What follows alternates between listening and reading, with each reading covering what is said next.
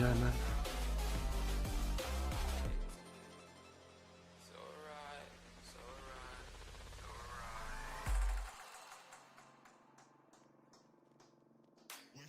Happy partner anniversary, thanks. I appreciate it. Okay, just so you guys know, in case you guys are just tuning in or you tuned in late, I'm just waiting for my food right now. It's gonna be here in like less than... Oh, it's gonna be here in 2 minutes. Okay, I'm gonna go to the door and grab it, and then I'll come back down. BRB. Show up in the party.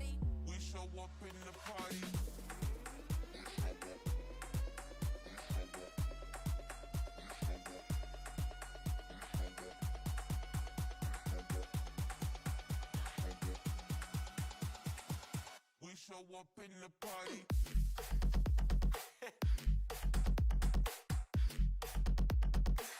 We show up in the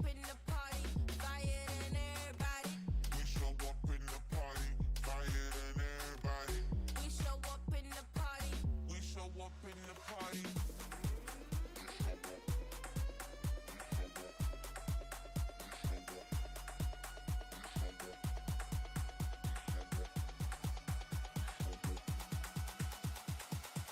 Show up in the party.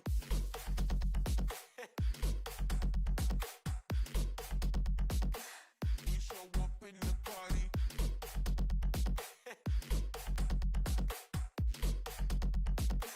We show up in the party.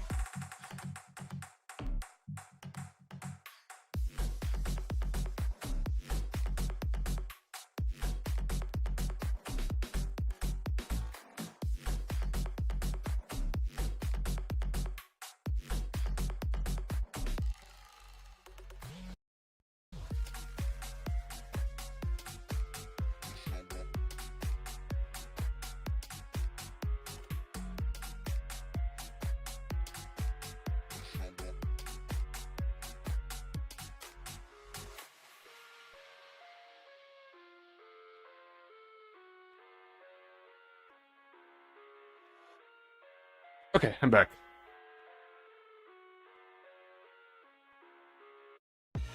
I live inside my own world of make-believe. Kids screaming in the cradles, profanities. I see the world through ice covered in ink and bleach.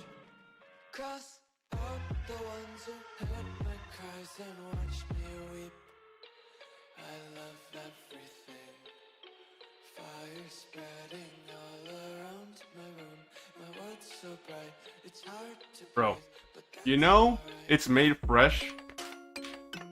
You know it's made fresh when literally I can feel the heat like radiating through the paper bag.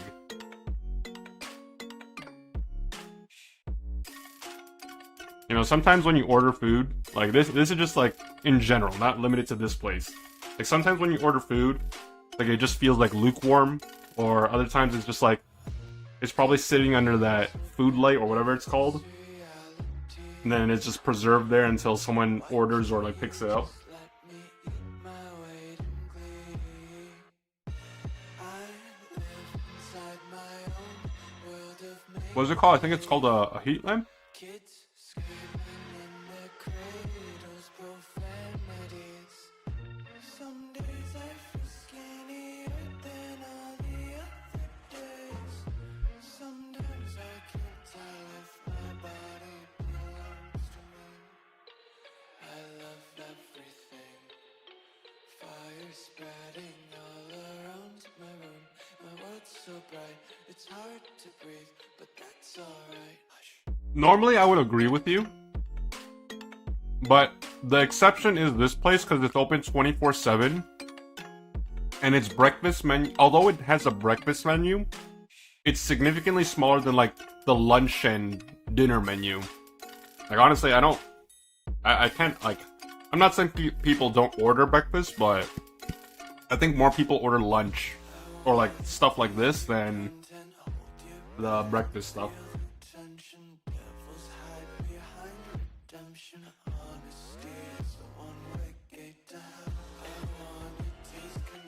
I've been meaning to try their coffee though, I just never got around to doing it. I want to stop by, like one day when I'm free, I want to stop by and like order a coffee just to see what it's like.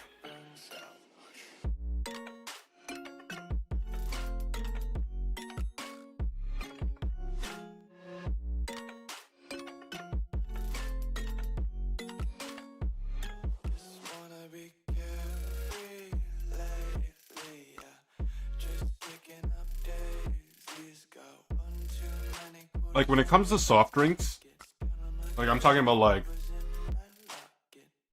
pop, soda, whatever, and like iced tea, etc. If the brands are the same, and as long as it's like carbonated properly, it's like soda tastes the same everywhere. At least in my opinion. Like no matter where I go, if I were to order like a Pepsi from one place and then I order Pepsi in another place, like with the exception of it being flat, if it's chilled and like it's carbonated properly, it tastes the same. But the thing is, when it comes to coffee, at least for me, like different places, like coffee's coffee. It's not that big of a difference, especially if you're getting like cheap coffee from like any run-of-the-mill place. But I think the taste is significantly different.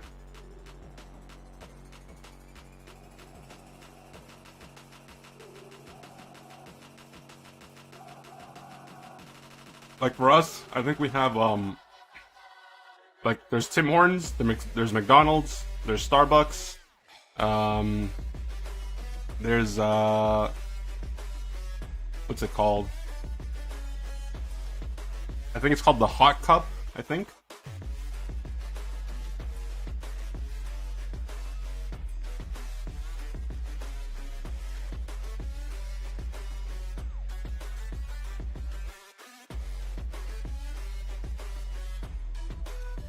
Oh man. Ugh, carbonated and cold. Ugh. That really wakes you up.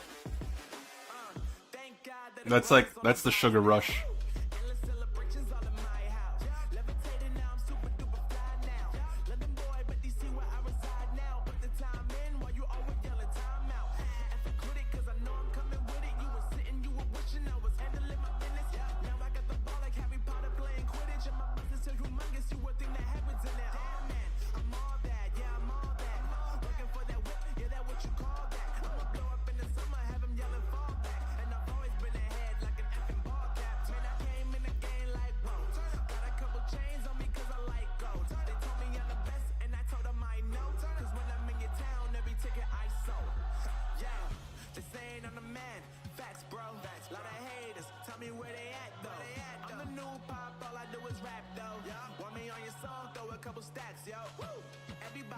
Do they seriously not give me napkins? What the fuck?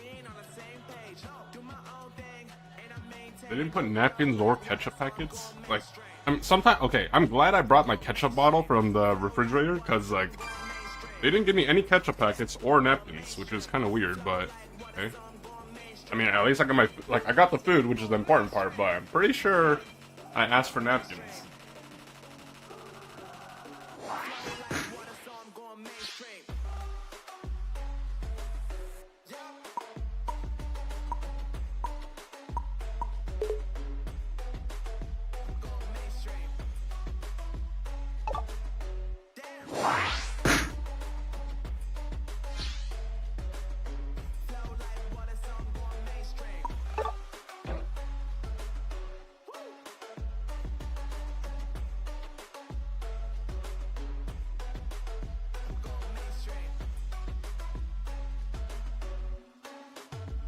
In Atlanta, at the Coke factory, there's a room with free Coke from every country.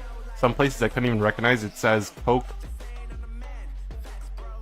As Coke shit was like orange juice almost. That's weird. That is Very weird.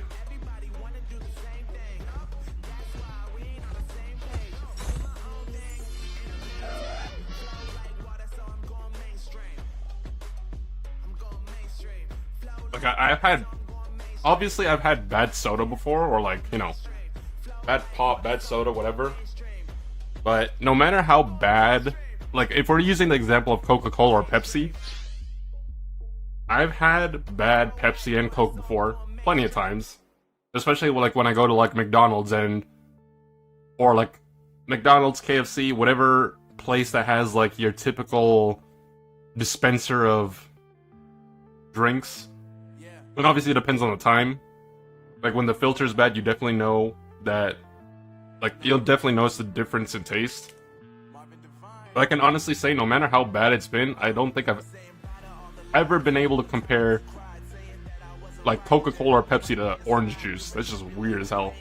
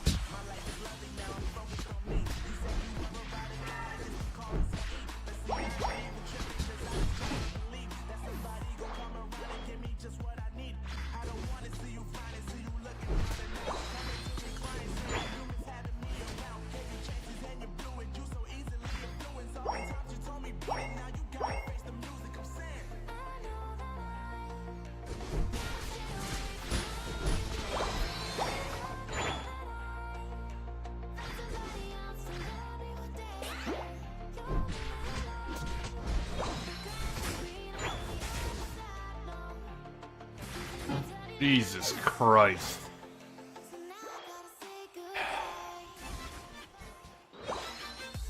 That's such bad timing, man. I should've just went back to my jungle.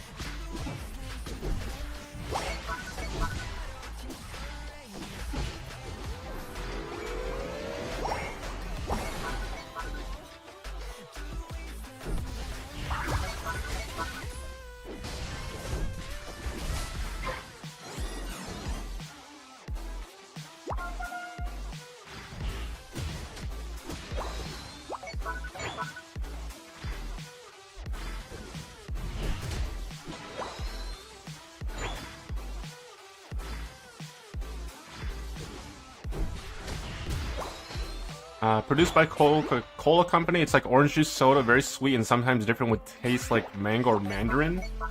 Mandarin? Like mandarin flavored and it's a soda?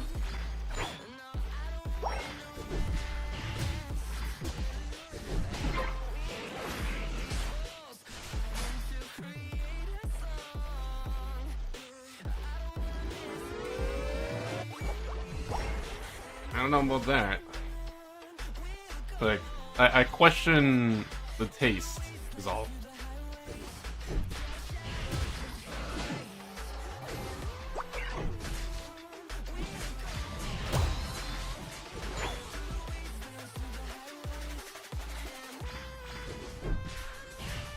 You ever have Fanta before? Yeah, of course. I have a bottle of Fanta in the refrigerator right now.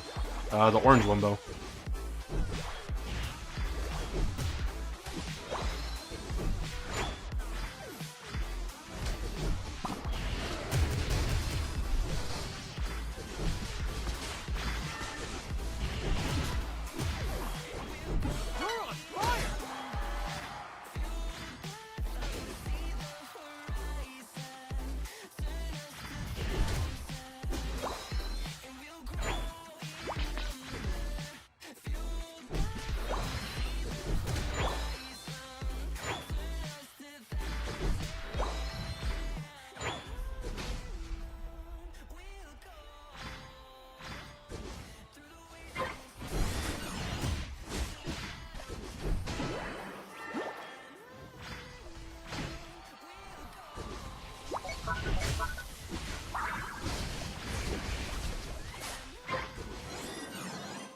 I like Fanta.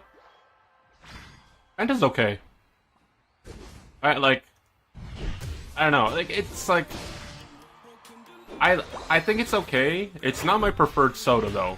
Like if I had to choose between Orange Fanta or Orange Crush, I would probably pick Orange Crush. I don't know what it is. There's something about Fanta that like it's. I don't know if it's like the aftertaste. Like something about it tastes like a little weird to me. I still think it's good, but like.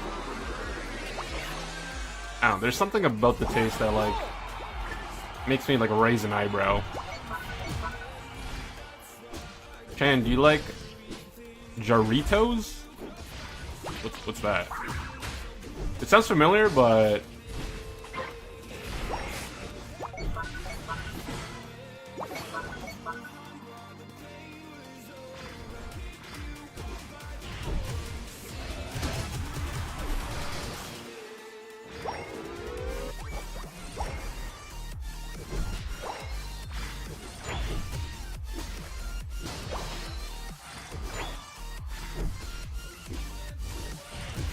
Oh, it's a Spanish word? Alright.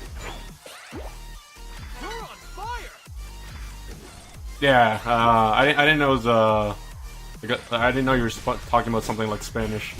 I was just sounding out in English. Jarritos?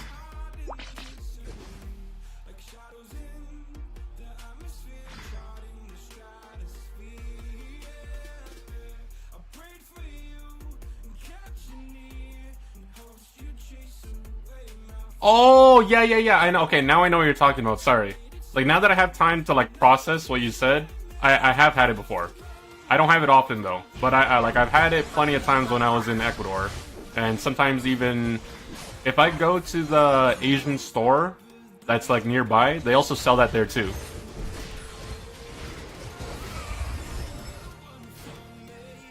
No fucking way you guys just hinted this.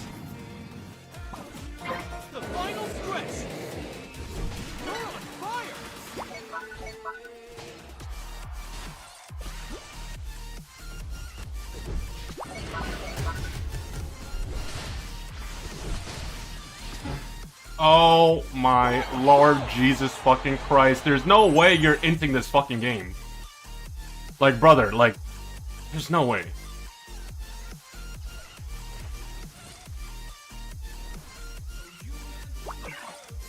Where are you going? Brother, where are you going? You don't need to score more.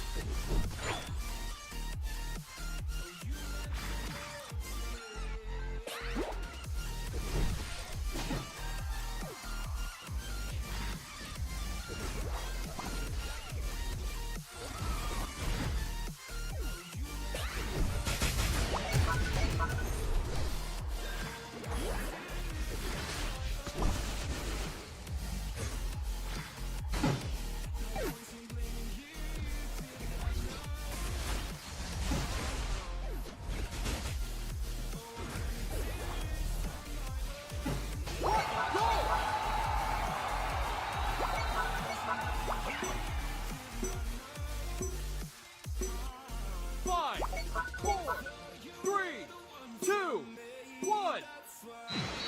Time's up. I'm just gonna point something out, by the way. I would have not said anything, but, you know, because they came into my chat earlier, this is the Latias on the other team is the same dogshit player that comes into my chat talking shit after they lost. Then they play me again. They did nothing but feed the entire game. What's your excuse this time, big boy? Huh? Let me guess, you're gonna say, oh, the game was unfair because the Sarah Ledge was AFK. I didn't even go bottom. I literally sat top and camped your ass because you're a dogshit fucking player. And then you just fed the entire game. The only times I died is literally because I had to contest the fucking Groudon because my entire team whiffed the fucking last fight. But we were just stomping the entire game. Like, if you're gonna come into my, stream to talk shit about how I play the game, and then when you face me with your duo, and you play like absolute dog shit, don't fucking talk.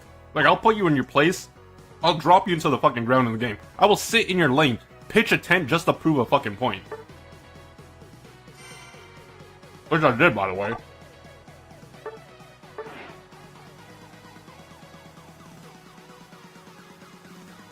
Well, it's not the first time, it's the second time, and it won't be the last time, I promise you that.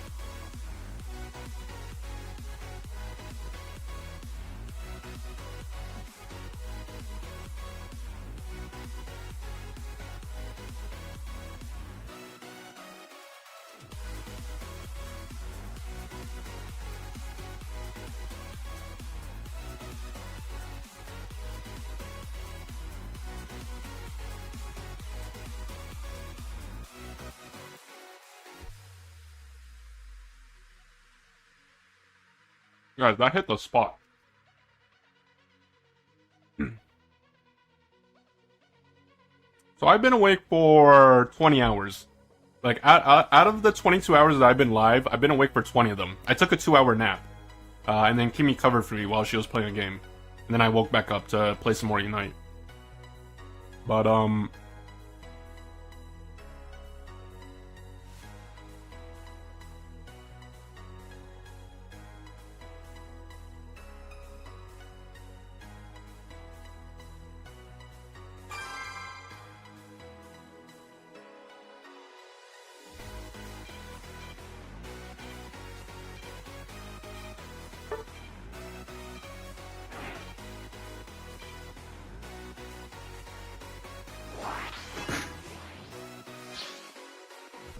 look! Guys, look who it is!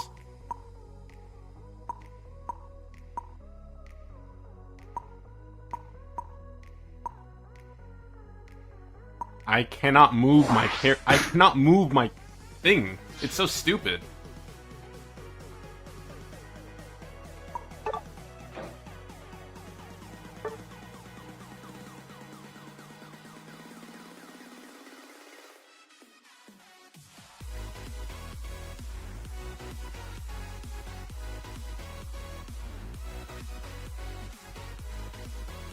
How did Candle handle the Blue Jays collapse? Did people cry? Oh yeah, 100%.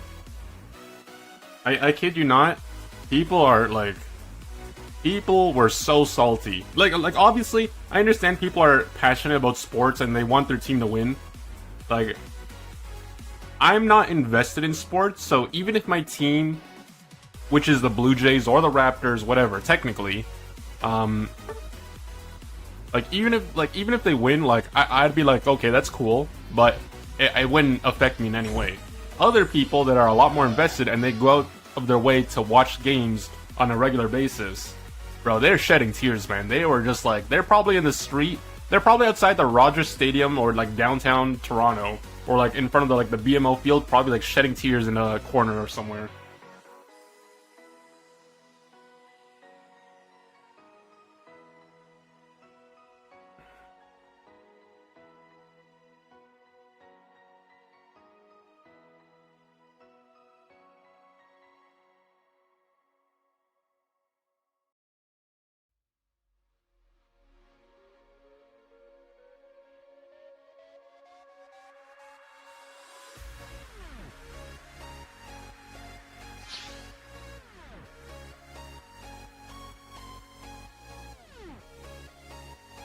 That person had the weirdest flex, to be honest. Yeah, I lost, but not because of you. You know what I would say to them if they come back? Every game that you played against me when you lost, it's because of you.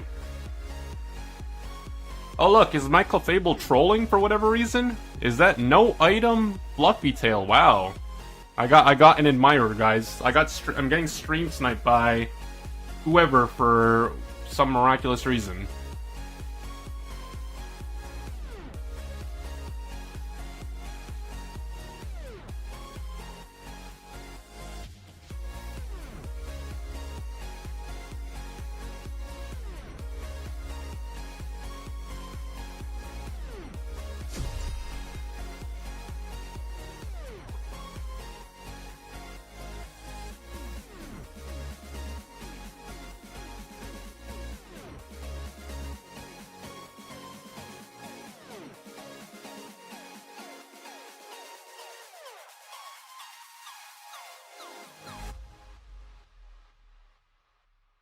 Can someone explain to me why I'm getting trolled by Clefable? They literally have no items and they're running Fluffy Tail, and I guarantee you, they're gonna come to my jungle because they call jungle for some reason. Can someone explain? Like, does that make sense?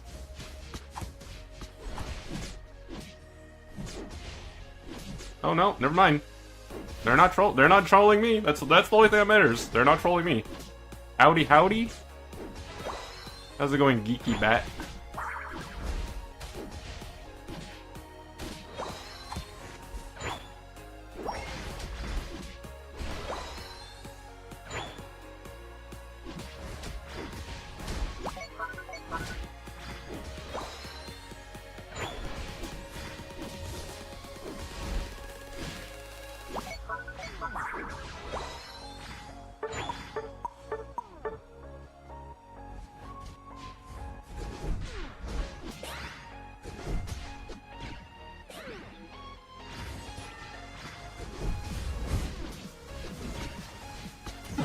You've gotta be fucking kidding me.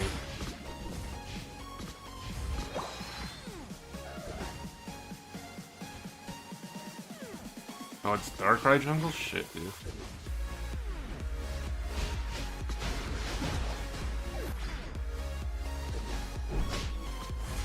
Oh my lord, my thing got interrupted.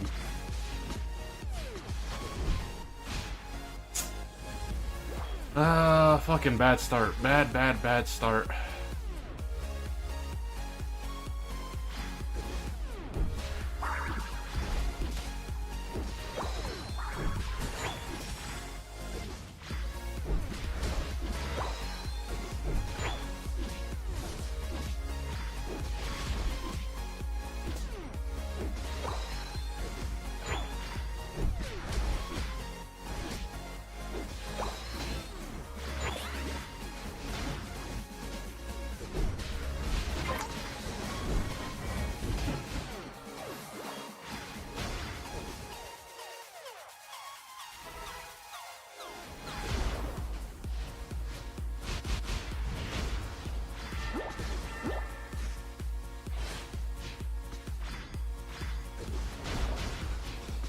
Bro, that shit is so annoying, man.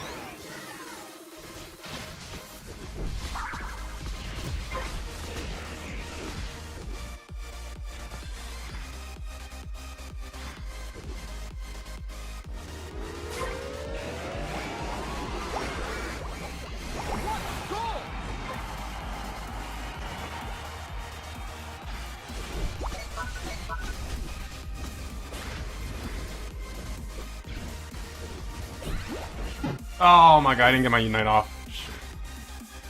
You can do it! Yay.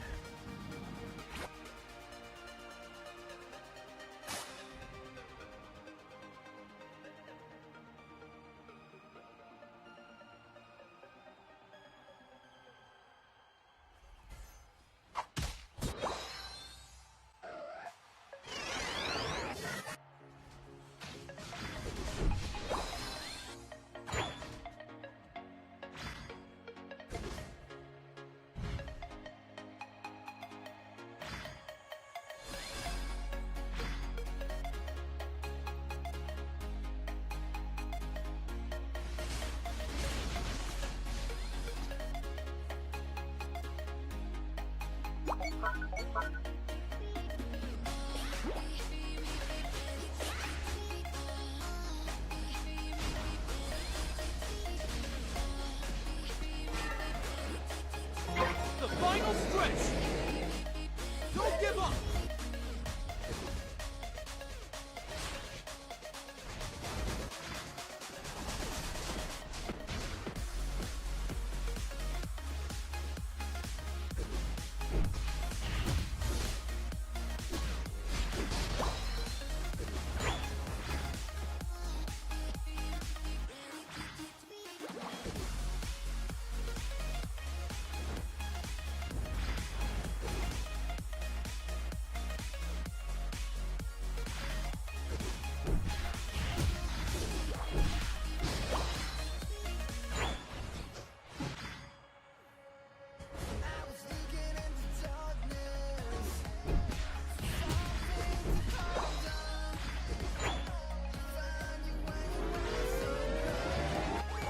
What a goal! You can do it!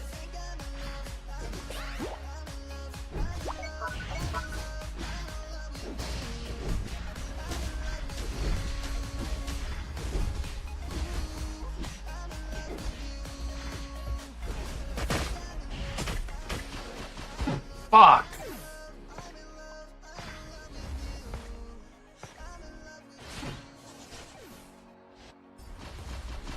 I couldn't pursue out because of the fucking Snorlax. What a goal!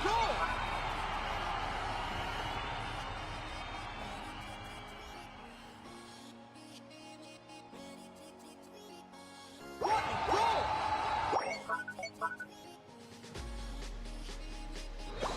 What a goal!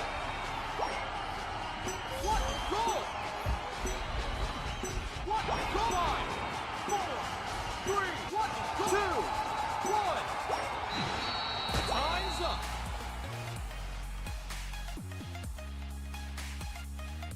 Not much I can do in this game. Like, this is one of those games where no matter what I did, I don't think it would have worked out.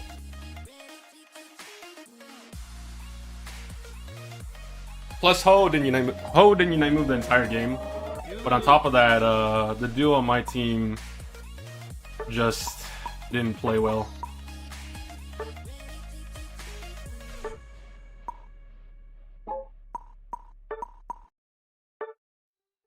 Oh my god, you finally won a game. Congratulations, buddy. It only took someone stream sniping me with 0 items trolling the entire game.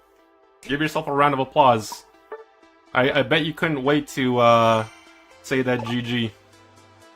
It's okay, man. I know you're a bad player. It's okay. Consider it a freebie.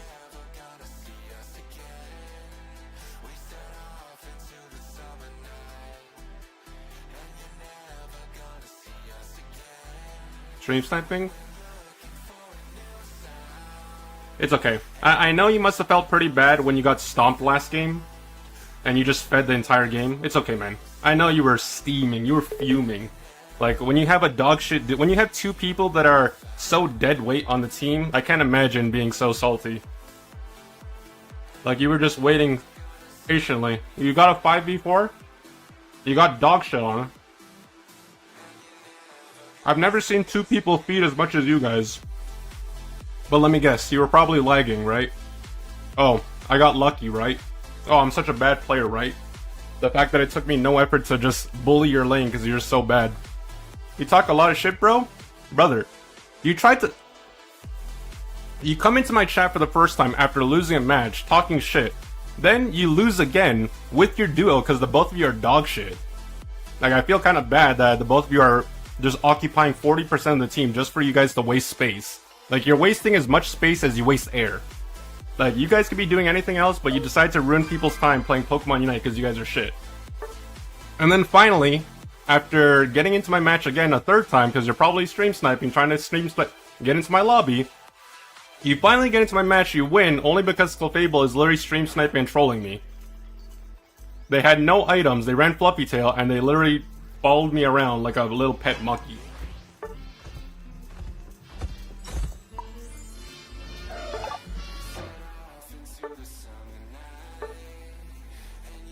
But I love how when you guys when you lose twice in a row, oh, I got lucky or I'm a bad player.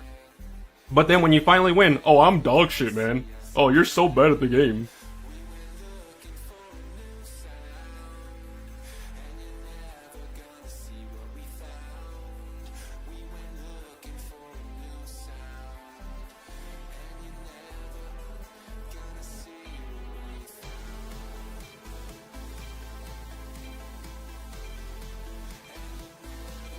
Wait.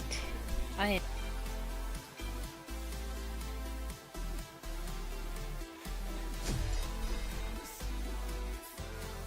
There's a person who's streaming for basically 24 hours. You do realize I wasn't playing Pokemon Unite for 24 hours, right? Like, less than half the time I've been streaming, I've been playing Pokemon Unite. It's literally, the VOD's right there, I'm not hiding. Second of all, I haven't played Pokemon Unite in over a week prior to today. If you don't believe me, look at my match history, or look at my profile. Like, I know you want to make shit up just to, you know, fit the narrative of what you want to try to argue, but it's just stupid. Like, I haven't even streamed, prior to today, I haven't even streamed in like the last, like, what, 7 days? But okay. Apparently I'm doing this for my income. Surely. Like, I make so much from streaming Pokemon Unite. Like, that's the type of below average IQ that I expect from fucking dogshit players and incels like you. Like, you literally, you make no sense. Like, even if I refute you with logic, you're gonna deflect by saying out some other stupid shit that literally makes no sense.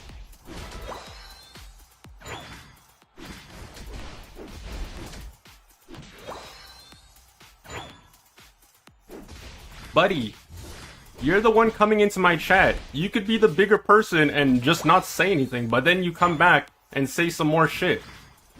Like, no one gives a shit about you except for your butt buddy duo that had to come along just because your feelings got hurt the last time. It's okay. Like, there's nothing wrong with needing attention. Your parents didn't give enough of it to you. It's okay. Maybe someday they'll love you, but maybe it's probably not in this lifetime.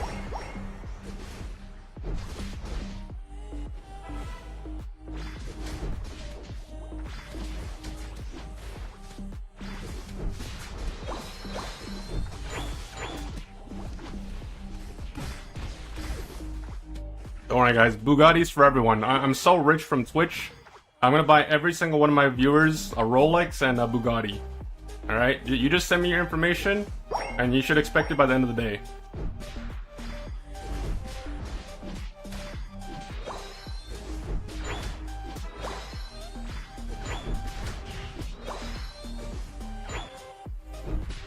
Hey Chan, since you're rich from Twitch, can you buy me my plane tickets to NY for 2 weddings?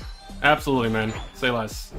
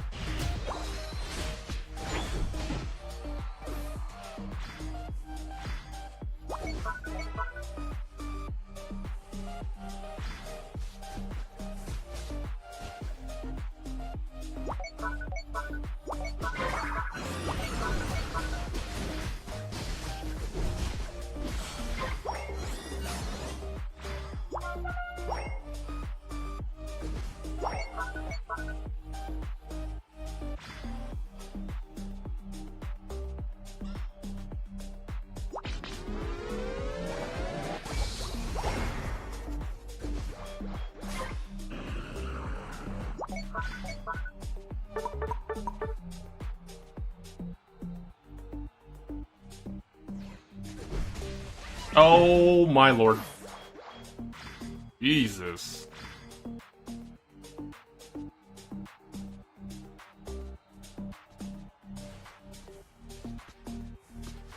I got you, buddy. Don't you worry. First class all the way.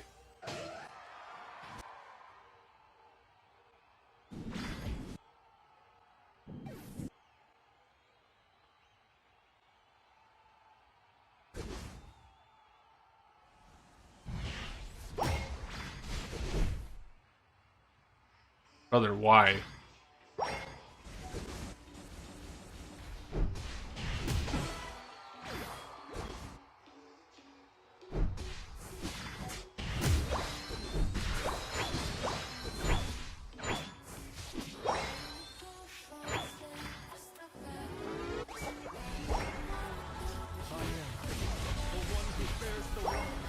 Oh my Lord Jesus. Izzy91, thank you so much for the tier 1 sub, I appreciate it. And welcome to the stream.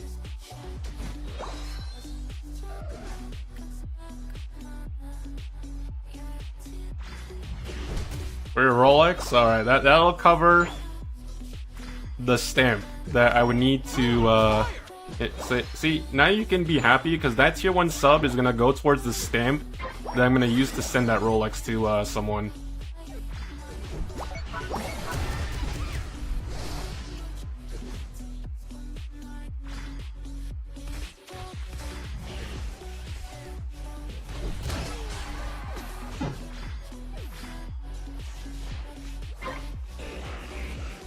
Bro, this team is non-existent, holy smokes. Like, brother, can we, like, do something? I don't know, break the goal, get the objective, group up, anything? You know, it'd be nice to see, like, you're actually trying to contribute.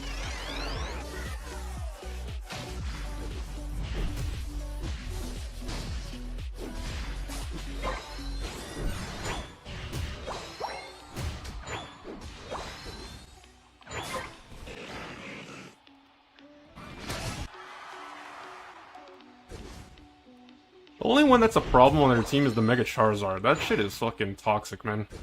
And he's a higher level than me, because just not doing too well right now.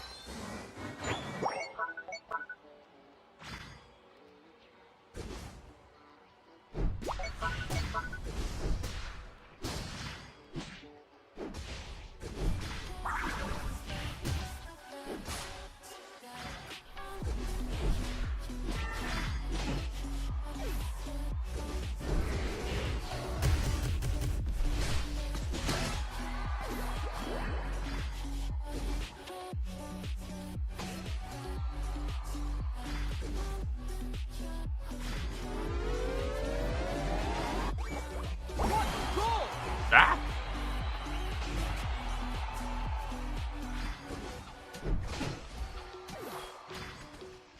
Ah, poor Snorlax. You're on fire!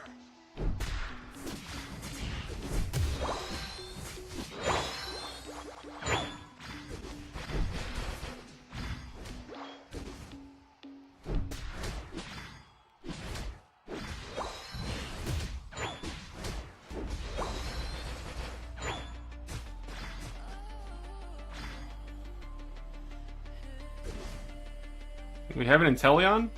We do? Where? I don't see them.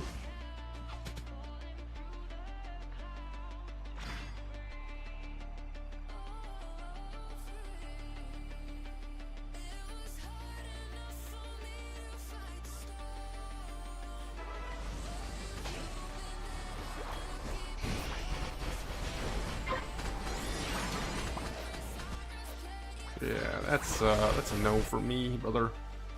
It's a no for me.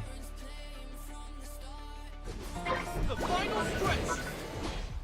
You're on fire!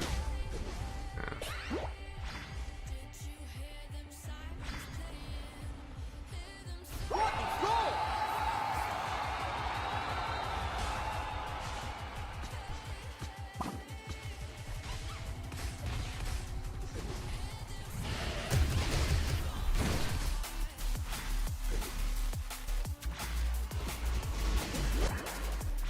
Damn, close combat. You did it, Lucario. Oh my goodness.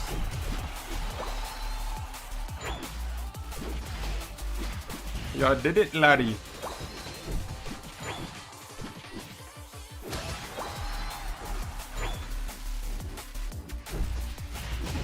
What a goal! What a goal! What a goal! We're on fire! What a goal! What a goal!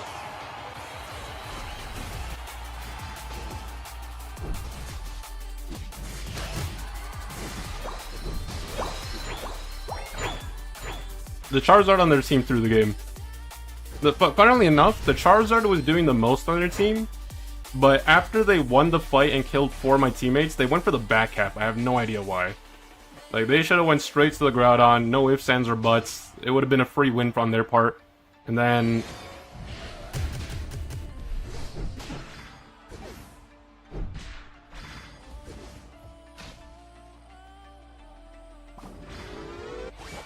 What a goal! What a goal!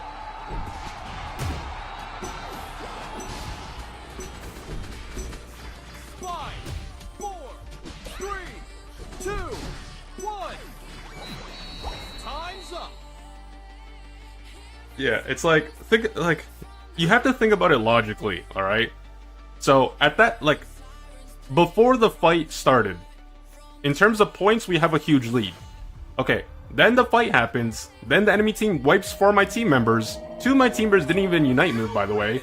I know the El Creamy didn't Unite move, and I think it was either Inteleon or Greninja that didn't Unite move. So two people didn't Unite move. But that's besides the point. If you win the fight, and Groudon spawned, and then you go to backcap a trivial amount of points. By the way, the amount of points that they scored doesn't even put them in the lead. It doesn't even, like, compensate for the fact...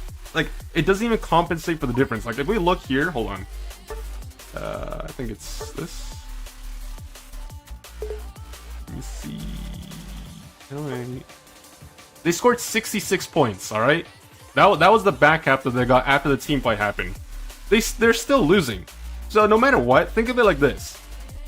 You win the fight, you backcap that amount of points, you're still going to be losing, so either you're going to need to team fight again and win again, or you could have just taken Rayquaza, or sorry, not Rayquaza, you could have taken the Groudon, probably would have won the game.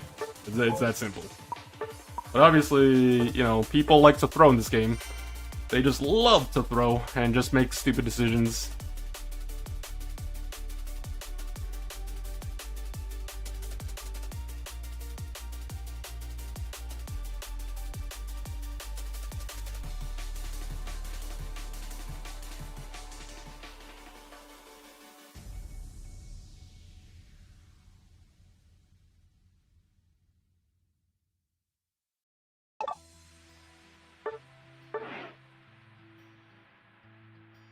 You got lucky I was on my ult? Yo, thanks man, I appreciate that. That's the Chen viewer stream sniping to give me freelo. I appreciate it. But don't tell anyone, man. Keep down the D at low.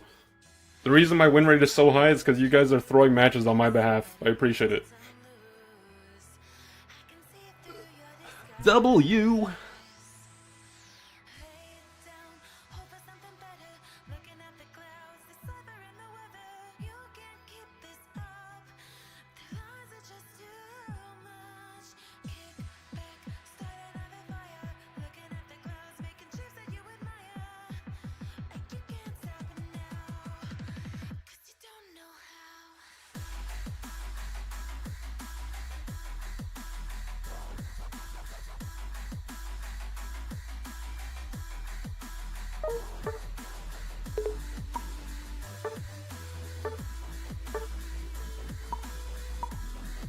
I've had these guys in 3 consecutive... Like, I'm pretty sure I've had the same duo in 3 consecutive matches.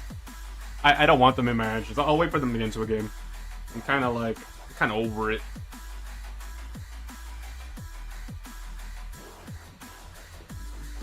Just Unite and Peak. Just Unite and Peak.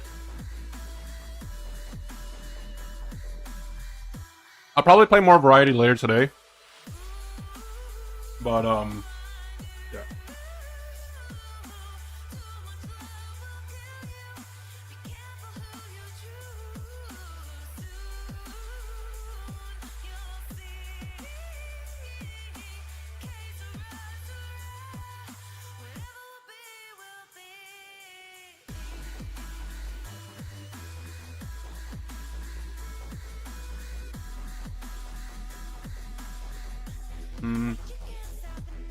I didn't see any links with regards to the specific quest. I knew Delmies was coming out from the leaks, but I don't think they released anything with regards to how you get it. At least not yet.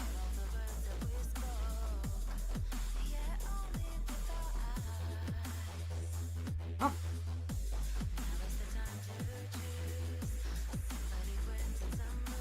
Wait, are they spamming Charizard too?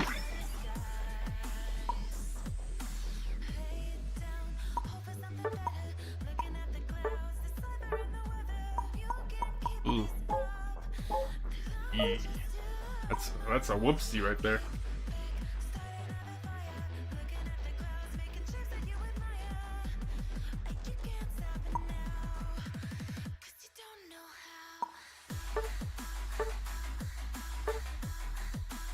Are we still not in a game?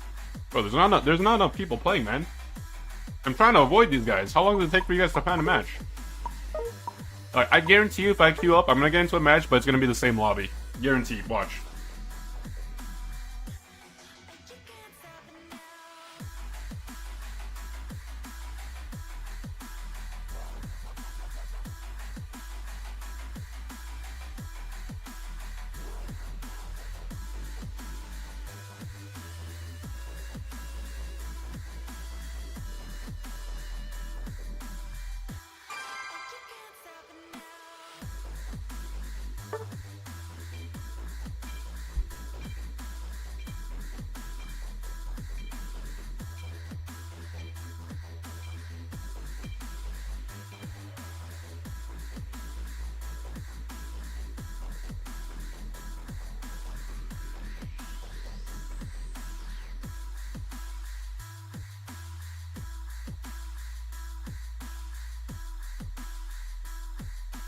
Is that a good thing or a bad thing?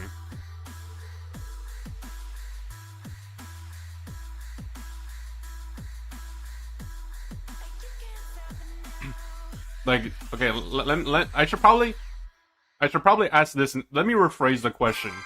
So, would you rather not play Unite or play Unite to get free Pokemon instead of paying for it?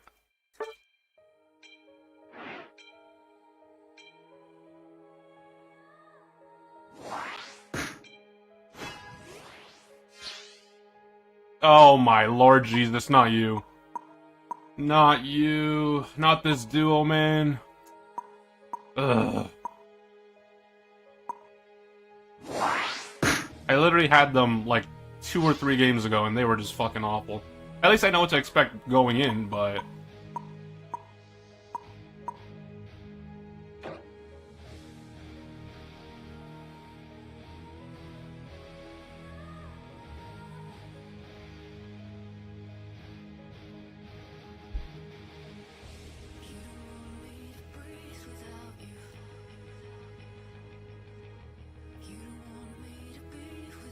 Bro, it's always a duo game, man. Like, what do you think? Like, besides the fact, like, obviously some people prefer to play duos and trios because it's more fun for them. But like, whether they care to admit it or not, they're taking advantage of a dogshit matchmaking system because like, there's always a fucking duo or trio gap. How often do you get into a match and like the duo or trio on your team are equal in skill? Not very often.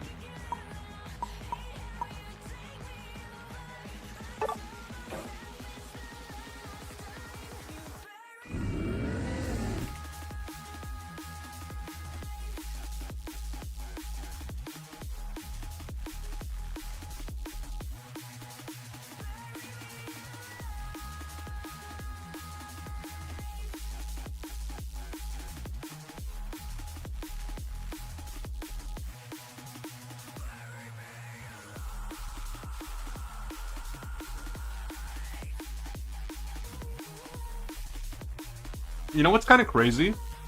In my entire time playing Pokemon Unite today... Oh, sorry.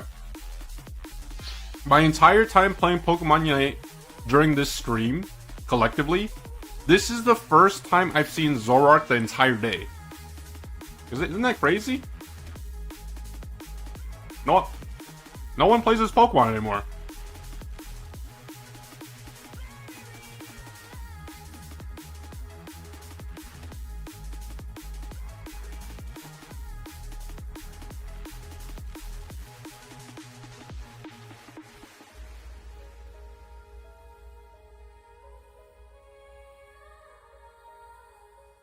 Yeah, I would.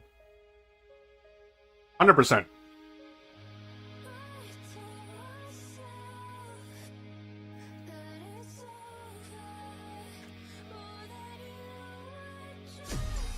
But, like, it depends on what you, like...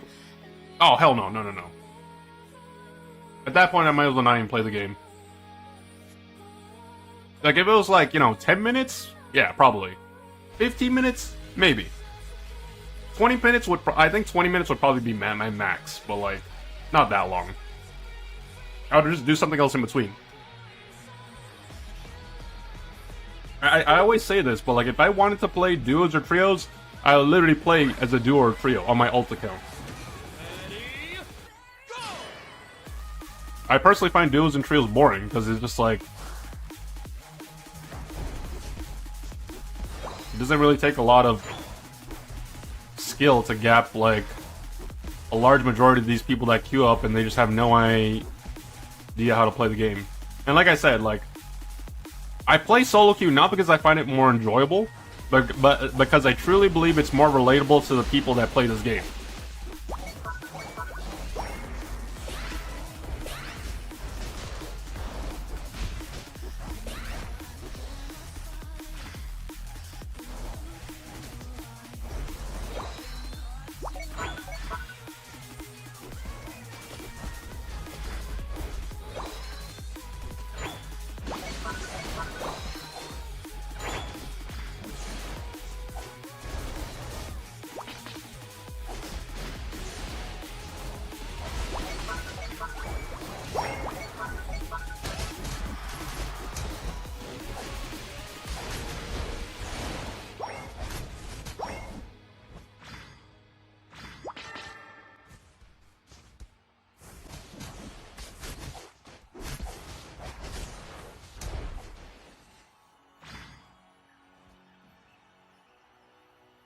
I don't know how much I can do here.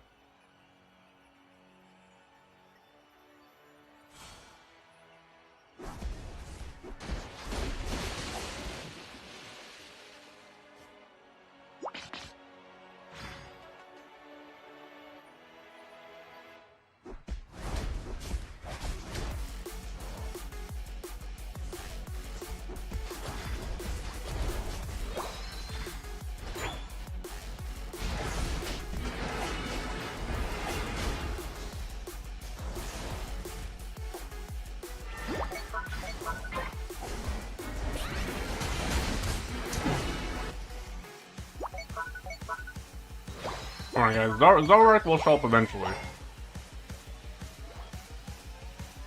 Like, this is what you call the jungle diff, where I haven't, like, the only reason the lane is going the way this is because Scyther is literally fucking sitting top lane.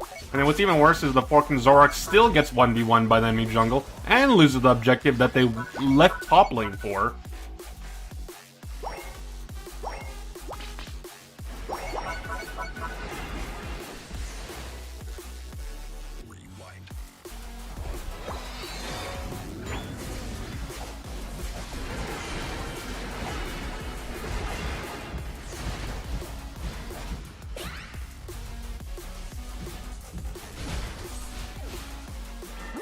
Ah, look.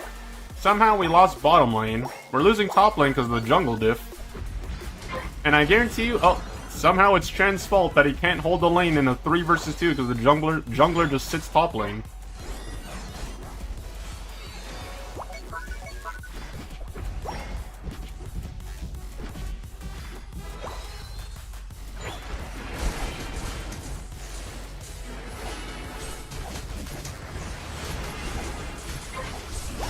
What's that? My Hoopa's backcapping? Wow, they scored 5 points, guys. Alright, GG surrender.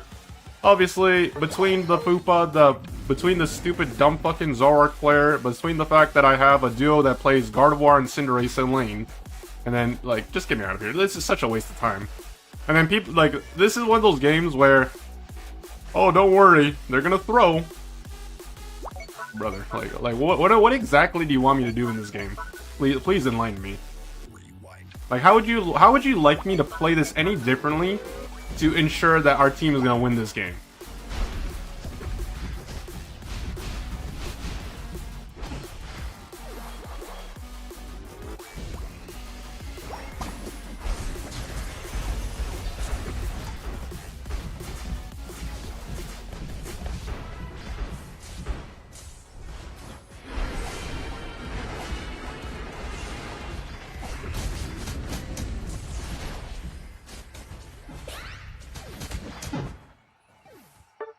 I can't even. It's so like honestly, it doesn't even feel like it's fucking only been 4 minutes. Like this is the type of game I would surrender. I hate surrendering, but this is just like I value my time. I would rather save time knowing I can save 5 minutes versus play a game that I know I'm gonna lose because these players are dog shit.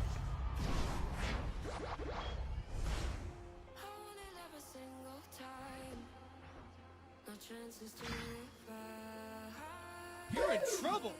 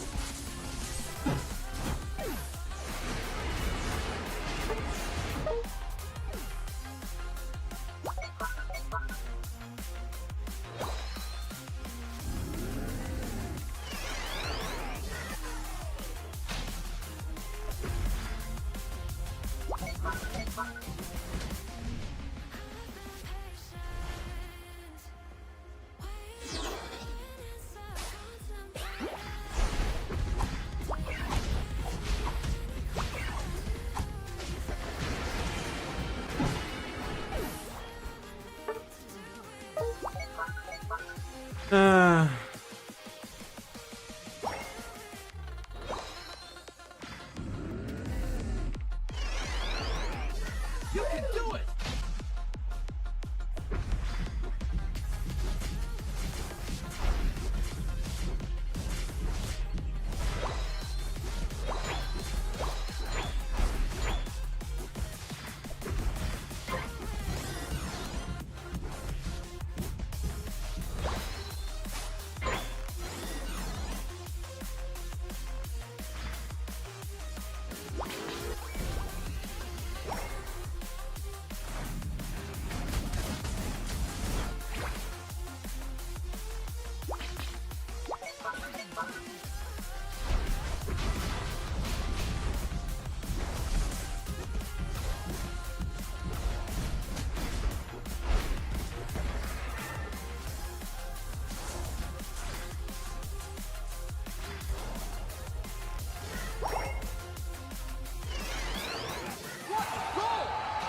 The final stretch.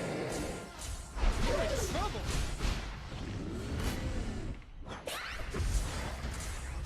Oh my god, the zoning on this is fucking real.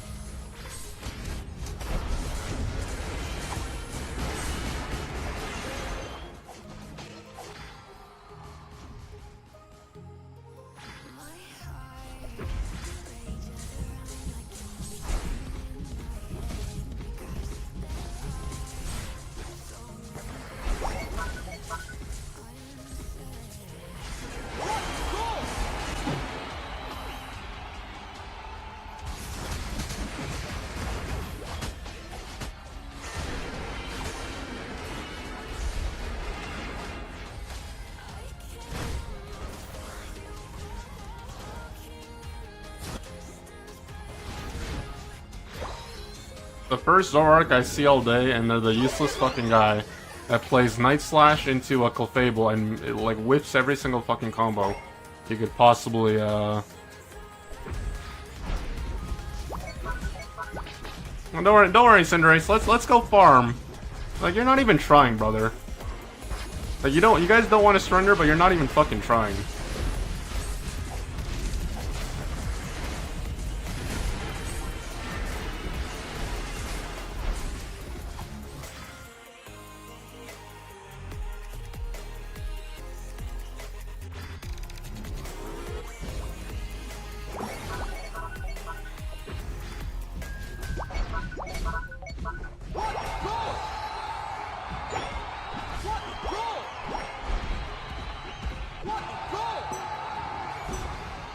What a goal! 5, 4, 3, 2, 1. Time's up. Why can't they ever be on the enemy team? Why do I still like get you same stupid dumb fucks on my team every other game? Like I literally tried to avoid you guys like the fucking plague, and then somehow I get this like another sack of garbage players. Like I've already had, like, even before the game started, I specifically said, oh, not this dog shit duo again, because I had them earlier on in the day. That literally they just fed the entire game, didn't fucking do anything. I couldn't do anything because I literally just sat top lane in a 3v2. Like, even if I had XP share, it doesn't change the fact that Zoroark camped bottom, lost bottom, and then literally never went top lane, despite the fact that you could see the jungler just sitting there, at least for like the first like 2 or 3 minutes. And then after that, they didn't need to go top again because, well, they already won the lane for the enemy team. Like, it's just, like, people don't fucking think.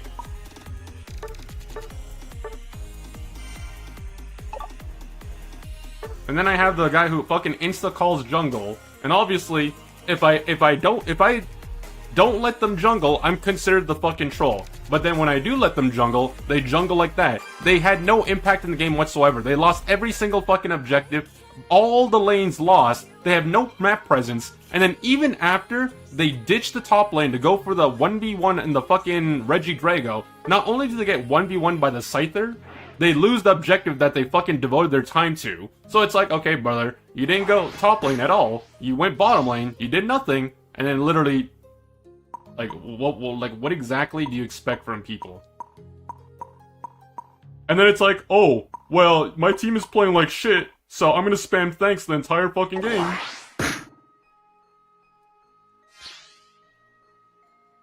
How the fuck did Mega Charizard make it through the bans? Like, please fucking explain.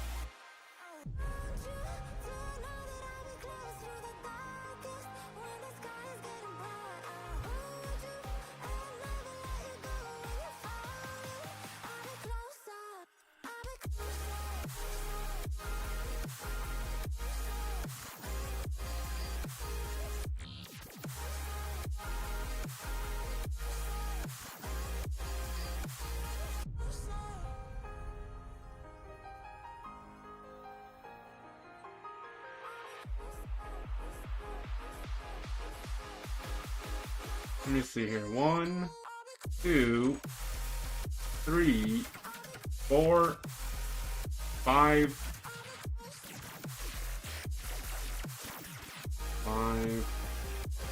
6, 7,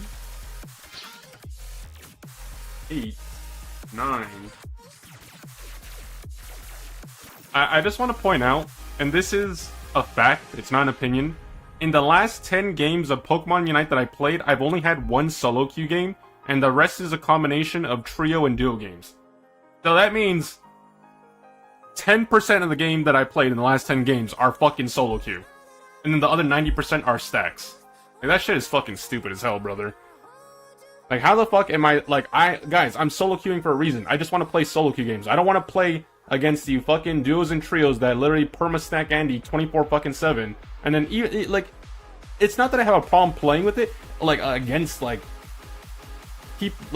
trios and duos specifically. It's just more so, I know how unbalanced the matchmaking is. So no matter what, whether it's against, like, whether it's my team or the enemy team, one team out of, like, one of the two teams is gonna have a shit fucking duo or trio.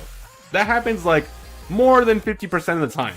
Like, it's very rare that you have a very even skill, like, matchup between the both stacks.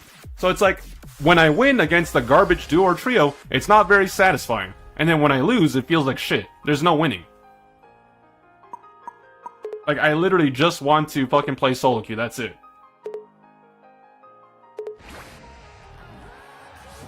Ready, go!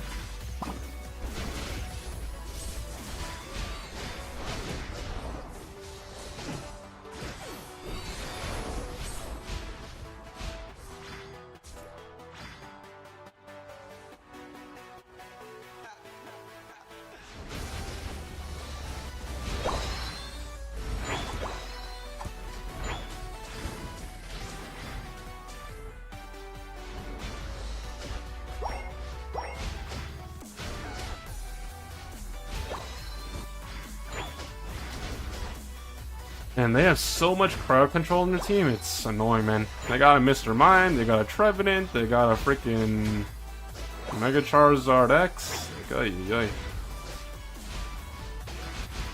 Like, early game, it's fine.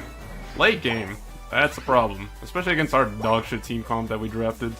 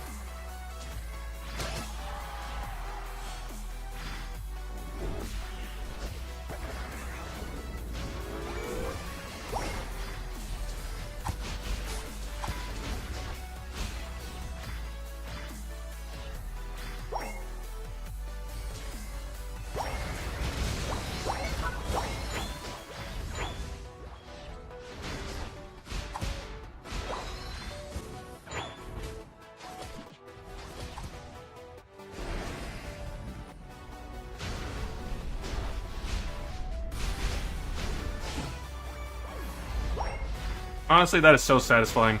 1v1ing a Mega Charizard X is just like... It's deserved. You should not feel bad in any way.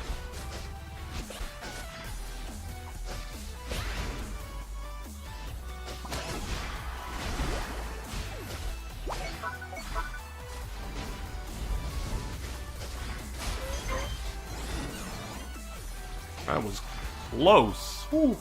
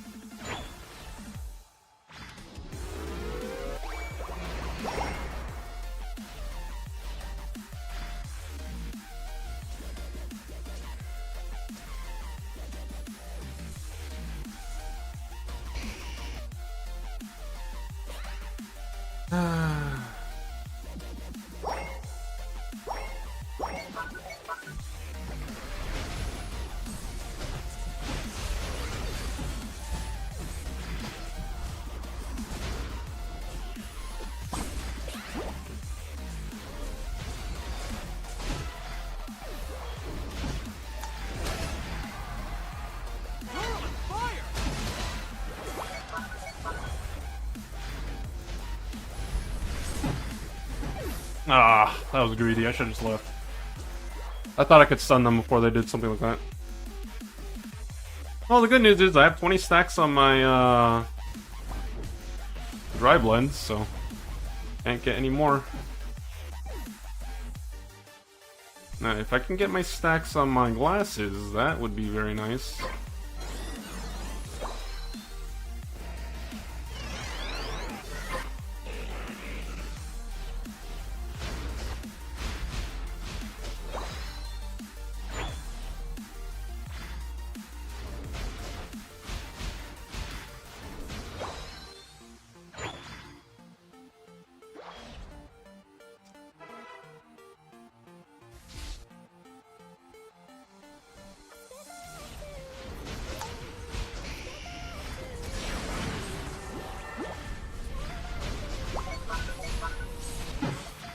Like, bro, like, Machamp, where the fuck are you going, brother?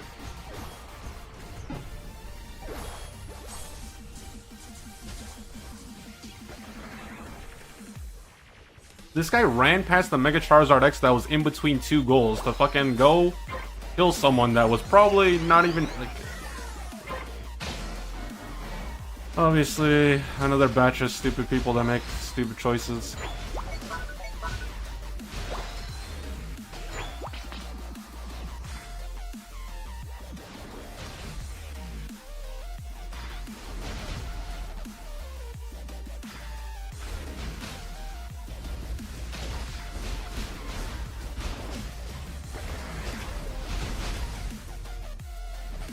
Five hours? Why 5 hours? You're on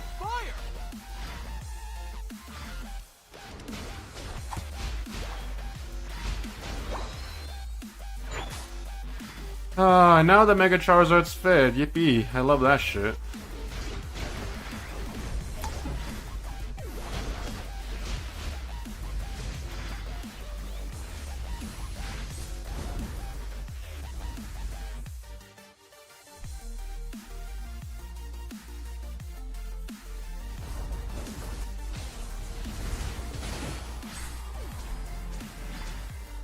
I never said that. I'm pretty sure I said I'll probably do viewer games later, at some point. I never said anything about 28 hours.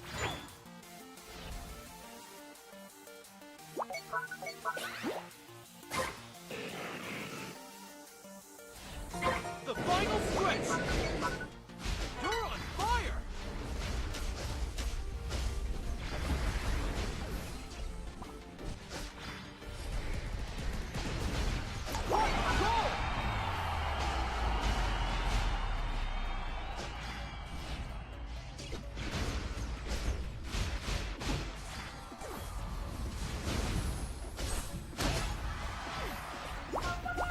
Ninetales, please, for the love of God, fucking hit the objective.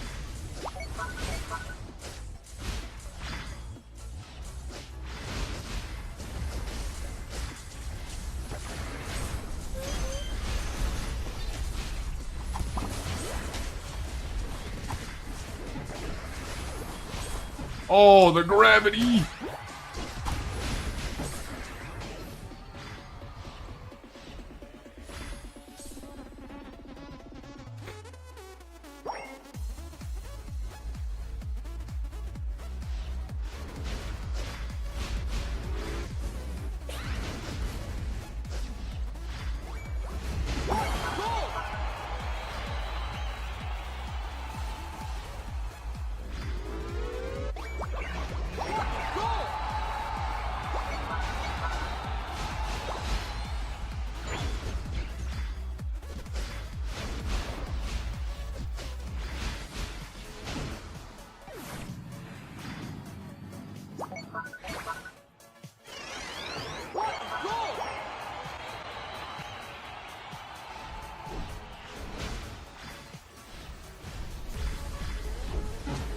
You gotta be fucking kidding me.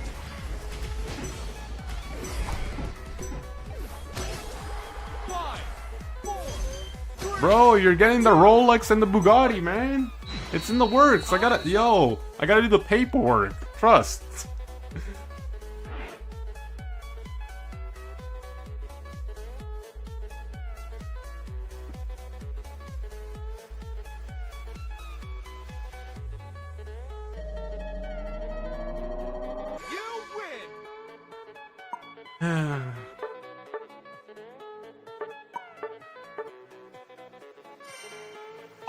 These games are rough, gamers. I don't know what to tell you, sirs. I don't know what to tell you, laddies. These games are too difficult. They're too hard. They're too hard. Make it stop.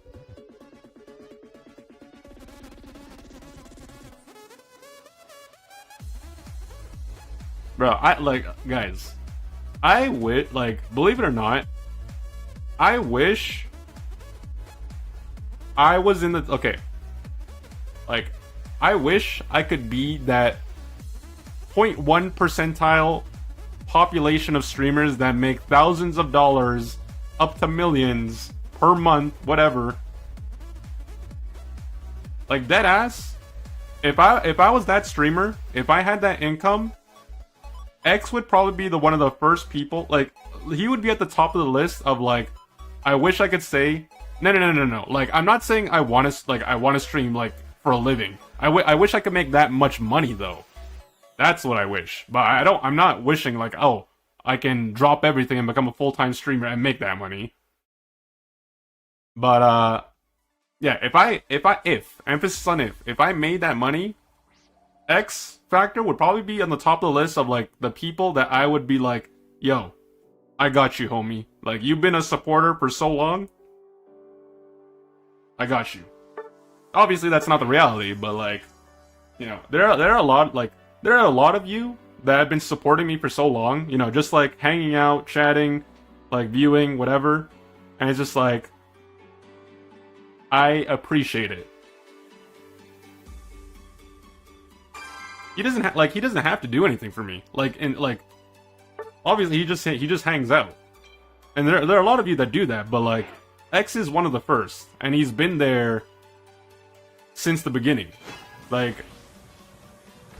People come and go. I'm not expecting, don't misunderstand. I'm not expecting people that follow me or subscribe to me, whatever, to be here every single time that I stream 24/7.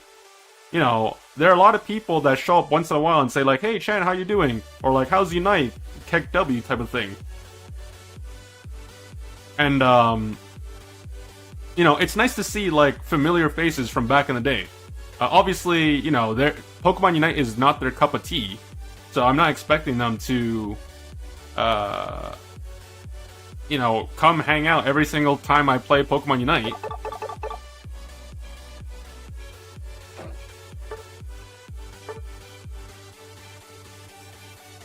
Mac is one of those people too.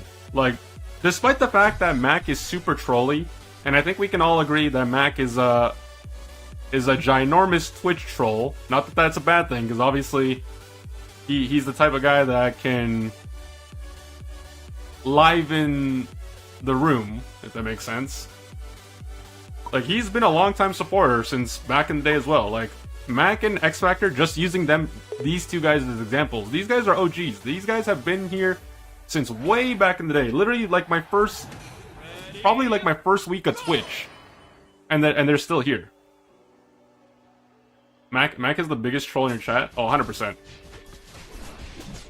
I don't think anyone's a bigger troll than Mac.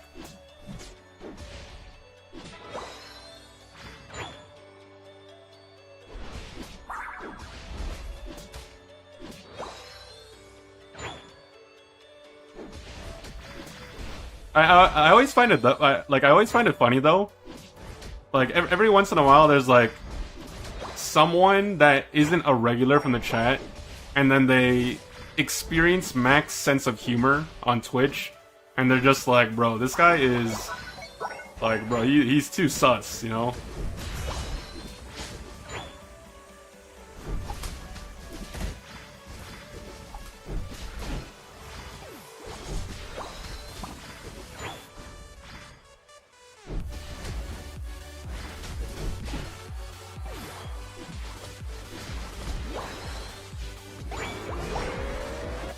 Yo, Retro, how's it going?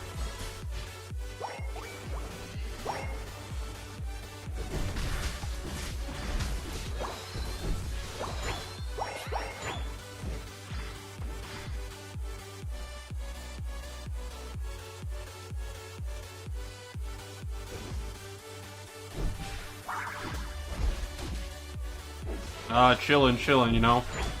Just, reintegrating myself back into the Pokemon Unite community after a very long break.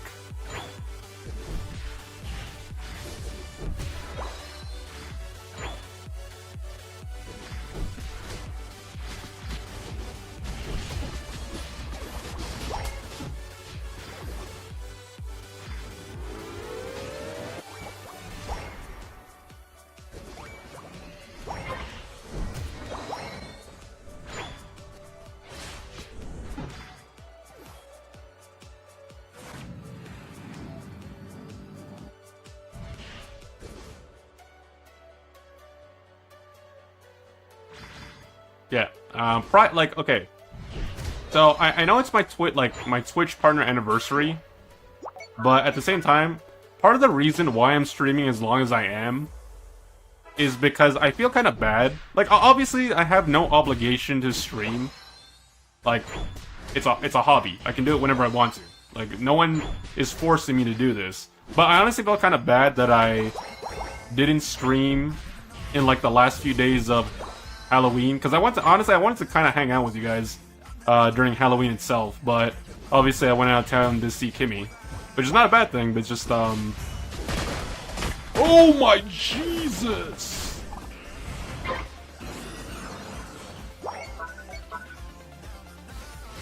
So I guess this is like my way of saying, yeah, sorry guys, sorry I wasn't around. But, you know, I'm here now. I'm back. Dad's back from the milk store.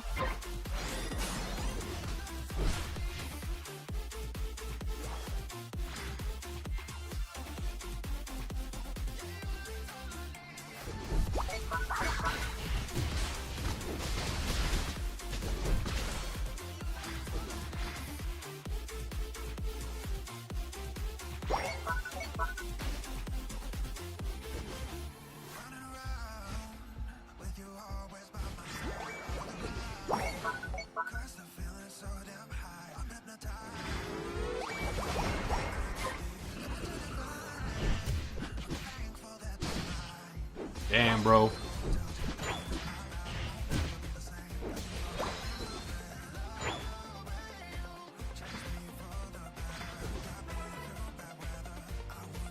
Yeah, that's perfectly fine. I mean, like, yeah, it's like, in my entire time streaming, and like, especially if you're a regular, I don't think I've ever, no, not even think, I know for a fact, and like, I've never like said to someone, like one of my viewers, whether they're like a longtime viewer or like a recent viewer, whatever, I've never been someone that says like, hey, why weren't you at this stream? Like, I was streaming yesterday, like, why weren't you there? And like, the only times I've ever said that was when it was a very obvious joke. Like, you guys have your lives to live, alright? Like, you guys don't have to be there. I appreciate you guys being here when you can be here. Don't misunderstand. But like, if you guys got shit to do, or if you, like, you got life, go live life. Oh my dear Jesus. Bro, I hate seeing this fucking duo on my team. Like, I'm so tired of seeing these guys, like, all fucking, if you look at my match history, I've had these guys in half my fucking games, and every single fucking game they play is, like, legit. Like, I'm so fucking tired of seeing you. Like, I am deadass so tired of fucking seeing you. You guys do fucking nothing every single time. The last time I saw you guys, it was just pure fucking luck that Lucario fucking secured the objective.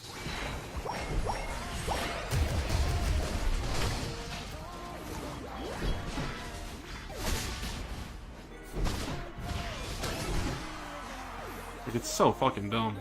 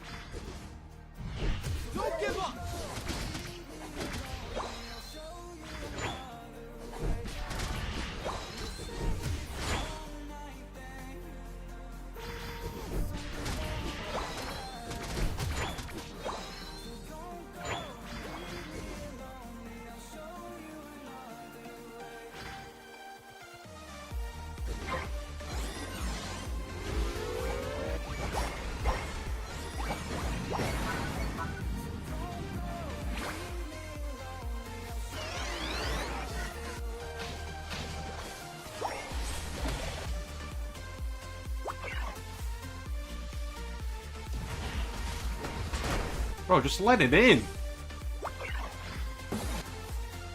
You don't even need to do anything. Like, just do math.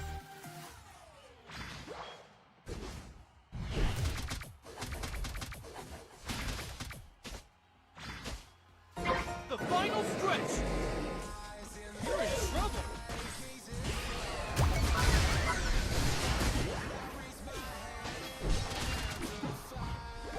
Bro, that is so depressing. That is actually so depressing. I would be low. If I was on the enemy team and I lost like that, I would just quit for the rest of the day. I kid you fucking not. I don't even understand why they would do that when they were winning so definitively all game long. Like, Jesus Christ. I'm grateful because, like, the game's just over now. But, like, my God. How did that even...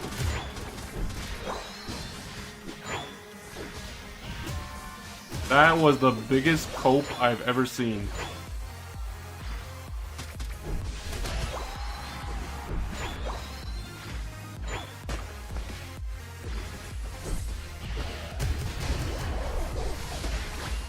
You're on fire.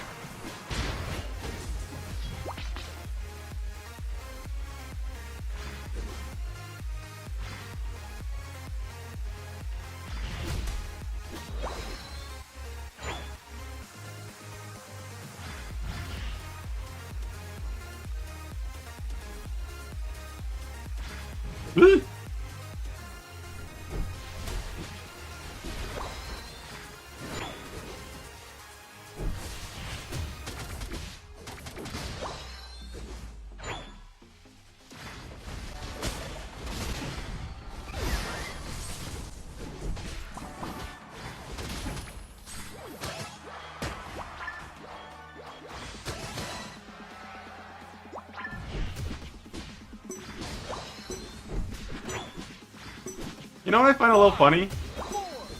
Like, I don't know if it was, like, communicated between the duo, but, like, for the first, like, oh, not even first, for, like, after, like, the 6-minute mark, and the duo was still 0-0, I find it funny that Comfy just abandoned their duo after sitting on them for the entire, like, first half of the game, and then I think they finally realized that, oh, Absol's kind of fed, he's level 15, and they started pocketing me. Now, obviously, I don't know if that was just, like, individual... what's it called? Individual... decision-making? Or... Oh, no, they don't... these guys don't deserve a thumbs up. I'll give a thumbs up to the Ceruledge. I think the Ceruledge had some pretty good game sense. The other three? No. They made the game way too hard. I'm sorry. The other three did, like... Brother...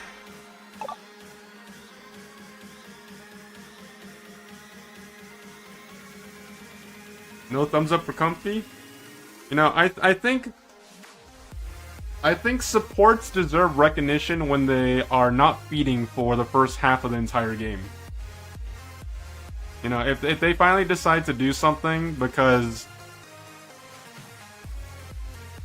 they got tired of getting bullied in as a duo, then I don't really consider that praiseworthy. I think they just got tired of getting shit on.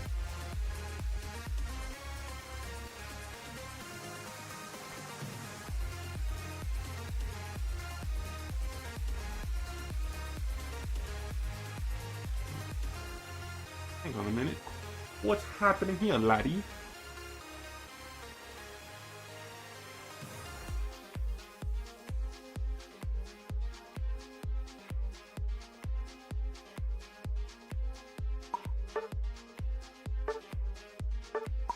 Okay.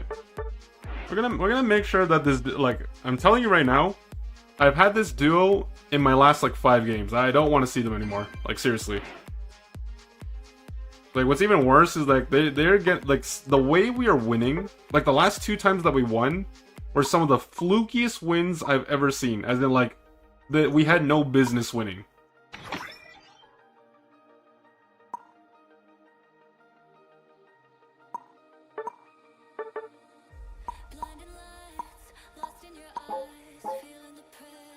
I don't care how long it takes. I'll wait. I'm patient. I got the patience of a turtle, man. Living the life in the slow-mo. Take all the time in the world.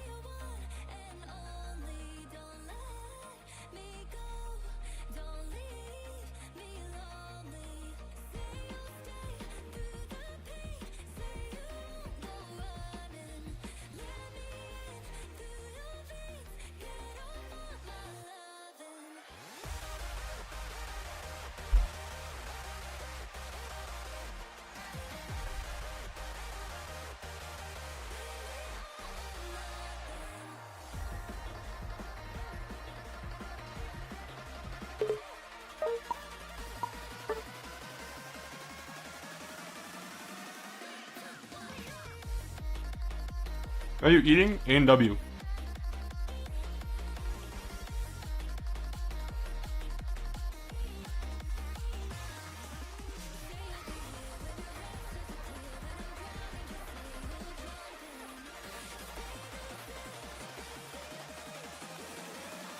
That don't ever say that to me.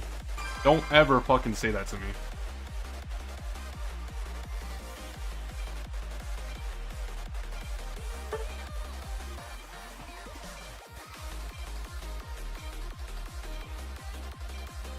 That's the duo. That's literally one of the duos.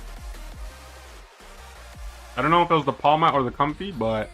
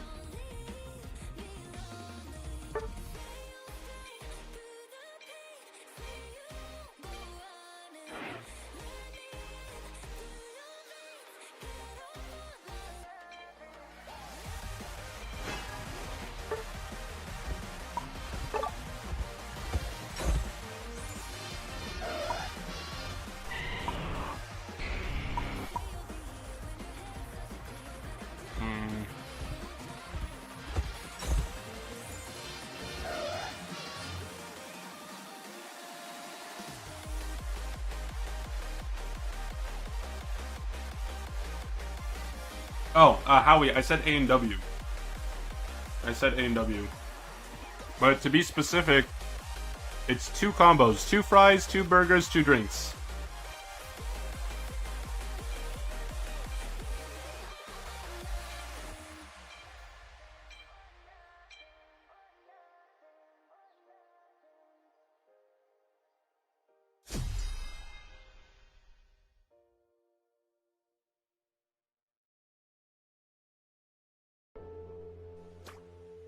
I need a napkin, man.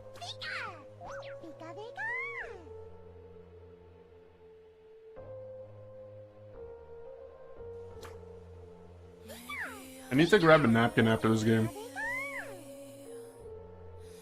Must be something heaven sends.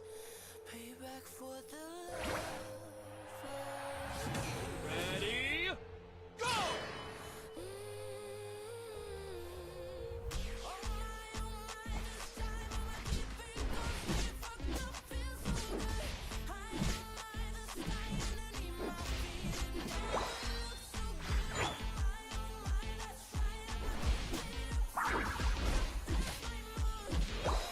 My brother ordered pizza last night at Domino's using code 67.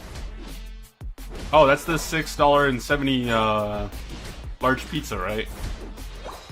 One time I went on a streamer's chat and said GG's when we lost, and he flamed me and my duo because we played horribly. Okay, I can't even comment on that because I've done that before too. So that would just make me hypocritical.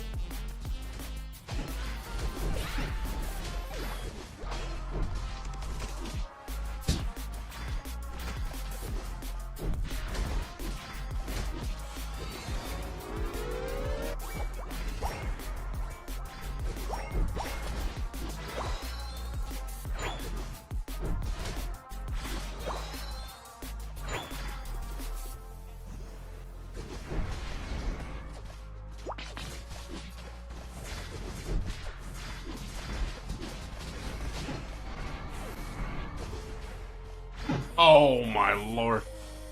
Yo, can someone explain that to me? I was not, like, I don't know if I was living under a rock or, like, I just happened to miss it. What is the whole 6-7 thing? Can someone explain, like, the lore behind that or, like, what it means?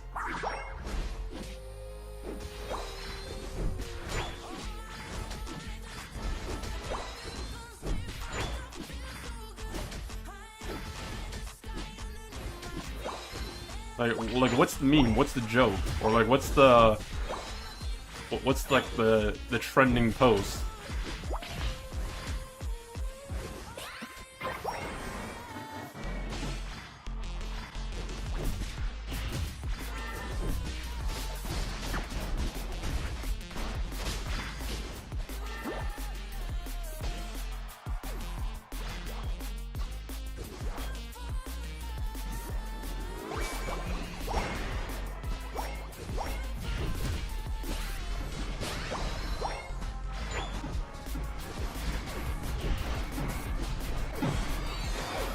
Holy fucking hell, brother. Like, this guy just smoked my entire fucking team. And somehow we still have a Piplup.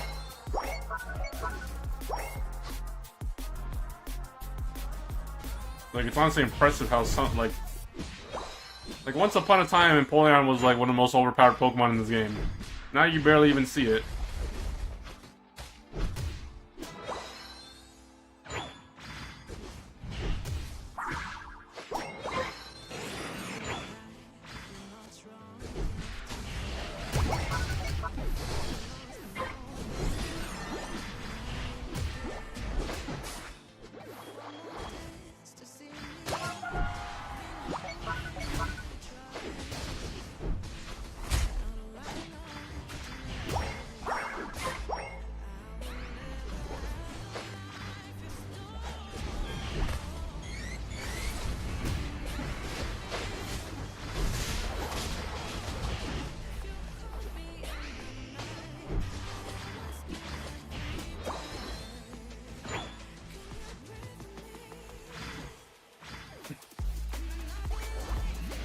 The 6-7 thing is basically from a music video.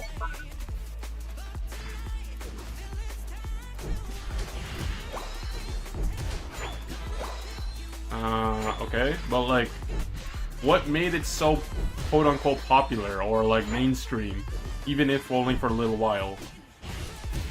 Because like, although I don't... Oh god.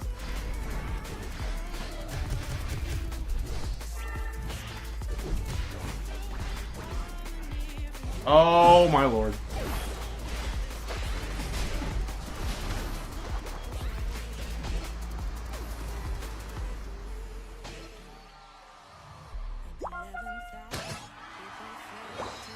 Because what I was gonna say is, although I didn't know where it was from or what it was about, like, it became mainstream enough for me to see like a few posts about it.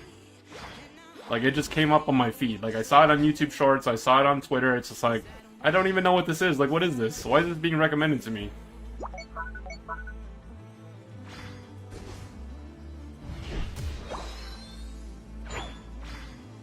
Don't give up.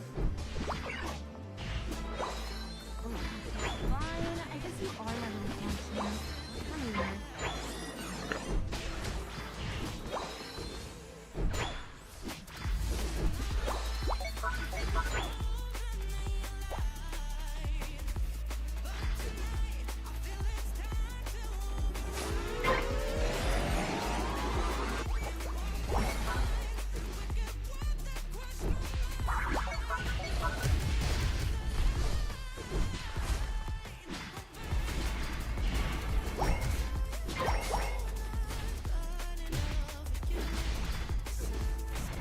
Oh my lord.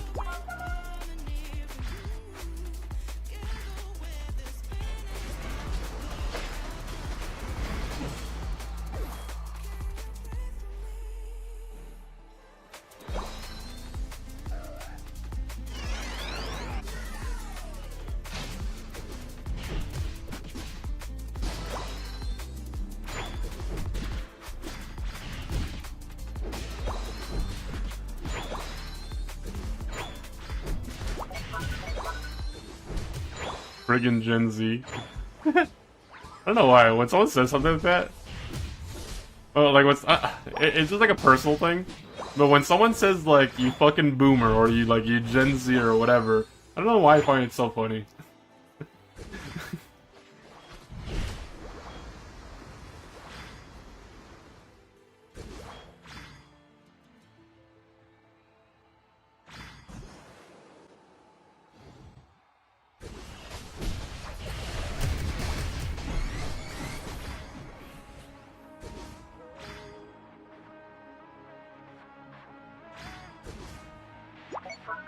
You can do it.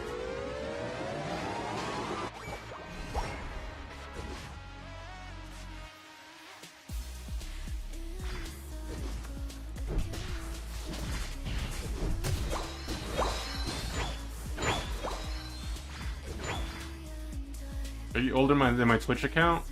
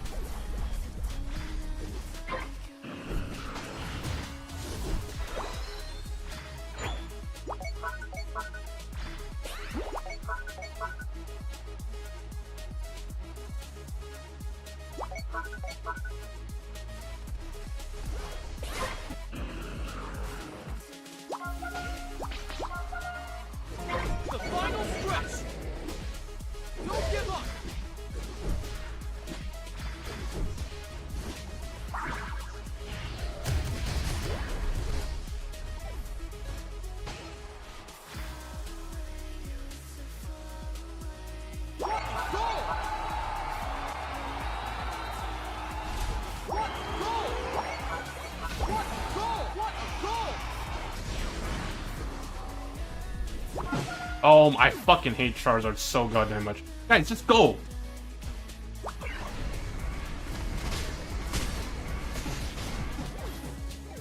Yo, you're so fucking useless. You are such a useless fucking penguin, my fucking god. Not only did you not defend the fucking Espeon, you didn't score, and now you're gonna go by yourself and fucking do something stupid. Guaranteed. Watch. Here they go.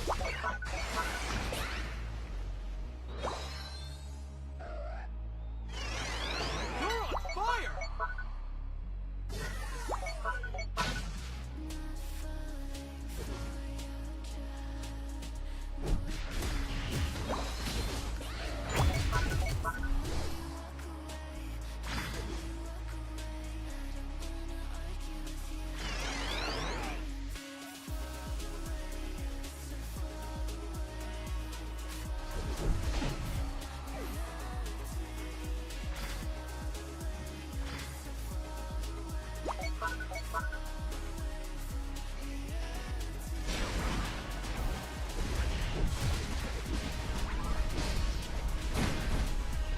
Do you see the... Okay, do you guys see the sustain on that fucking Charizard? Like, I know they have the buff, but like, my god, that like, there are 3 of us there. I have the Groudon buff as well. Like, that shit is stupid, man. This guy was about to die. He's diving the pad in a 3 versus 2. On top of the fact, he manages to get away. And then he also regens a portion of his freaking HP. Like, that's so stupid, man.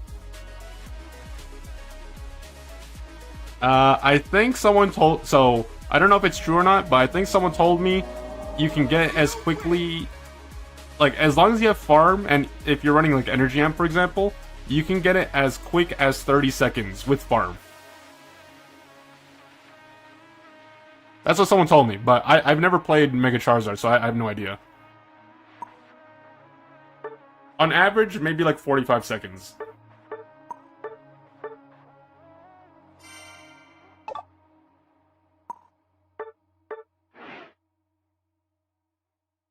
Stupid? Talk to the devs, man. Talk to the devs. I gotta restart my game. I believe in miracles.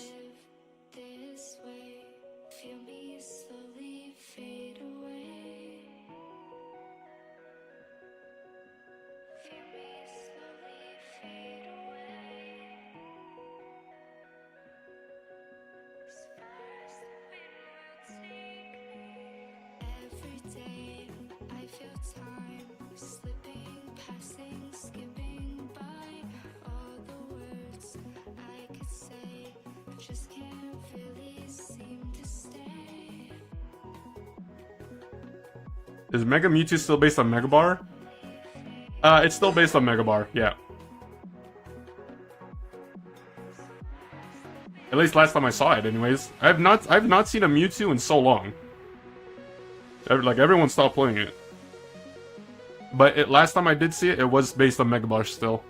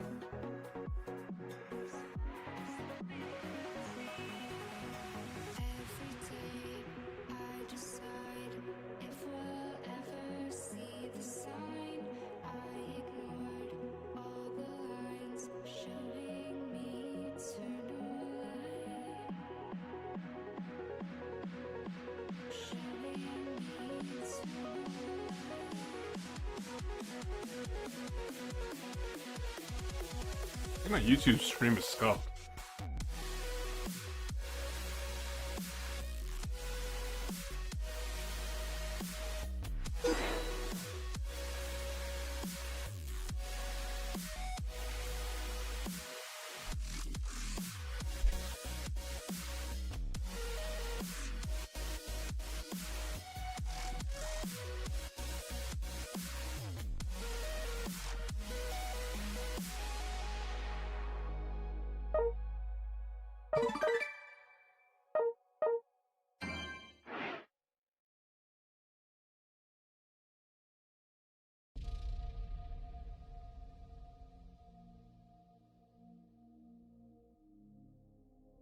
Oh my god, okay, I definitely need a napkin. I just spilled my drink.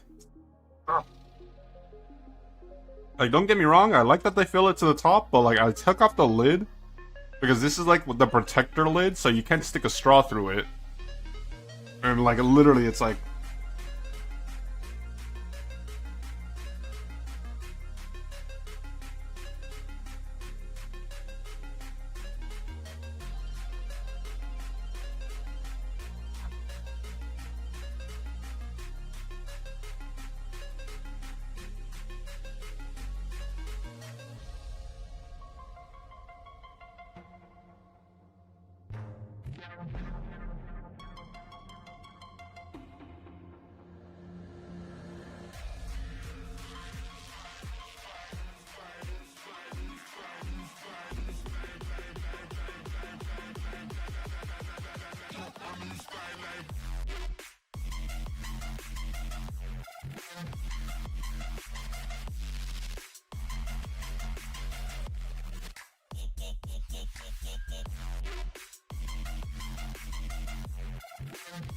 Okay, let me ask you guys something.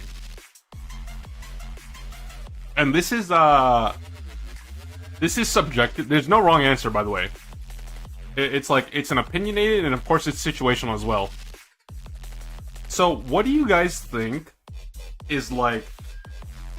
Naturally, everyone has their expenses. Like, there's two different things. Necessities and like indulgence spending, or like, you know, what's the word? Like non-essentials, whatever you want to call it. How much do you guys think is needed? Let me make it specific. How much do you guys think you would need to live a comfortable life per month? Like, if you guys want to include like the money that you need to pay bills in that total, by all means. But like, or if you wanted to like just like state the amount of money that you think after expenses you would need to have to live a comfortable life.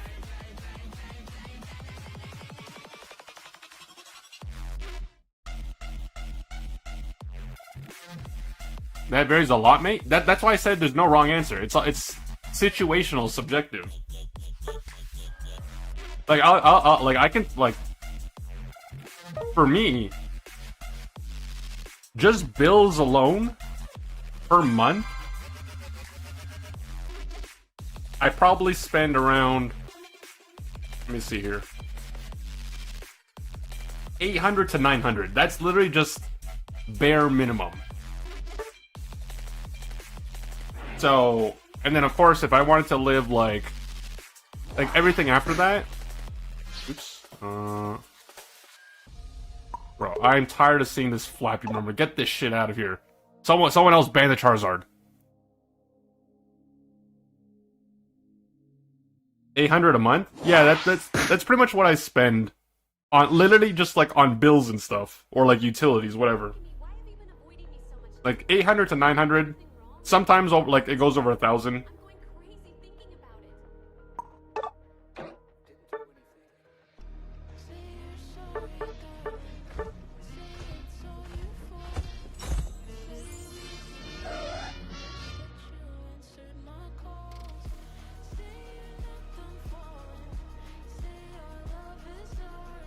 Well, I got so here like I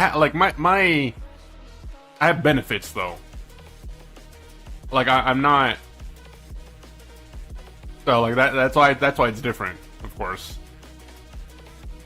Like bills alone, it's like I can give a range. I can like it's always varies, but like 800 to 1,000 is just like on bills or whatever alone. Hey, I'm new in the game. Why does people ban Mega Charizard? Is it really OP? Yes, it's very OP. It is debatably the strongest Pokemon in the game right now.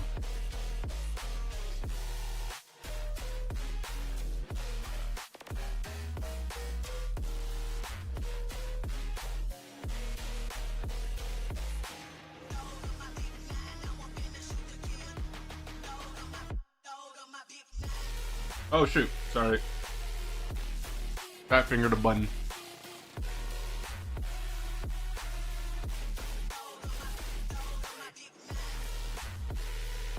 If I was living a minimalistic lifestyle, like if I only wanted to like go like month to month with like the bare minimal essentials, I'd probably only need like 2,500 per month. But if I wanted to like splurge, like I'm not a materialistic person personally, so I don't need a lot. Like as long as I got a roof over my head, you know, I got power, and like I don't know, like I'm very simplistic. But if I wanted to live like a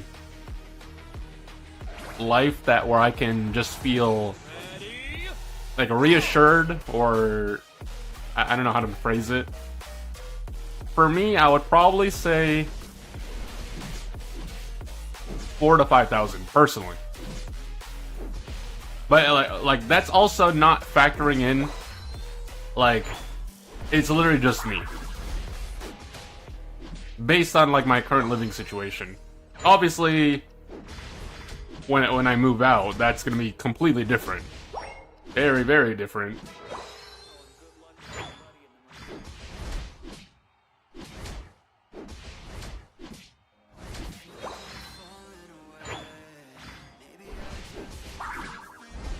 Does that factor in miscellaneous purchases? Yeah, yeah.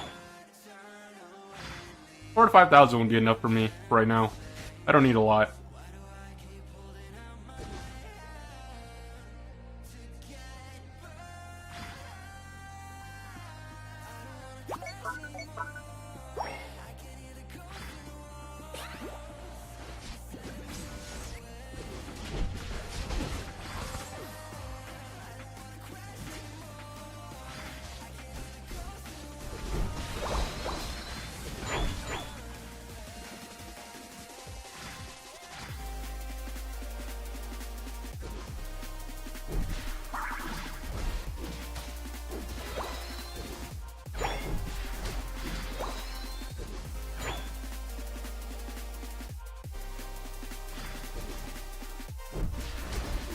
Like,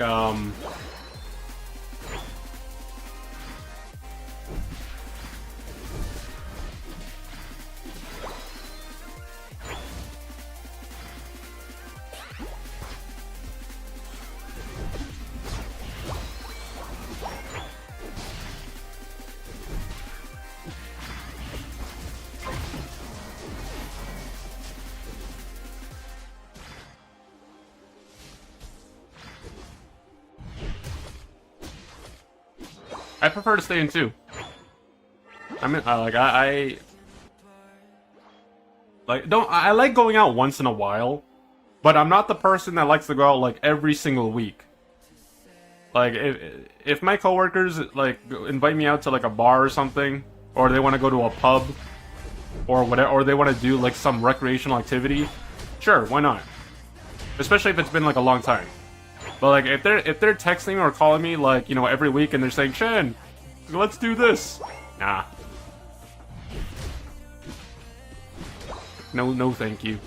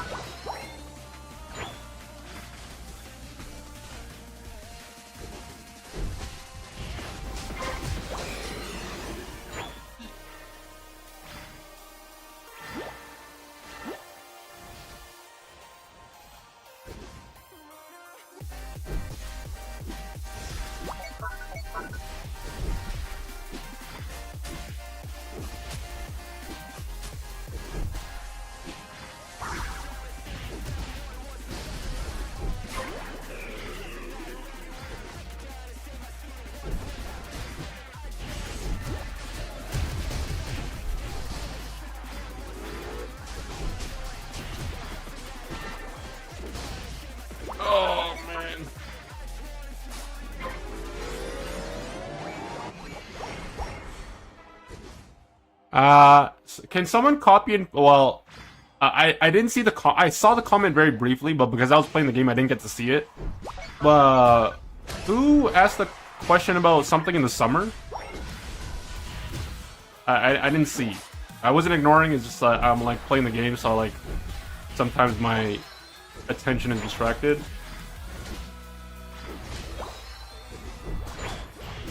Outdoor stuff? Yeah. Like I like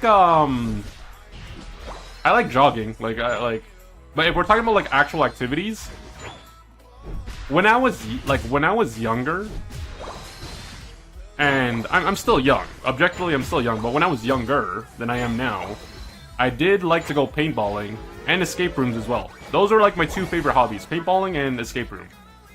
Now, not as much, because I've said this on stream plenty of times before, but when COVID happened, a lot of businesses around me closed down, and one of those was the escape room. So because COVID was in effect for so long, the place actually went out of business.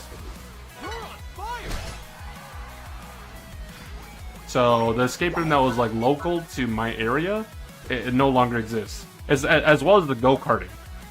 So we lost the local escape room building, as well as go-karting, which is very sad because it was one of the things that a lot of people like to do.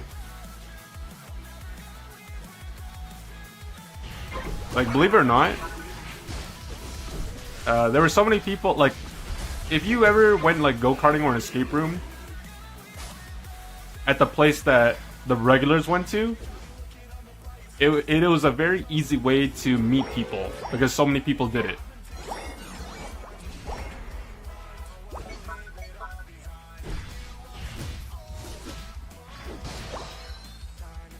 Pokemon Go? Oh, 100%. I can honestly say when I was actively playing Pokemon Go, it was probably like my peak physique.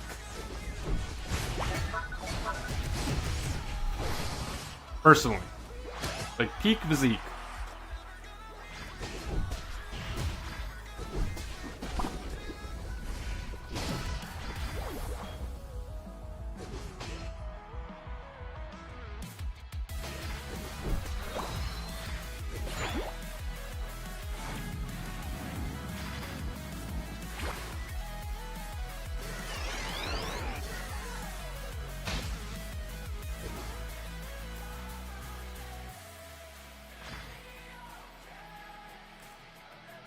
Like when I was actively playing Pokemon Go, if you guys know what the game is, like I won't go into too much detail because it's not too important. But there's a thing called raids, all right? There's a thing called raids, and basically you would just meet up with locals or people that play the game. You would go to like an IRL location, and then you would do the raid.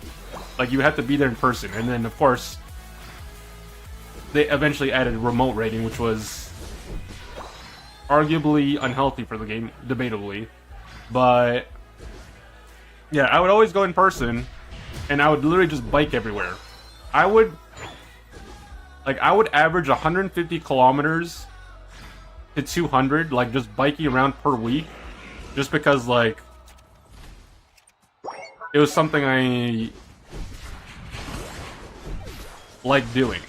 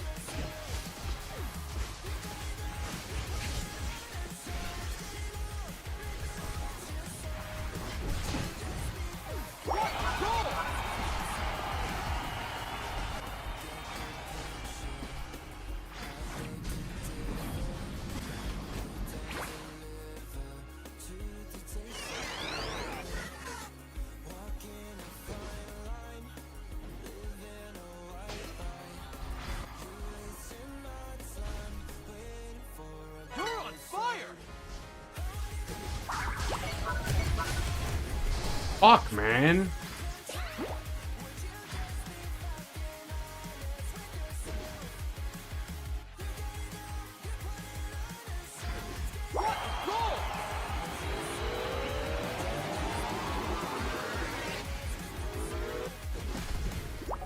We're fucked, man.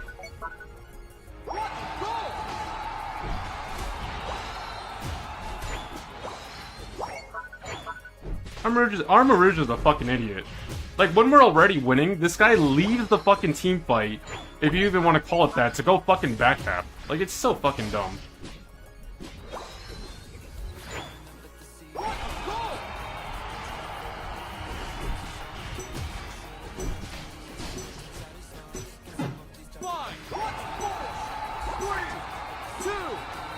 The problem with you fucking idiots is you don't understand when it's time to backhap and when it's not time to backhap.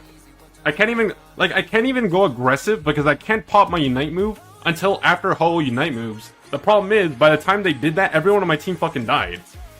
And then I have to try to hold it for a fucking secure.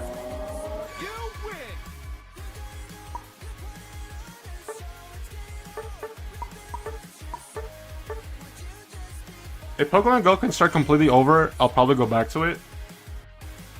I honestly don't think it would, like... I wish Pokemon Go could start over and go back to its prime. And, like, everyone would be outside and just interacting and socializing. It was like... In terms of socializing... in terms of socializing and, like, community... I think Pokemon Go in its prime is probably the best game that I ever played in my entire life. When it comes to like the socialization, like socializing aspect. I don't think there's no other game that I played that had that same level of quote unquote community, as well as just like getting together and having common goals, and you know, it just gave people easy access to kind of break the ice to meet other people.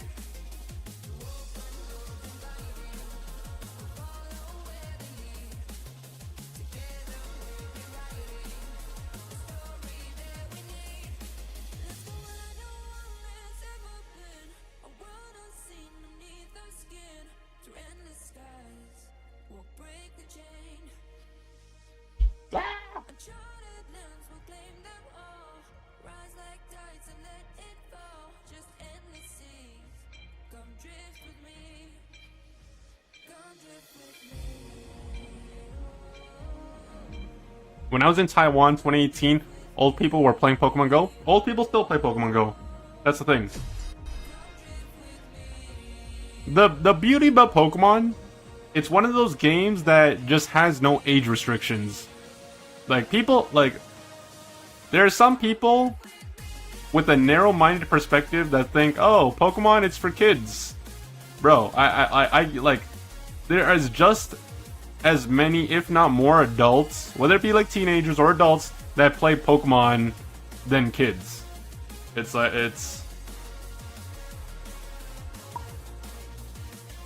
and not limited to Pokemon Go either. Ready?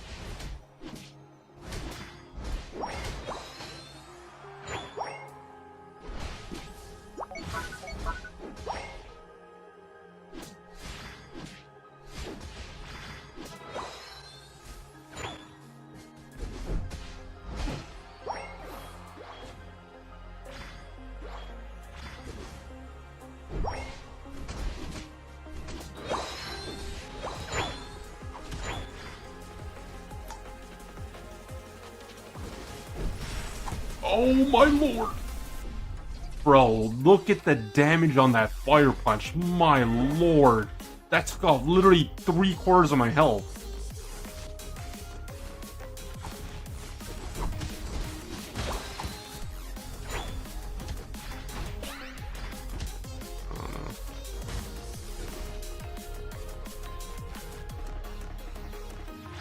I'm so tired, like...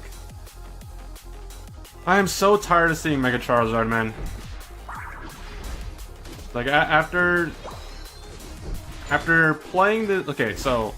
Obviously, I haven't been streaming Pokemon Unite for 24 hours. Because I was playing Peak earlier, but... In the time that I have been playing Pokemon Unite, the only time I don't see Mega Charizard... Like, the only time I don't see Mega Charizard is in Draft. Every single blind pick match, no exception today, like, I've seen Mega Charizard in the game. Like, I hate seeing this Pokemon. It's just like the bane of my existence.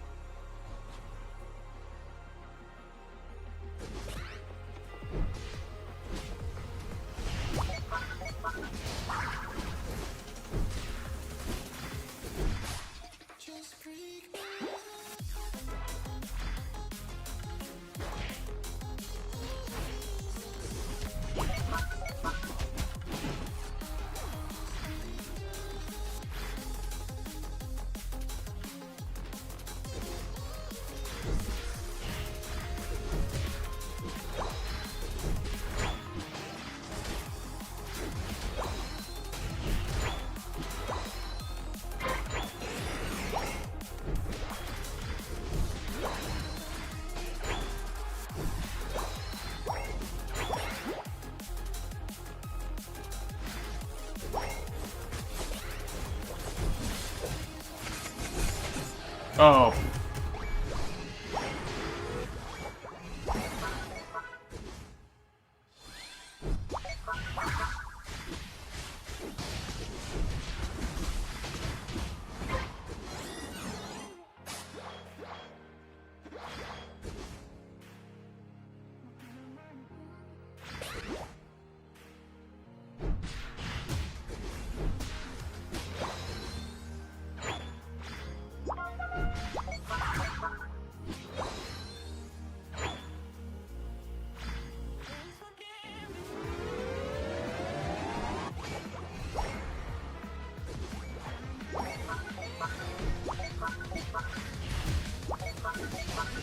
When you play A9, I just die from the ult.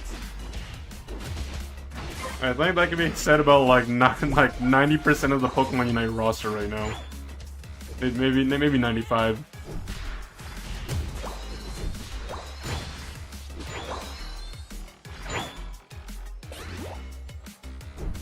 You know, it's kind of funny. You know how they say ignorance is bliss? So when I came back from my small break and I started playing Pokemon, like, not recently, it's... Okay, when did Charizard come out? Like, Mega Charizard? Does anyone remember at the top of their head? Like, just a ballpark. Like, it doesn't have to be the exact date. Like, are we talking about, like, has it been, like, 1 week, 2 weeks, 3 weeks?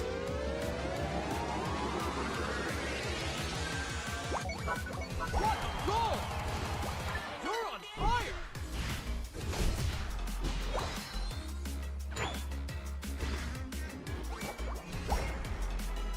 Mid-October? Okay. Well, anyways. So, you know how they say ignorance... What the hell?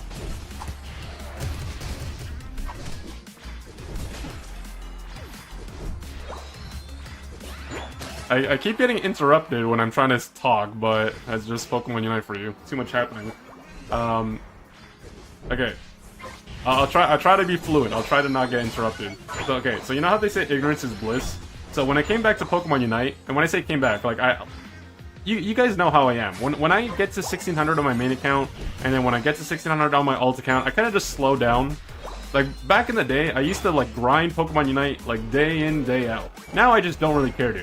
Like, once I get to 1600, it's like, okay, cool. See you guys next season. Just because it's like, I don't think it's worth my time anymore. So when I came back from my break, and when Charizard basically first dropped, I was literally saying to chat, like, I don't understand. I don't understand why Mega Charizard is so overhyped. But keep in mind, this was like when I started playing again, I only saw it like twice, because you got to keep in mind. You got to keep in mind that when it initially launched, unless you're swiping your credit card to buy it, not many people had it. So, like, I only saw.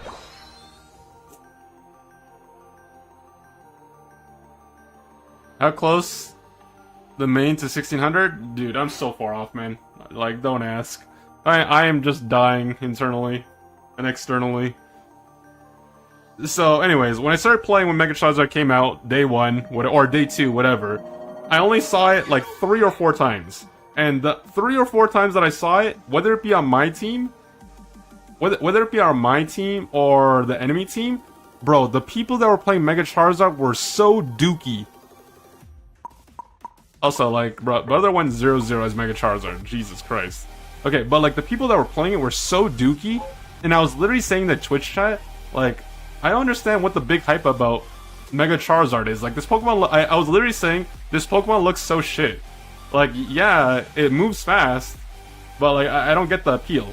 And it was only until, like, a few days later, when I started seeing it, like, almost every other game, when I started, like, hating this Pokemon with a passion. Like, I was literally just like, okay, now I see why this Pokemon is so busted, because legit does a boatload of damage. It has the bulk of an all-rounder. Then on top of that, when you Unite move, you're moving like a freaking jet engine with a freaking, like, several tubes of nitrous oxide. Like, this thing just zooming. Like, just for comparison's sake, so you guys know when you guys use your Unite move, you get like a movement speed buff, right? So when I Unite move with Absol, I get that movement speed buff.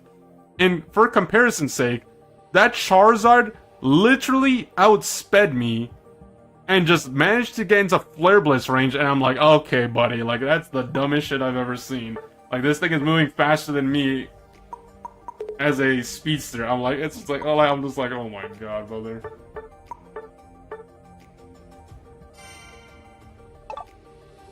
Okay, how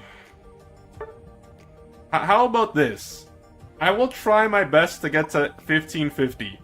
At 1550, assuming we can get there very soon, I'll do viewer games.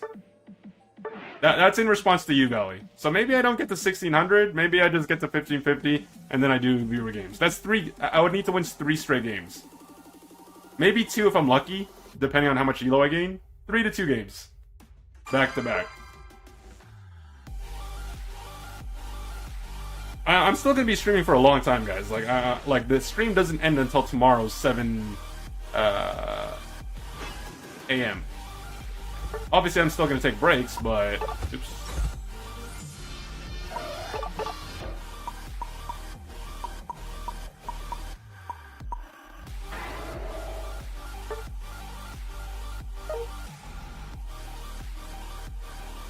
I don't like this team. I do not like this team at all.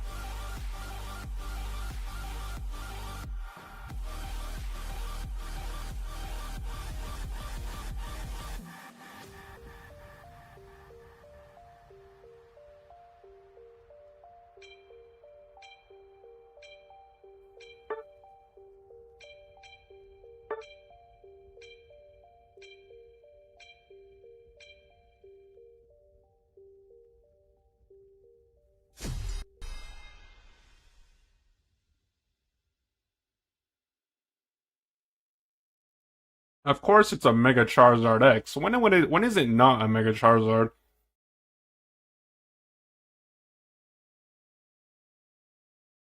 We're also at the point where people can get Charizard X for free. Bro. I'm too lazy to do those events, guys. I'm too lazy. Like, a part of me knows I should be doing them so I don't have to waste coins. But when you play the game as much as I do, like, you can literally afford everything once it becomes available through coins, so I don't really see the point. I'm just like, it's like...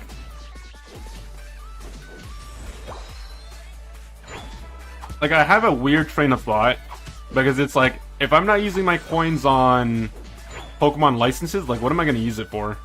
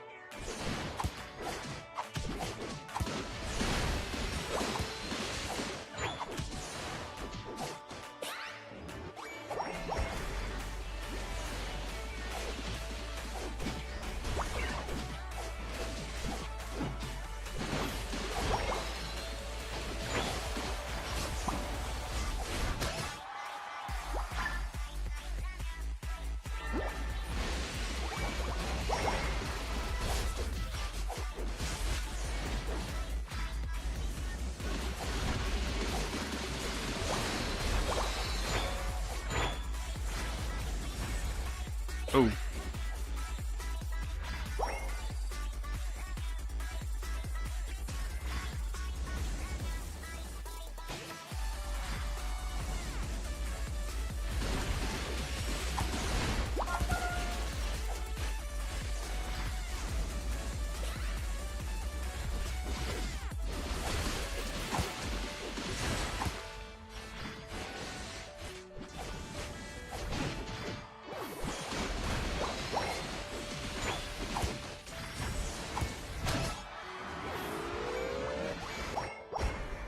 No!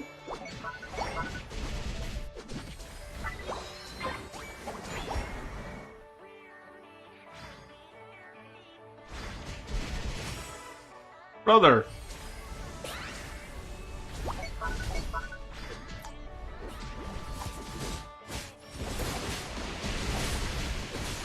Oh my dear freaking god. Like, Clefable has the wrong thing in mind. They're trying to 1v1 Charizard. I want the objective. We're split up our focus in a 3v2. My Talonflame jungle's literally behind and like, ugh. Like, I had a good laning phase and then that shit just happens.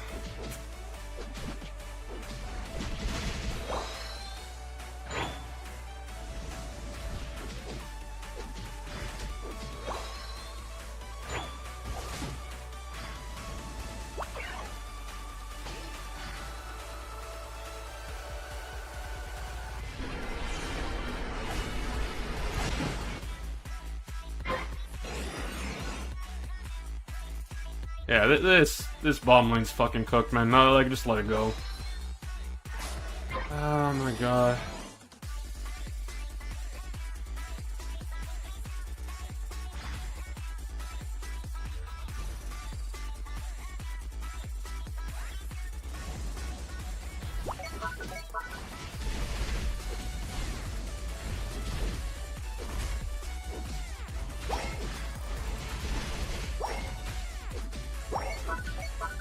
Like, we lost bottom fucking tier 2, man. That's so fucking stupid. Like, I hate the fact that I was shitting on them in the fucking lane in the straight up 2v2, and then literally jungle fucking diff.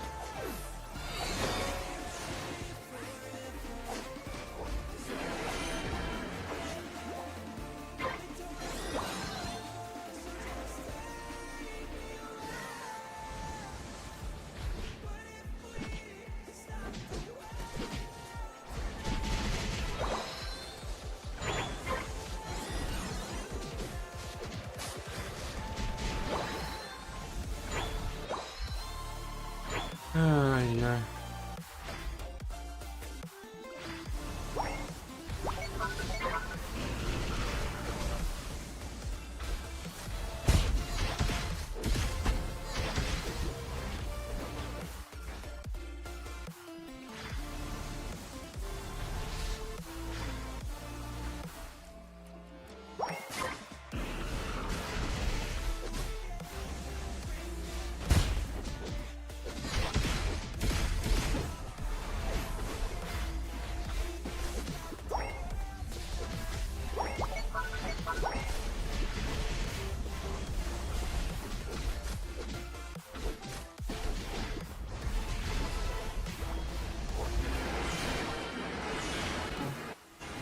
Like, brother, what the fuck are you doing? Like, my jungler and my fucking top laner are sitting in the lane farming a Baltoy while there's numerous fucking people diving the fucking home goal. What the fuck is wrong with you? Like, no one's even trying in this fucking match, man. That's what I hate about this fucking game. You guys play like shit, blame other people, and then obviously, oh, the only thing you guys want to do the entire fucking game is fucking spam surrender about the entire fucking game.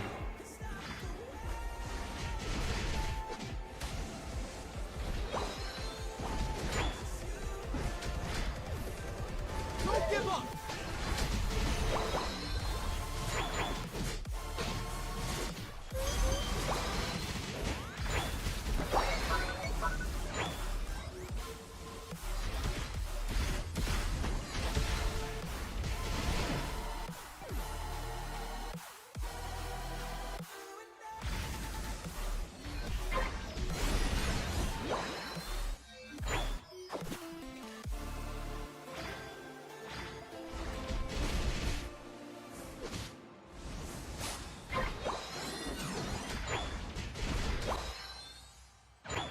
Like, this guy spent the entire fucking game top lane. Never left the fucking top lane.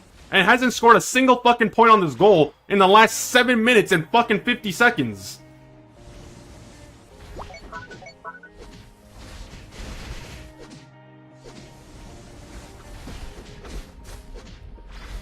The final stretch. You're in trouble. What goal?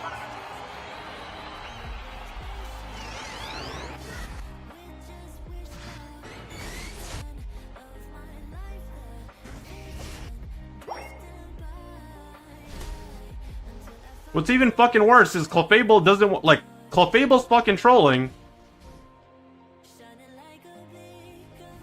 And like, they're not leaving either, they're just fucking sitting there.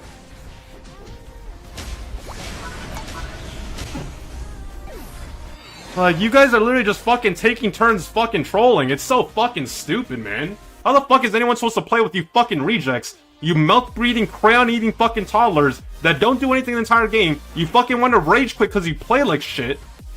And then you just want to waste everyone else's time because you're fucking mentally incompetent. This is literally, this is 90% of, like, this game is an accurate representation of literally like 90% of the fucking games you'll ever play in solo queue. The other 5% is like, oh, it's a duo and trio game.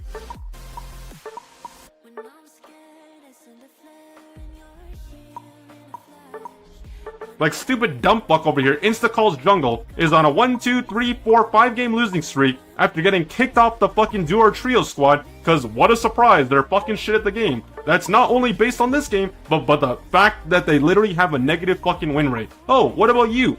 Donkey fucking player over here that literally chews on the fucking crayon as we play the game. Oh, 48%. That's 2 people. What about you, dumb fuck? You spent the entire game doing absolutely fucking nothing. 60%? Let's see. Oh, 48%. Wow, imagine that, guys. 3 people with negative fucking win rates. What about you stupid fuck? Oh, look. Wait, losing streak?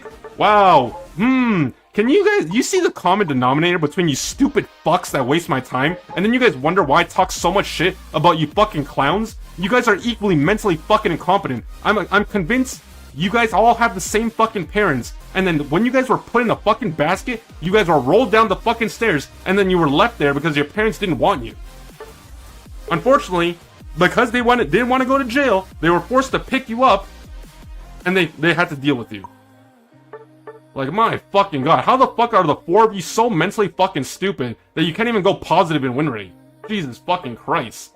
Like, whether you're children, go back to school, go, like, focus on your studies. Literally, just fucking read a book. Do anything else. If you're a grown-ass adult, how the fuck are you a grown-ass adult and you're so mentally fucking incompetent that you can't understand the basics of playing a fucking game designed for chewing, like, little crayon-eating toddlers? Anybody with a half a fucking brain can play this game and functional hands and eyes. Unfortunately, between the four of you, there's not a single functional collective brain set. Like, Jesus fucking Christ. Like, literally everyone on my team has a negative fucking win rate. Everyone, no exception. Like, what am I supposed to do with four people that cannot grasp the basic concept of how to play the game? And then when we lose, or when we get fucking skill gap, oh, it's Chan's fault. Chan didn't carry hard enough. Chan's trolling because he's playing a certain way. Blah, blah, blah, blah, blah. What's that? You're split pushing the entire game and you're not grouping with the team? Why aren't you grouping and team fighting, Chan?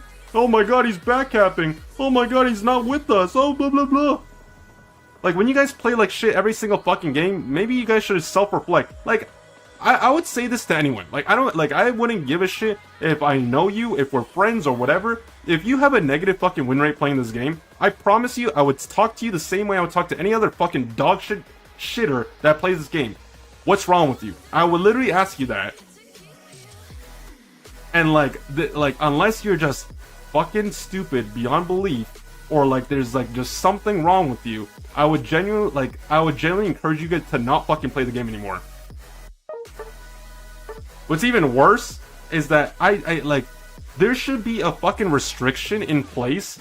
You should not be allowed to duo or trio if one of you has a negative fucking win rate. Flat and simple. We don't need fucking people getting elo boosted to master because you guys are so dog shit you can't even get to fucking master to begin with.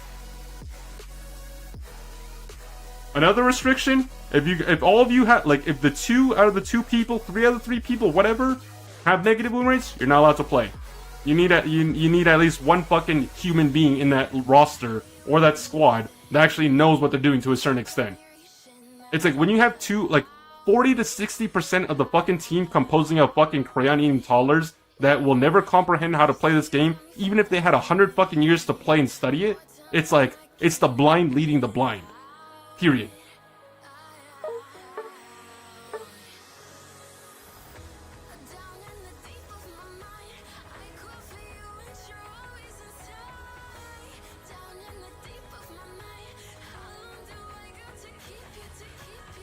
Like, I'm expected to 1v9 these solo queue games, like a good majority of these solo queue games, because these people just don't have the competency to be a team, like a viable team member.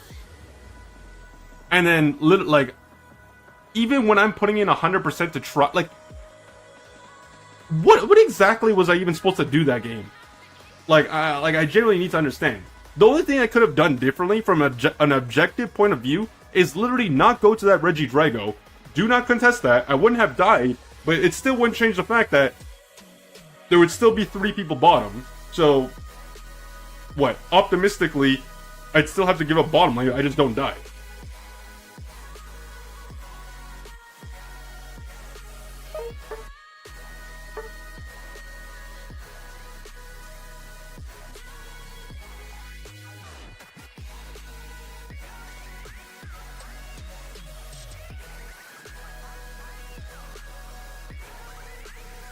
Yeah, exactly. Like, if you're brand new to the game, it's like, I'm not expecting you to be MLG esports superstar player because you're learning the game. You just started, especially if you have no prior MOBA experience on top of that. It's like, I'm not expecting you to be the greatest player ever. I'm not even expecting you to be good. It's gonna take at least a little bit of time for you to be considered a competent, let alone good player. But the difference is, if I look at your profile and you have several thousand games played and you have like a 40% win rate, whatever, like sub 50% win rate, it's like, how long is it gonna take for you to understand that you're probably the reason why your teams are losing non-stop? Like that's the real question. Like, how long is it gonna take you, people? Not, like, obviously, it's more rhetorical because some people are never like they just don't care or they're never gonna understand. Hence the fact that people are still playing with those atrocious win rates.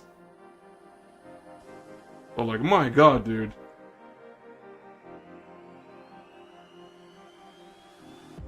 I'm cutting ties. Look at these eyes. They're not here to please you. There was a time we could have been before all that you put me through. I knew that you were trouble, but I let that you bad. I'm breathing in this bubble and it makes you so mad. You can say hello, but I don't need you to like me.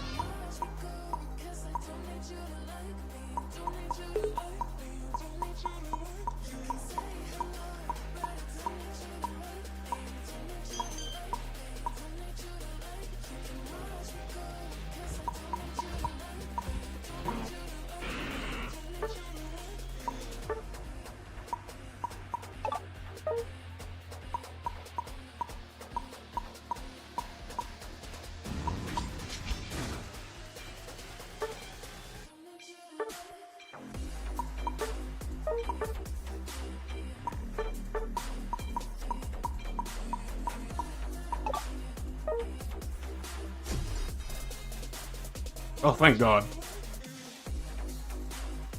It's kind of unfortunate, but like, when I don't feel like playing Absol or Greninja or Charizard, like some of my fallback junglers for solo queue specifically are Zoroark, Leafeon,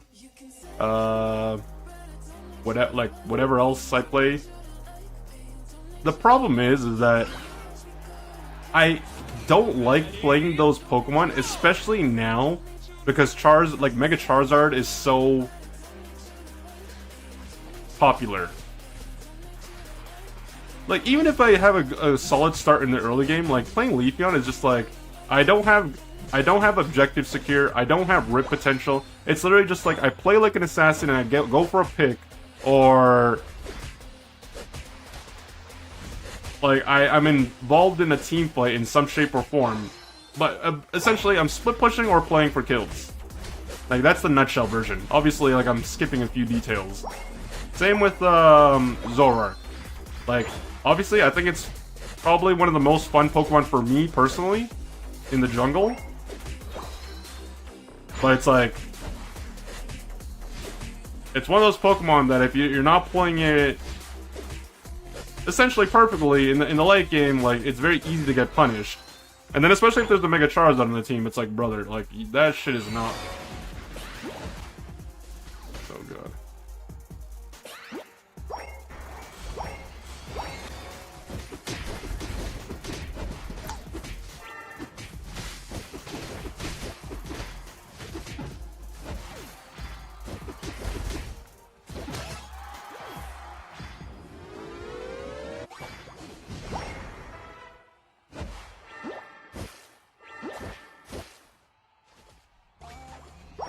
Deep once again, my heart is waiting. It hurts when you lie all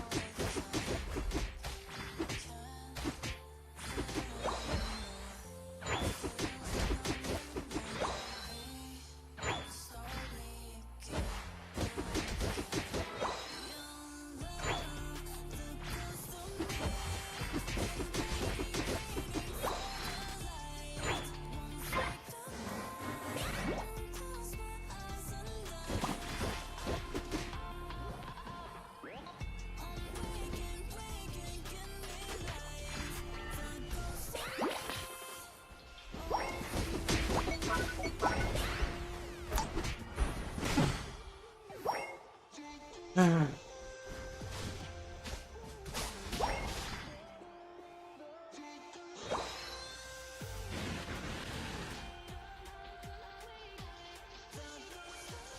What the fuck are you two doing? Like, I need to fucking understand what the game plan is here. How the fuck did they score over 50 points behind the two of you?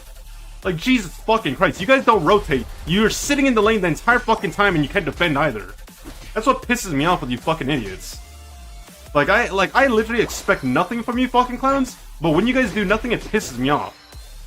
There's no winning.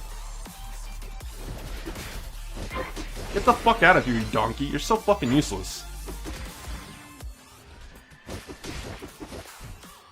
Like, you're so fucking stupid beyond belief. Holy fucking shit. What fucking person conceived you and brought you into this world? Like, you're so fucking stupid.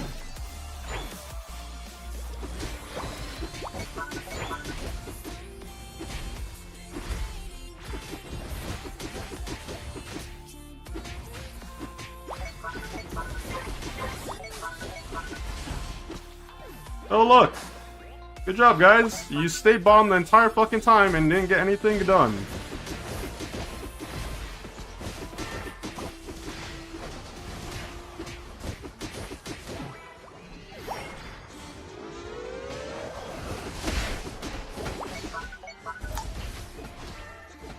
I'm dead. Oh god.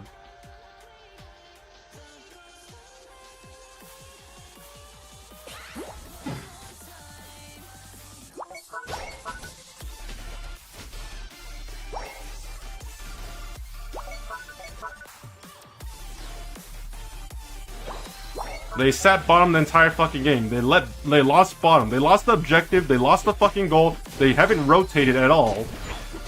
Except to my fucking jungle. You stupid fucking dumb sack of shit garbage players are such a fucking waste of time. Then you have stupid dumb fuck over here running in a 1v4 for no fucking reason, doing absolutely fucking nothing. Congratulations, you stupid fuck. How long is it gonna take you to realize that you're a fucking brain dead individual that hasn't learned shit?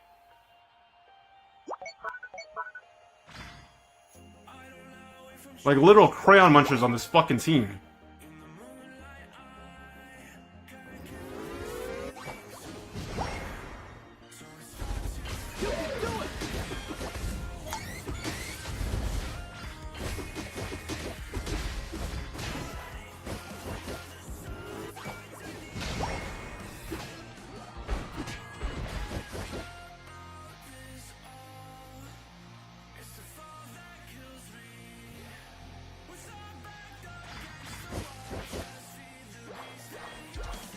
Oh, is that my Stair Ledge still fucking doing nothing the entire fucking game?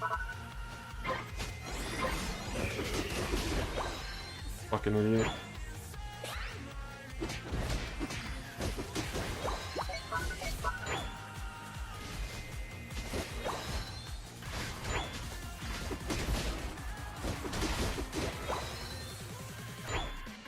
Like, do I need to follow you around and just steal whatever farm you're trying to farm just to get you to fucking rotate? Is that the game that we gotta play today?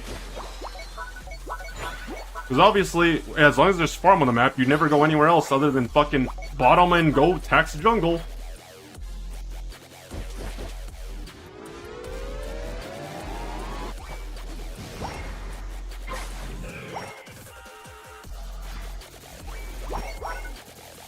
Wow, my Mamoswine is so late to the fucking to the defense. Wow, imagine that. They're there after one person dies and the goal's already gone.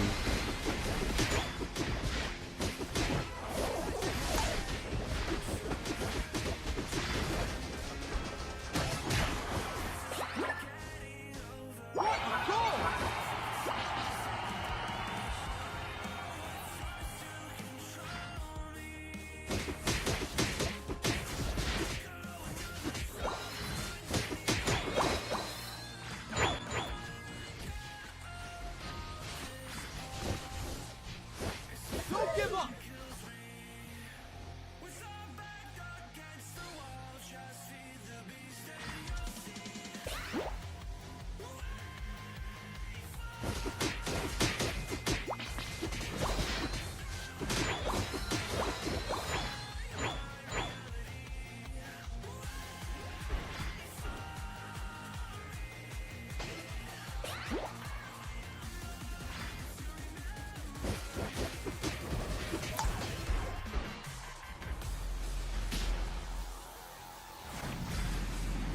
Good job, buddy. Nice Unite move. You sure showed them. Clearly, none of you guys want to even want to try to fucking win this game.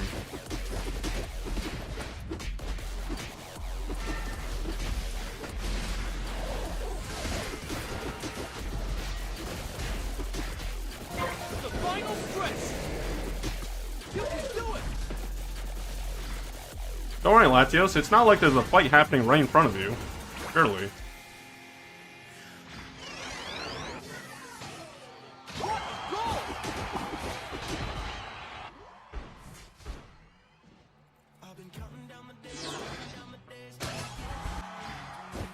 Three people dead? Say less.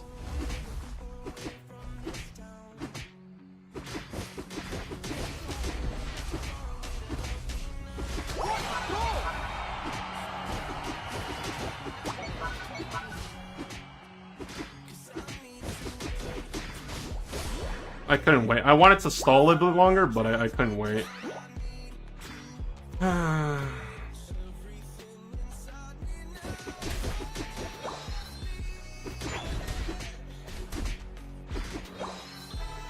Don't give up.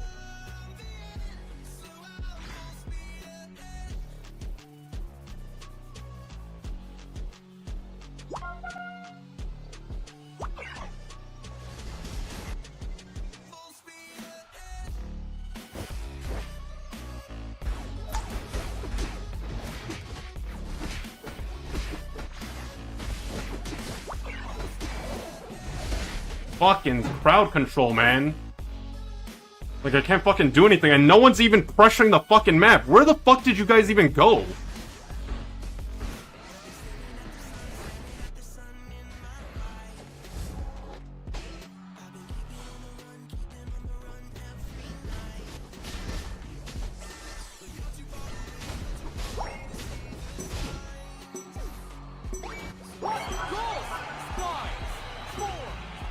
I hate this game so much. I know we won after that, but like I hate this game so fucking much. No, they weren't behind, they were ahead. They were winning. Now we won because Cerulege scored.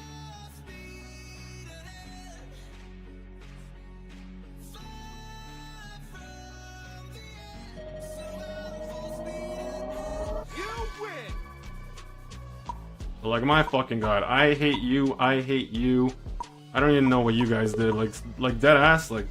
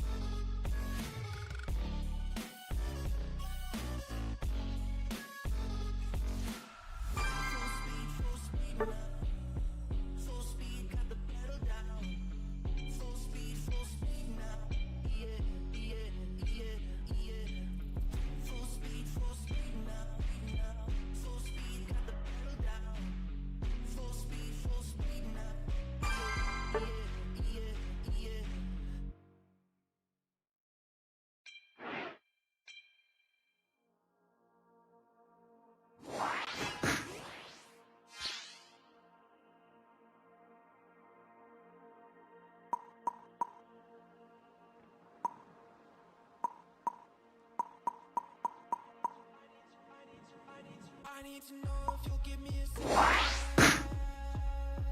They don't come on often, but please, you know I can't stand it. When you don't talk to me, when you don't talk to me, yeah. There's something inside. Back to Absol jail. Absol jail forever.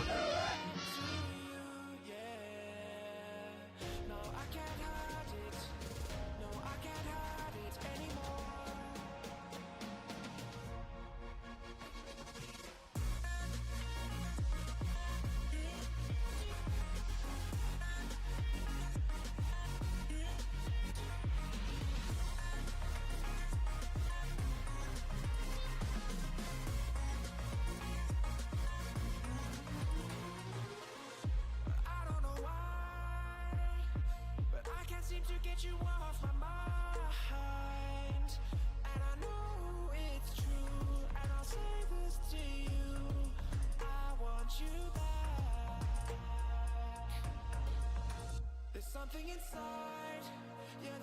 You know, if I were to use, okay, so in League of Legends, I'm just bringing up a specific example. So in League of Legends, when you're in draft mode, there was something that people did. It's called Q dodging, and basically what that means, if you don't already know, is like for whatever reason you're in the lobby, like you're in the drafting lobby, and then you would just close the window, like close the game, close the window, whatever, and then you would take a small penalty in elo, but then you can just queue up right away. Now obviously if you continuously do it, you would get like a matchmaking penalty. Honestly, I wish I could do that here. Like I genuinely wish I could do it here. Like not in this specific example, just like in general. But obviously that would just like be more hassle than it's worth.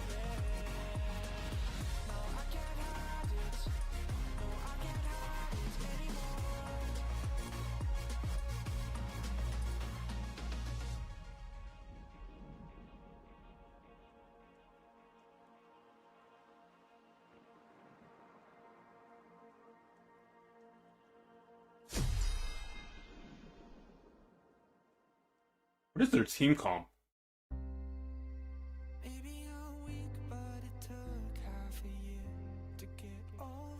I gotta say though, despite the fact that my experience playing solo queue is probably one of the most atrocious experiences you'll ever experience playing this game, I still think that playing support in solo queue is probably like the worst thing that you could possibly ever choose to do when you play Pokemon Unite, period.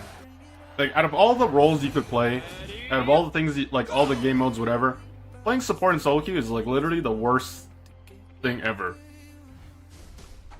Because literally, like 98% of the time, you have to watch other people carry you, quote unquote. And it's like, you kind of just sit there and try to, you know, you do your thing, whatever Pokemon you're playing, you just try to be relevant. And obviously you just stand there with XP share. I'm hoping you would use that, but like, you know, you stand there with XP share and you make sure people get levels, etc. But then it's just like, okay, well, time for team fights. Gotta protect my attacker or my carry, whatever.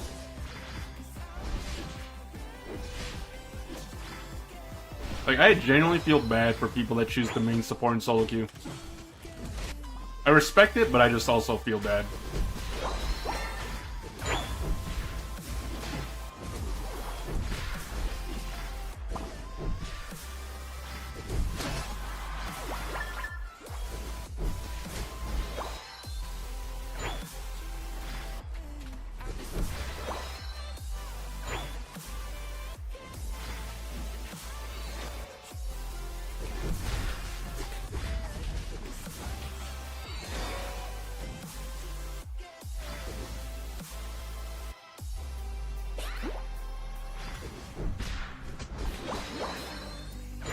Yeah, feeling helpless is definitely how I would describe it.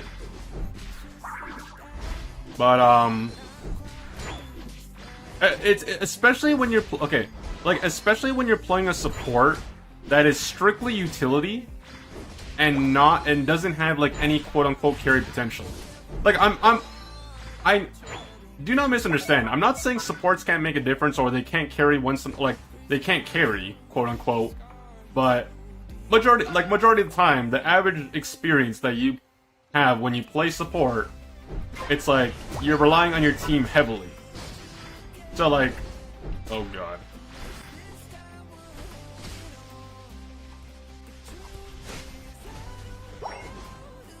Ah yes, thank you for not rotating, man. It's like the middle lane doesn't fucking exist in your.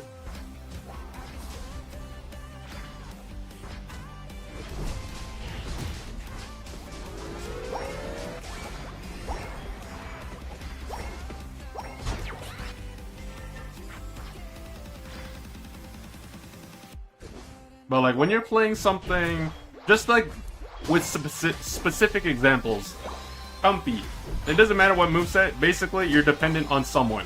When you're playing Gravity and Moonlight Clefable, you have a bunch of utility, but it's literally just like you're depending on your team.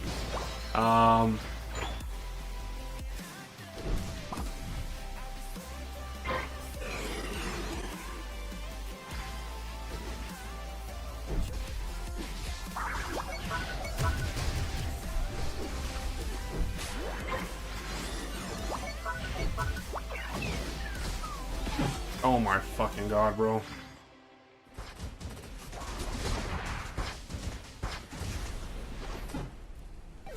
What the fuck are you two doing? Like, you need to fucking explain to me what the fuck is happening in your brains. Why are you not going bottom? Why are you going top lane after top lane's already fucking gone? There is nothing there. There's no farm, no objective. You're not gonna score in front of 2 people. Like, use your fucking head, you stupid maggots. Like, I'm sorry. Like, I don't mean to be as, like, genuinely, I don't mean to be toxic when I play this game. I don't wake up or, you know, load up Pokemon Unite just to shit talk people for fun. I genuinely just want to fucking know what it is that you guys are thinking when you play this game, because it literally makes no logical fucking sense. You're not gonna win the fight. There's no farm, there's no objective, there's no goal, you're not gonna score, so what's the point of fucking going top lane to do absolutely nothing?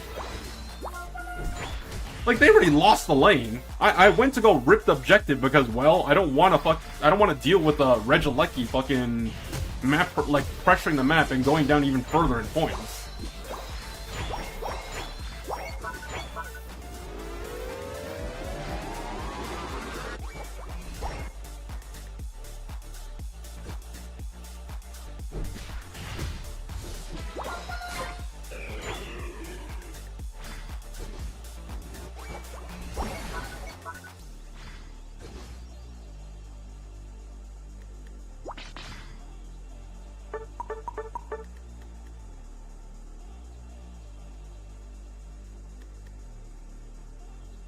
You're in trouble.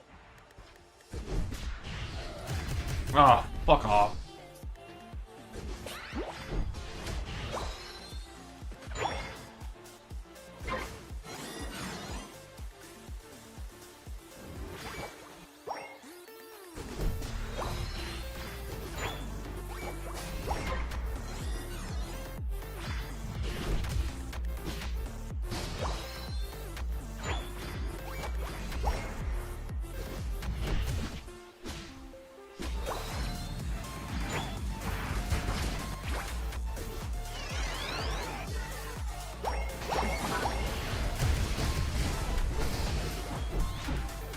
Wow, did my Charizard and Ho both not fucking Unite move, even though they're sitting there fucking in front of 5 fucking people?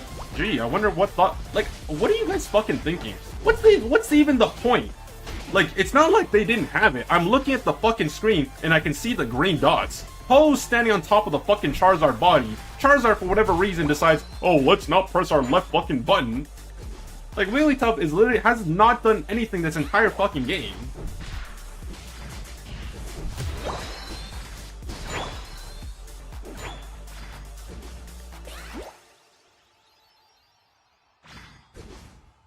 If I'm lucky, they all went bottom and I can score top lane.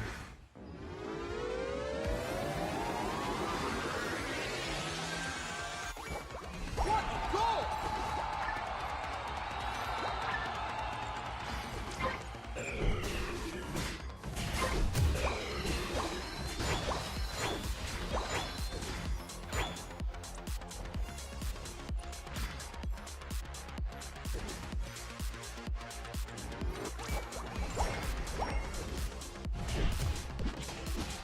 Don't give up!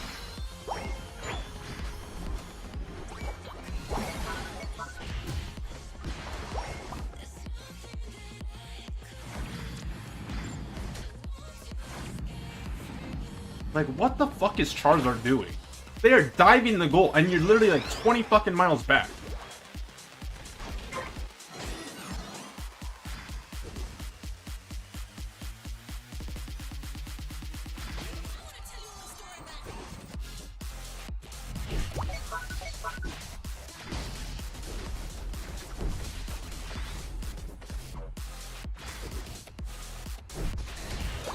Like, literally...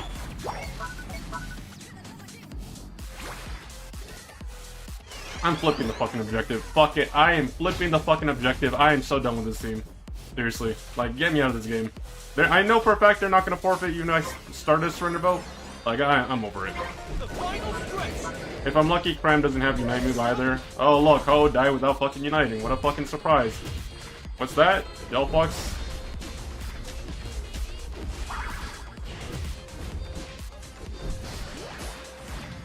I have to make sure that doesn't go in, otherwise we just lose.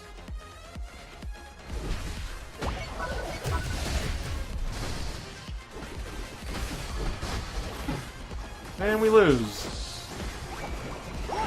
Wow, it's the first time they fucking united all game. I can't believe it. The first time, and we lose. Charizard still hasn't fucking united. Delphox is fucking stupid as hell. Because they didn't recognize we need to defend that shit. Like, if that goes in, they score close to 500. It, like, the 100 you're scoring doesn't offset that cost. Like, oh my fucking god, bro. Like, I am literally just, like, I'm molding so much.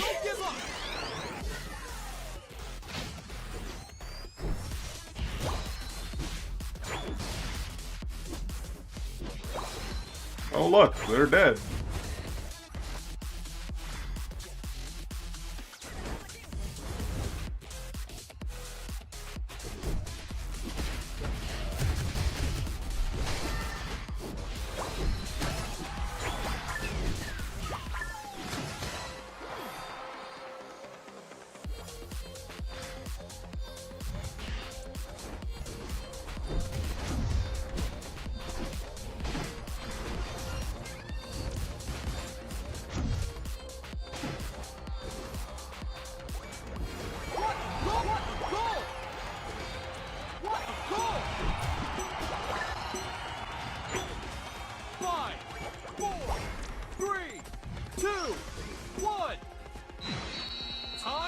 I still think we lost, but I don't know.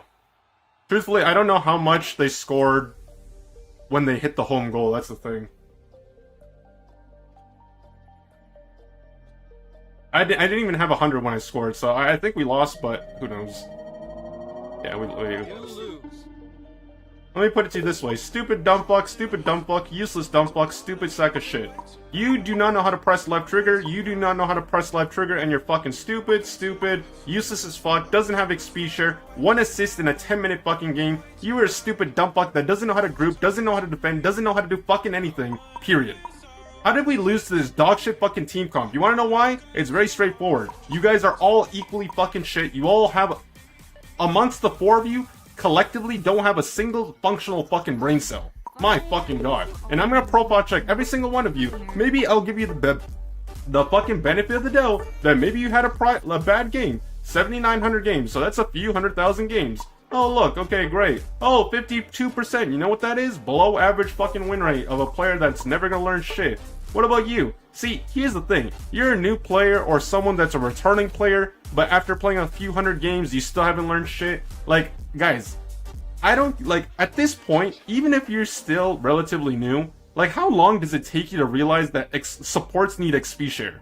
Like, seriously, it's not that hard of a concept. It is not that hard of a concept to understand that you need fucking XP share. It is the most broken broken item in the game by a country fucking mile. If you do not understand that, you do not belong in a MOBA, because that just means you don't understand easy to understand concepts, and you don't fucking read.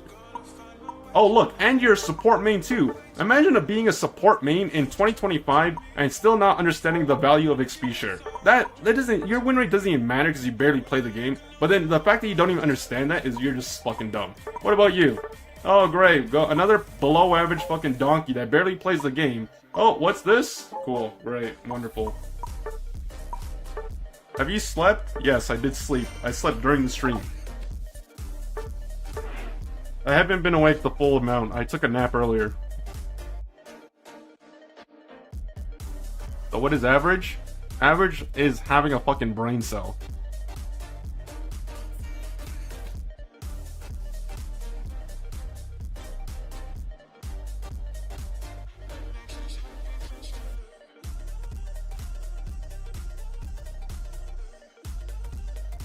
You wanna know what average is? Average is having a brain cell.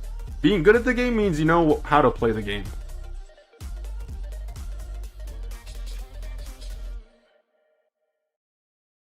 Like, that should have been the easiest fucking win ever. The problem is, these players are just shit. They did nothing the entire fucking game. They make no proactive plays.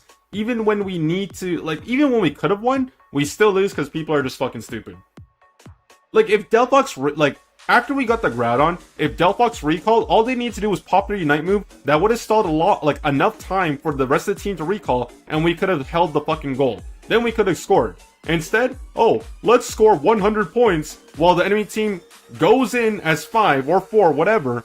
They get the Regieleki in and they score up to like 400 points. Like, it's just common fucking sense. I could have scored as well. It still wouldn't change the fact that literally, oh, they still would have scored the same amount.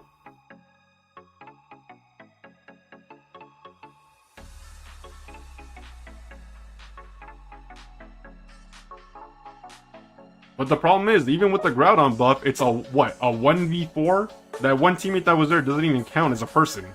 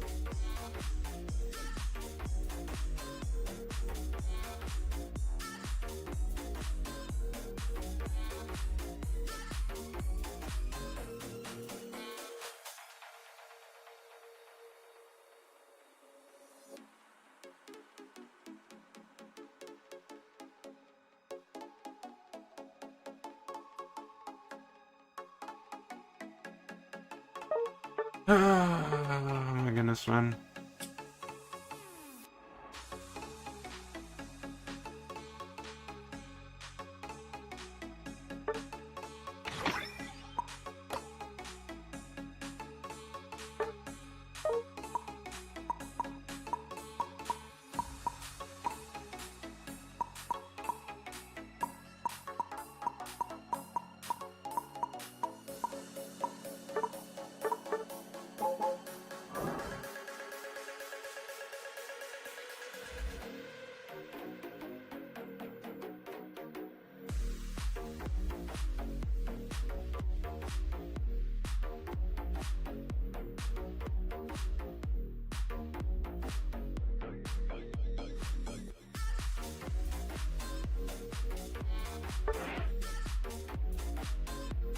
No, this is such a great experience. I think my randoms ran out of crayons, so they went to the nearest supermarket. You know, they gotta buy a brand new pencil case, they gotta get a new 24 mega pack of crayons to eat when they get back. But now no one's playing.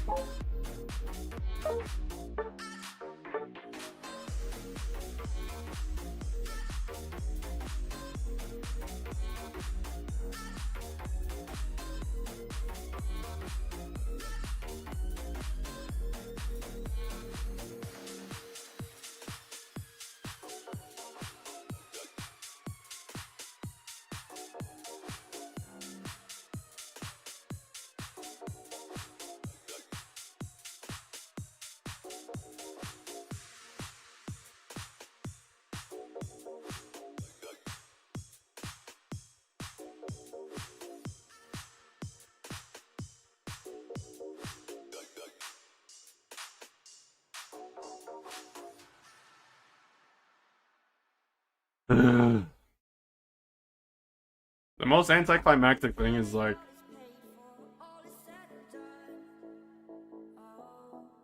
change stream time to 4 AM EST, by the way. Why? Is that when World starts? Is that when World starts? Damn.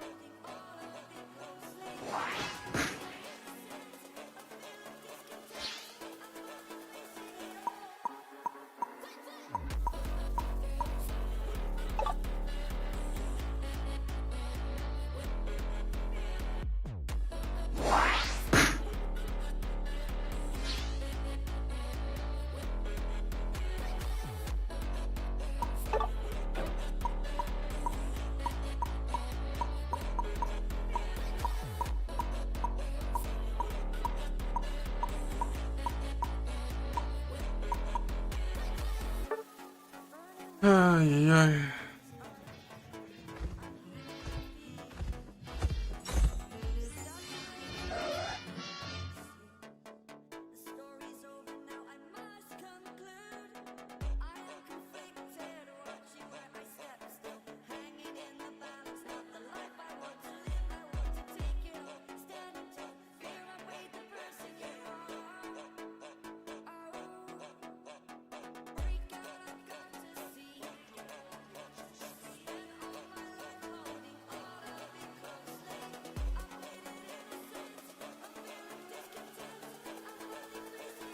I mean, they got the world's, they got this opening ceremony, right? So I imagine it's probably like, if they say it starts at like what 4 a.m. our time, then it's probably gonna be like closer to 5. That's my guess, though. Plus, they do like the caster stuff.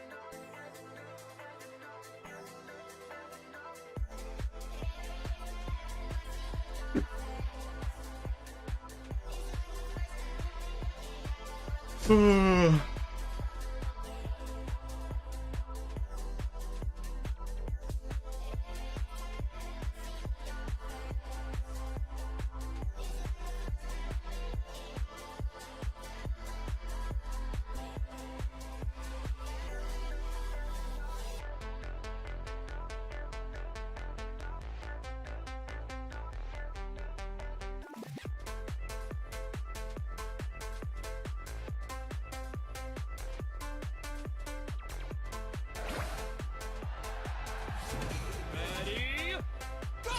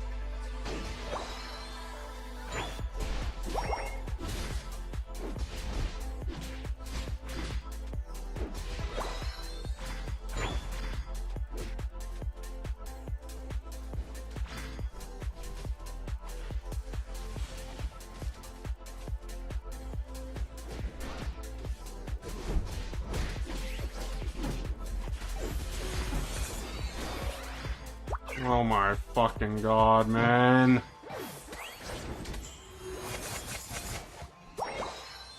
No, it's the League of Legends World Championship Finals tomorrow.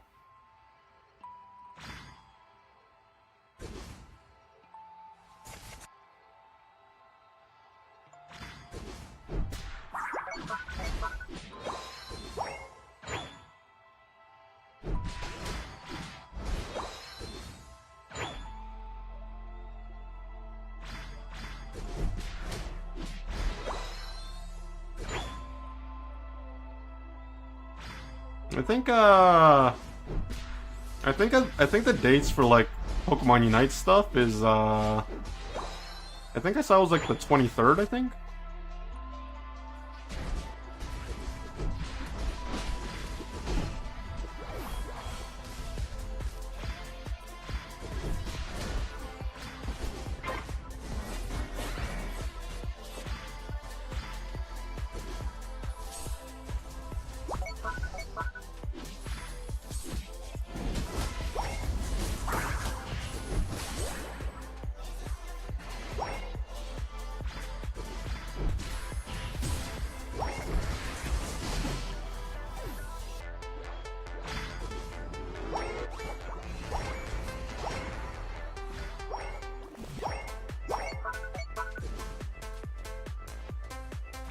Get the fuck out of my jungle, you stupid donkey. Holy fuck. Like, literally, you lost top lane. There's fucking farm in the top lane. You're taking the jungle for no reason.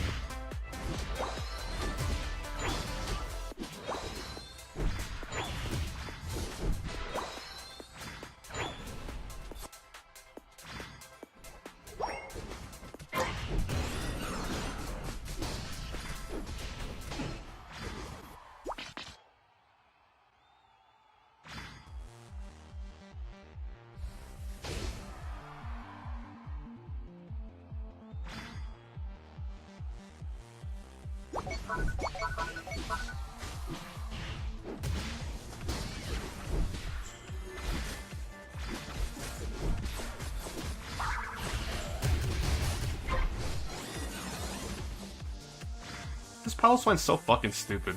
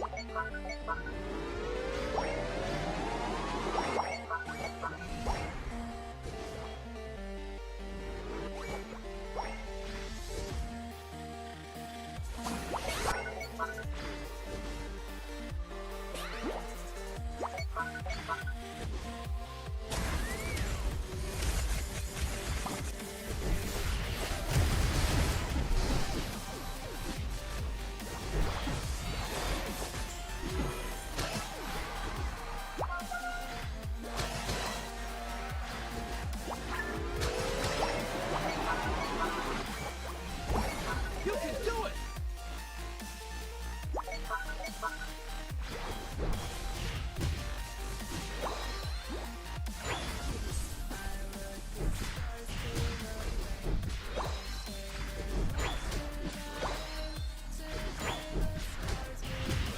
Like, there's so much farm on our side of the map, and no one's ever farming. They only farm it when they're spawning out of base or when they shouldn't be farming.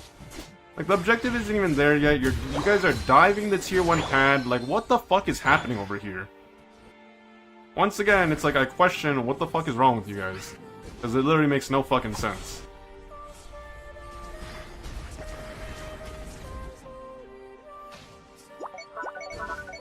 Help me, help me! And they're all gonna surrender. There's no fucking way you guys are gonna surrender. There's literally no fucking way. Because I swear to fucking God, I'm gonna lose my mind if you stupid fucks that do nothing the entire game surrender because you're fucking stupid.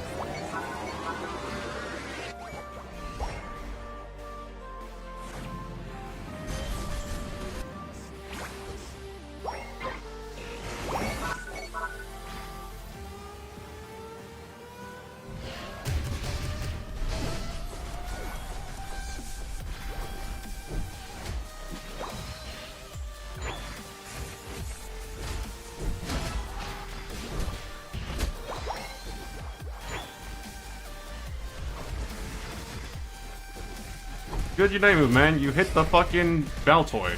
Congratulations, you fucking idiot. You can't even aim your skill. No wonder you want to surrender. You're mad that you can't fucking see the screen.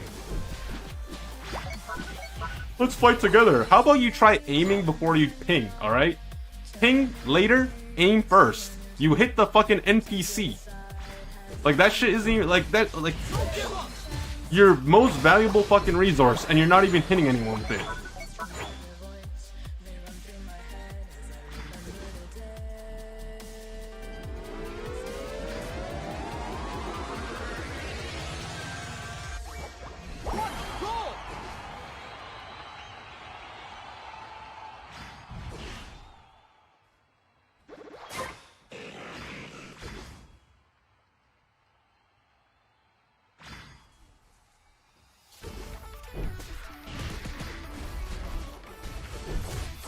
Oh god.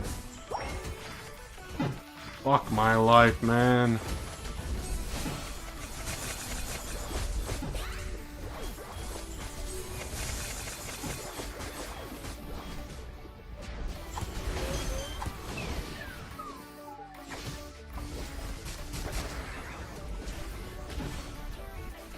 The final stretch. Wow, they missed their Unite move again. I can't fucking believe it. That's a special talent right there.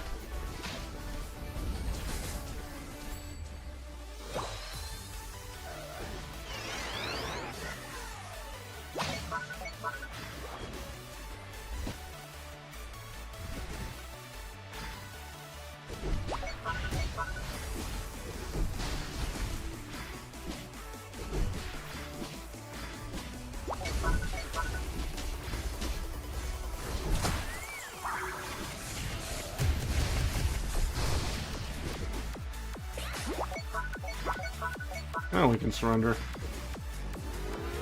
Tyranitar died twice without fucking uniting. Because obviously, who needs fucking Unite move as from a Tyranitar? Venusaur has missed every single Unite move this game, and they only use it 3 fucking times.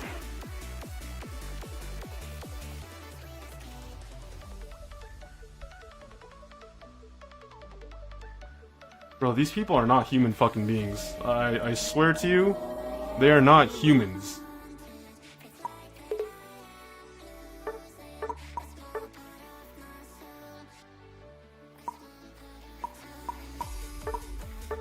Bro, you like below average fucking donkey over here. I don't even know what would compel you to fucking play this Pokemon.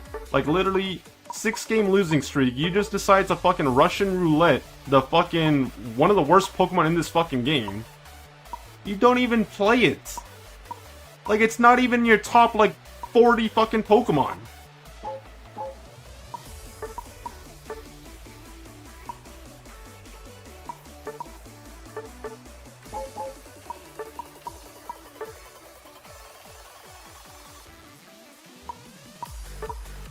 Like, do you, like, you people are just so fucking hopeless, so lost. Like, honestly, I think I'm gonna go, when I go to bed, after the stream is over, I'm gonna say, like, 3 Hail Marys in front of the fucking Bible for all 3 of you. Like, I kid you not, I'm gonna pray for you guys. I'm not even religious, but, like, you guys are gonna convert me to a fucking new faith of just believing that you guys need fucking miracles to fix you people. Like, deadass. Like, every time I see these players, like, it's worse than the last. And then what bugs me even more is, like, when I look at your profiles, it's not like it's a one-time, oh, you just had a bad game. They're just like, they're like this all the fucking time.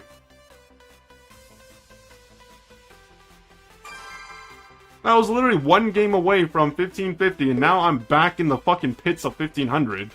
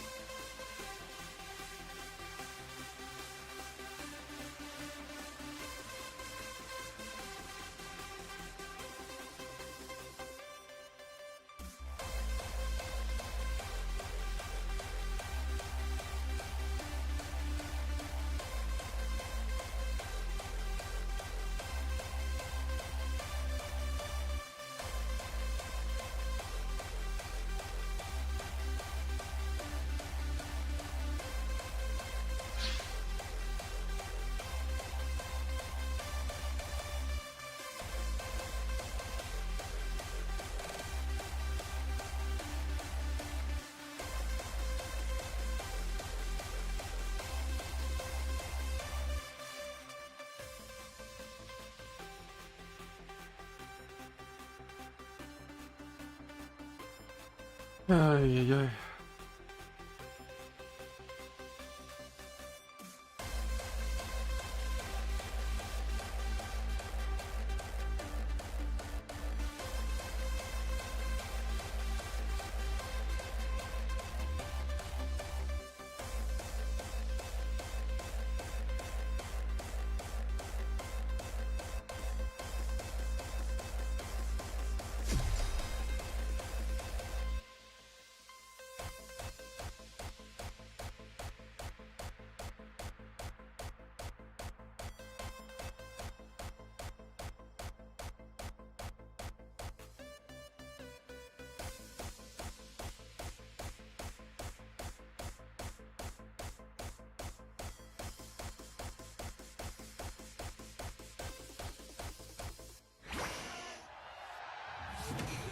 Ready, go!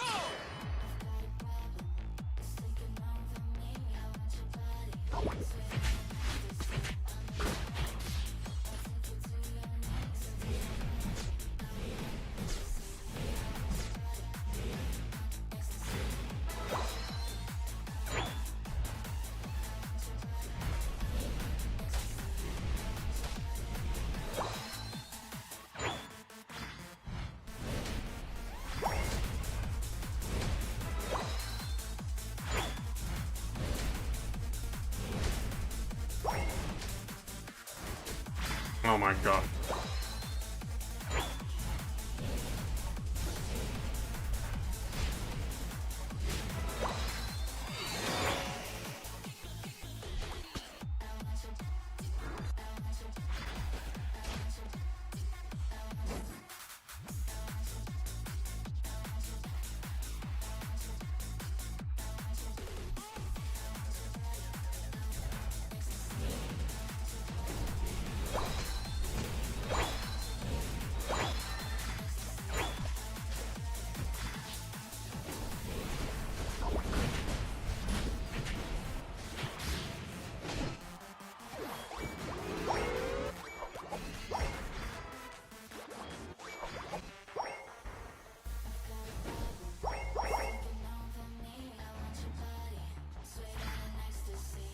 Oh, it's so annoying. It's freaking Pale Dance Venusaur, man.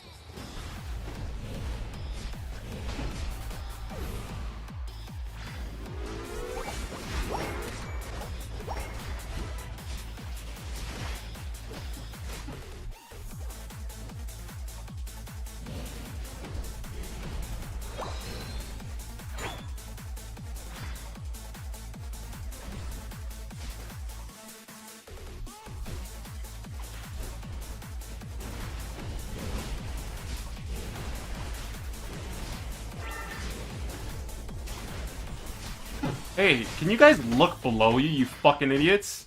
Like, it's bad enough you have no fucking map presence whatsoever. Christ saves you? You need Jesus fucking Christ, because you need a new pair of fucking eyes. Holy shit, dude. Oh, look!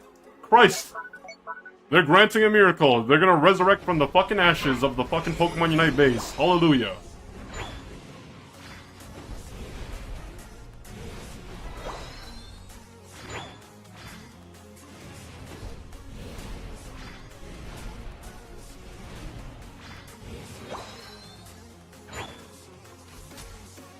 You do realize they're doing the fucking objective right below you, surely.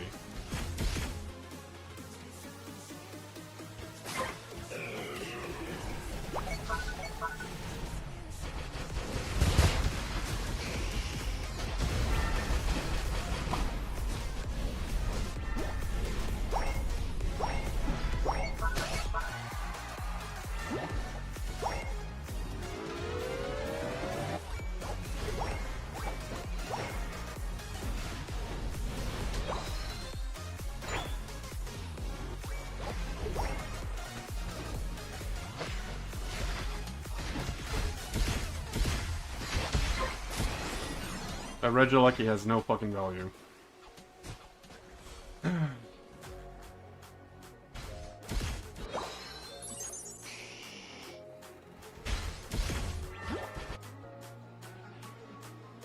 Don't worry, guys. It's not like there's a top lane or anything. Surely it'll fucking be needed at some point.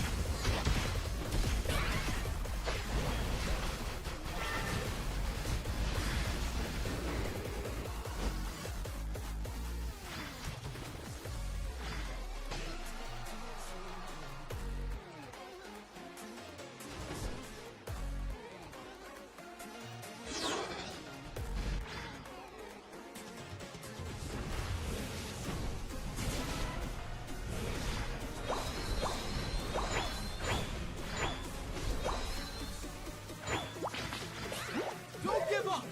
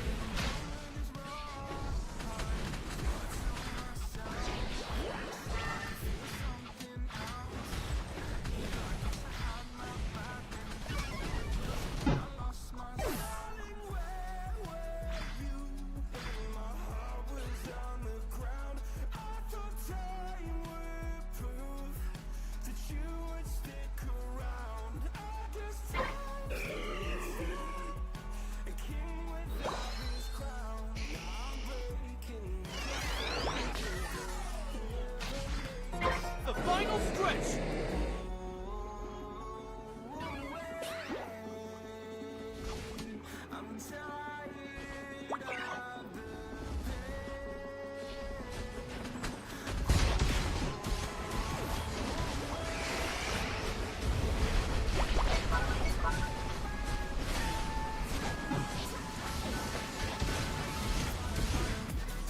Why the fuck did we still have 2 Unite moves on the table?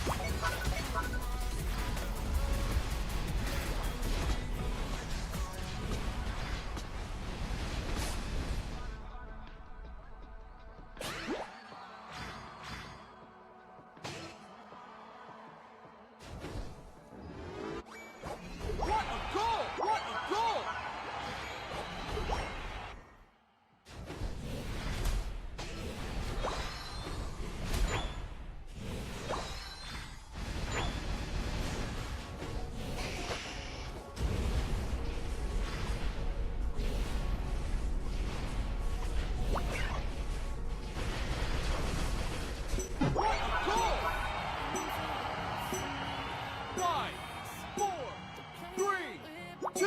What is the stream uptime? I can tell you exactly. The stream uptime is 25 hours and 48 minutes. And I will be live until 7 a.m. tomorrow.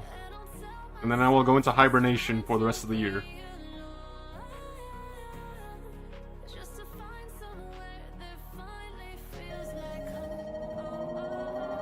You win.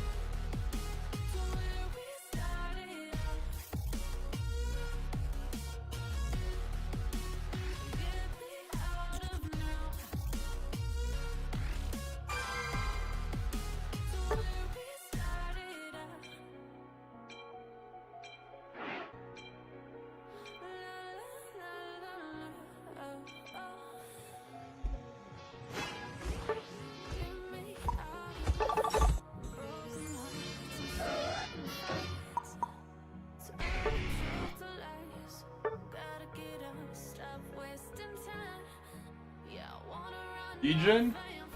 Bro. That's a different way of saying masochist, man. I just love the pain. It makes me feel alive.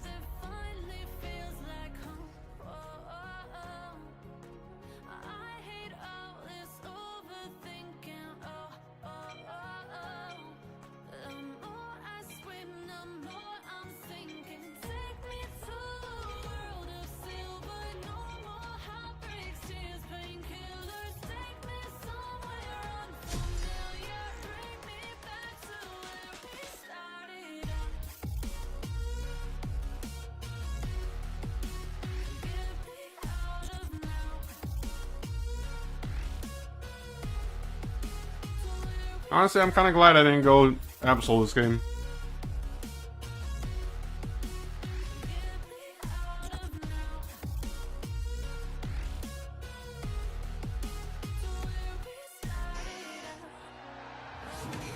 Ready? Go!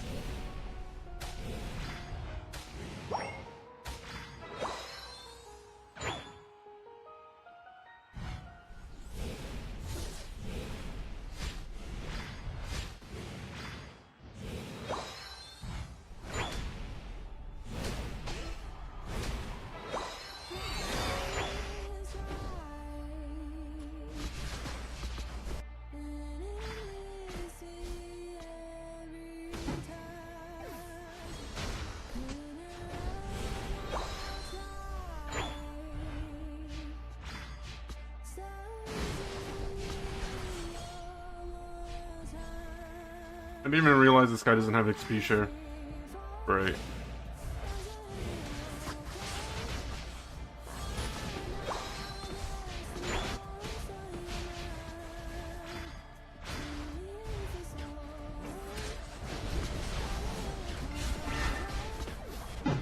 Fuck!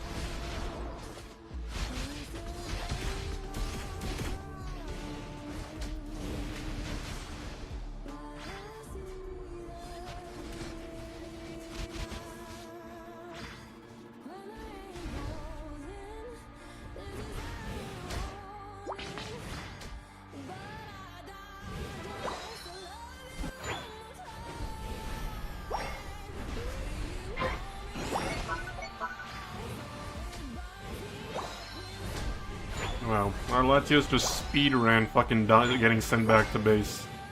I think that's literally the fastest you can actually fucking spawn and die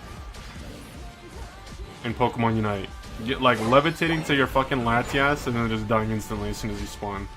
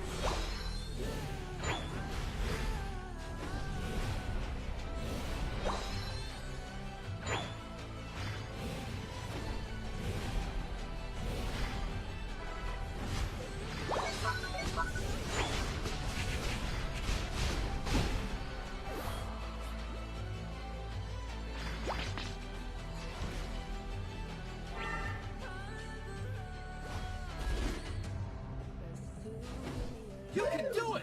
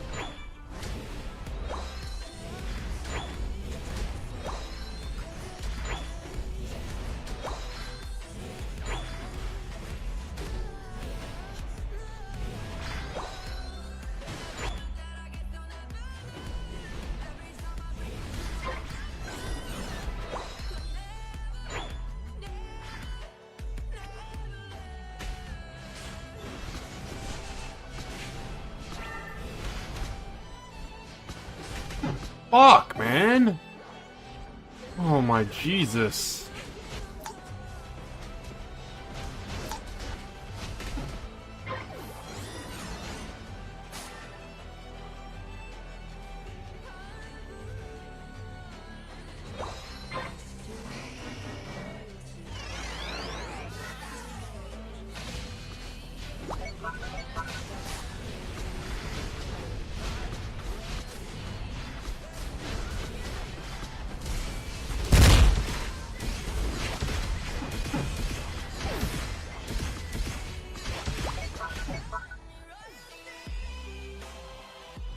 Don't give up!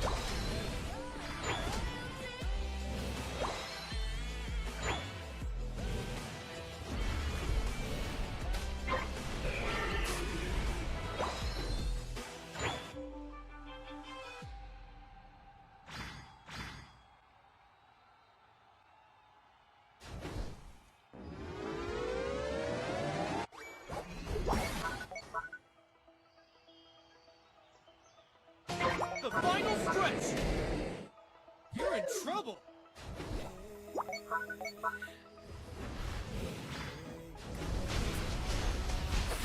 I can't fucking move, man.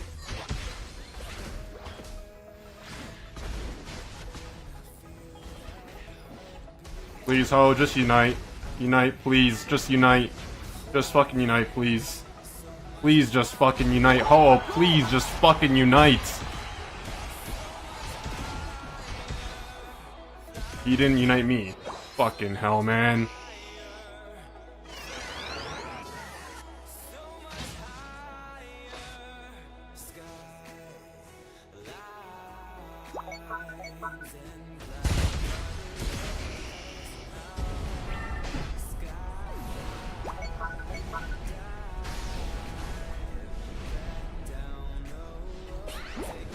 Don't give up.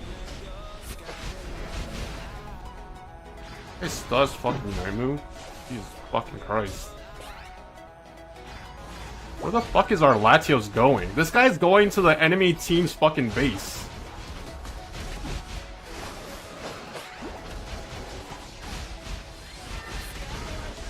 Like, we have no fucking damage on this team.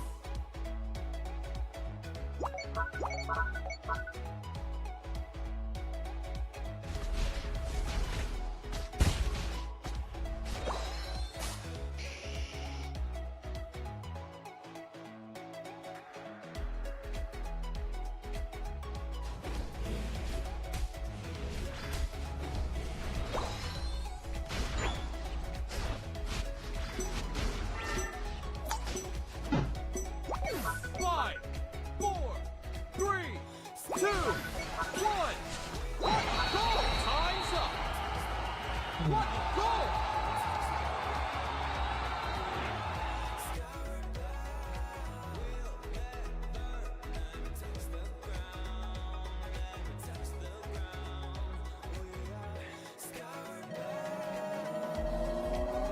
You lose. Literally negative fucking value out of this dog shit fucking duo. You can sit in the lane the entire fucking game and literally got nothing out of these fucking guys. And I'm not, should I even comment on the fact that literally in 2025 these fucking duos still don't run XP share? Like, what the fuck are you even good for? Like, you're just bleeding each other out of fucking experience that you could literally both be getting. But you choose to fucking put one more special attack item because you think you're gonna do damage, but in reality you don't fucking do anything. Like, you're infinitely more useful when you can literally just stand there and you don't even need to play the game. You just need to stand there beside anyone with XP share, and that's it. You're useful. Congratulations. Like, how the fuck do you not understand that?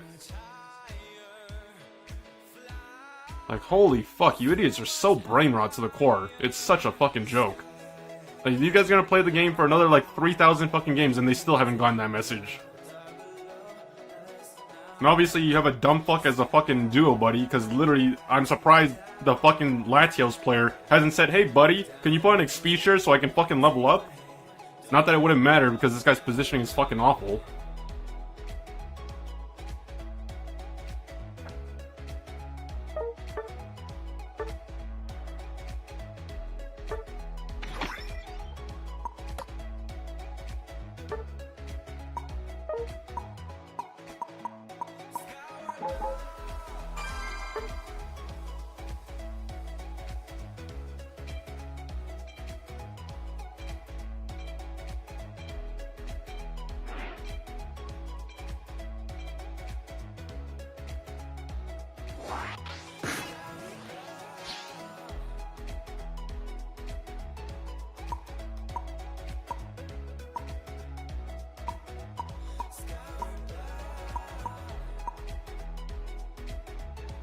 Bro, I can't fucking move this game. Like, I can't even pick a band, man.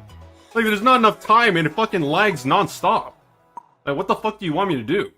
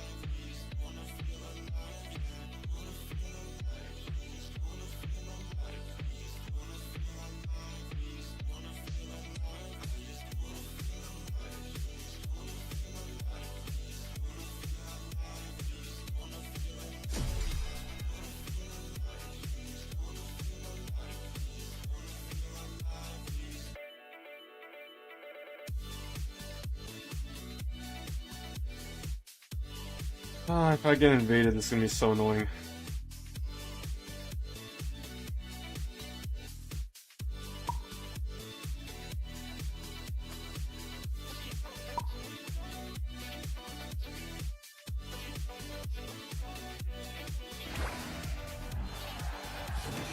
Ready, go!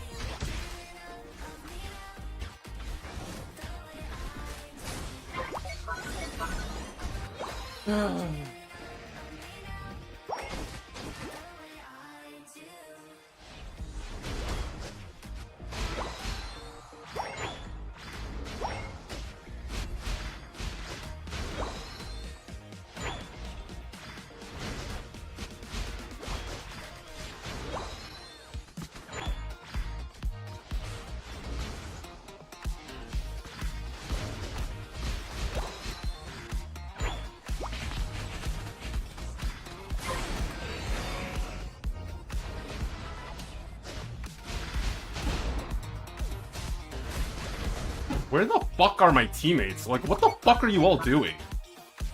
This guy's just standing here fucking trolling for whatever fucking reason. Like, look at this shit. Like, you're such a fucking monkey. Like, when you play against me, oh, you're a human being. And then literally, oh, all of a sudden, let's just fucking troll because for whatever reason, something upset you.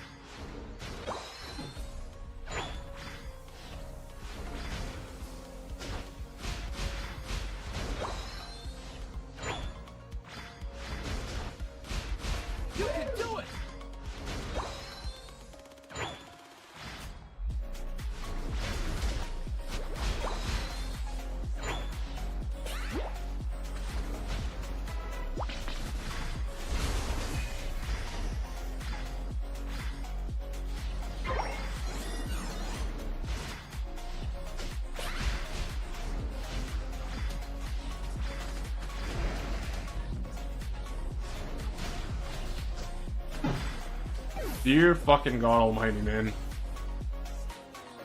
Like, I just don't fucking have a team. And that's my support and fucking defender. These guys think they're gonna fucking clear Regieleki, score in front of a fucking Machamp by themselves. Like, what is this fucking stupid bullshit?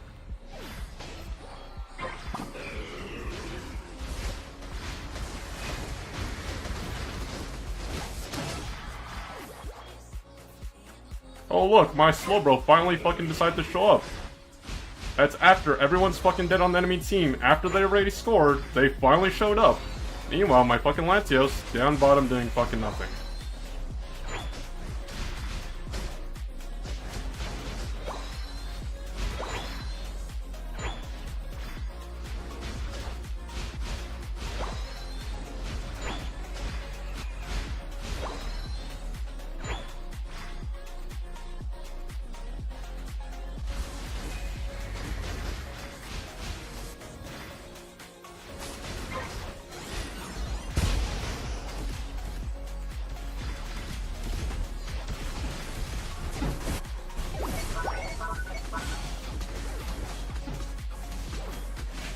Bro, look at our Latias. Like, I kid you not, look at the fucking Latias.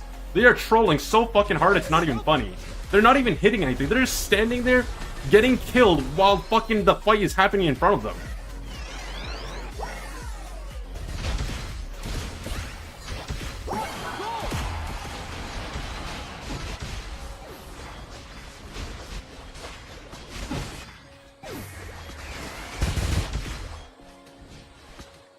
Like, holy fucking shit, you stupid fucking monkeys are so brain dead. Like, between the Slowbro and fucking Latias, these guys have, like, they're literally fucking Slowbro and cosplaying in real time.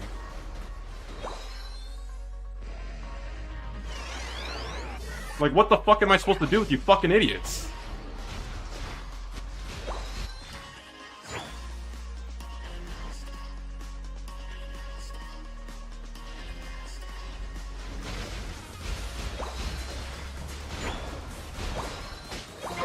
Final stretch.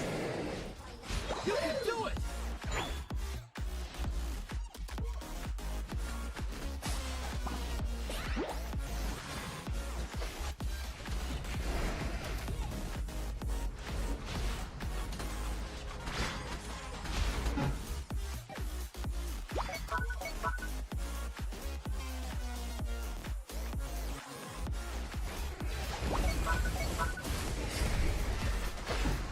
Roll. What roll?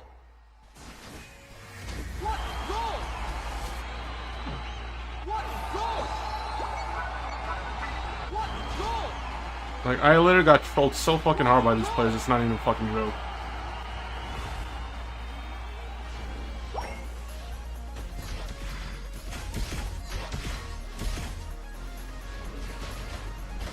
You're in trouble.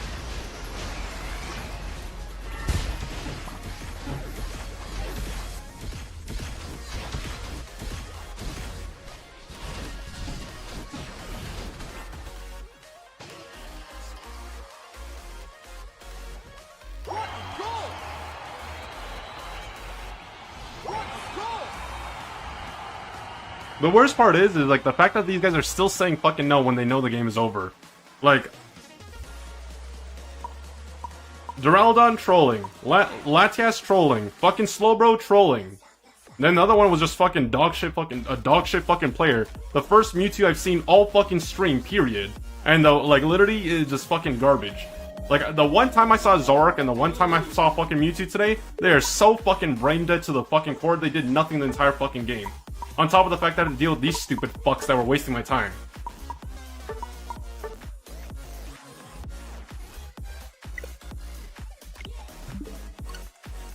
Like, my fucking god, the brain rot with you fucking monkeys is so real.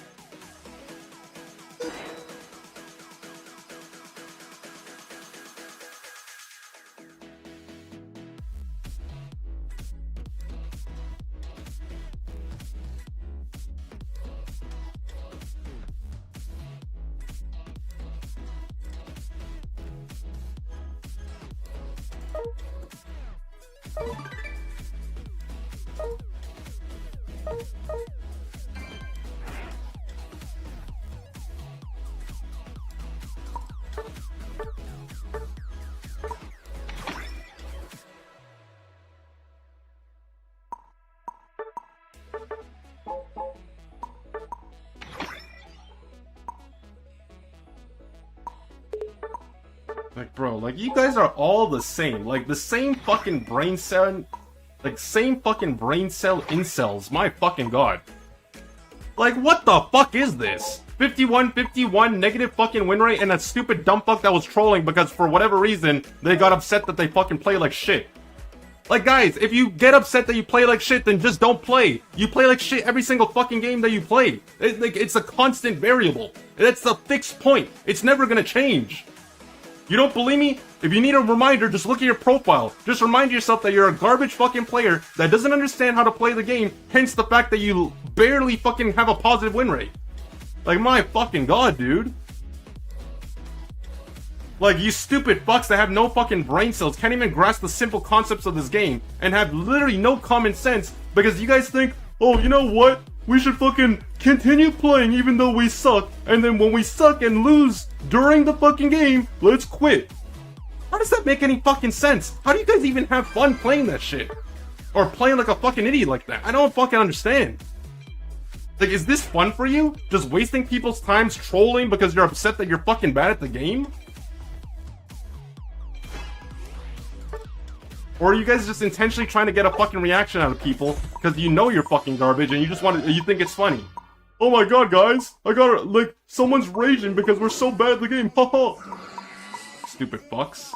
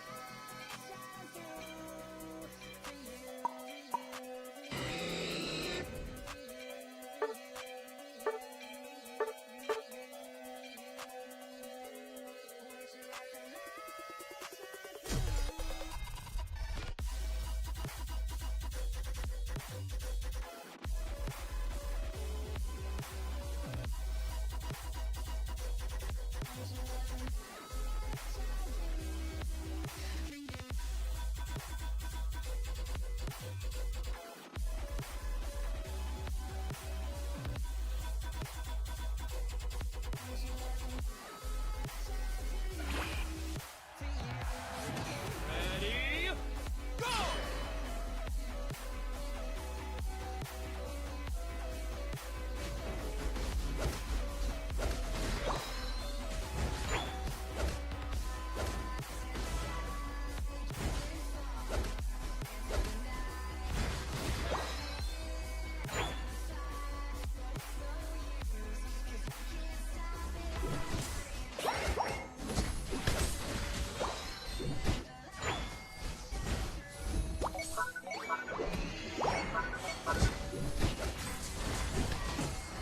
Bro, what the fuck is this lag?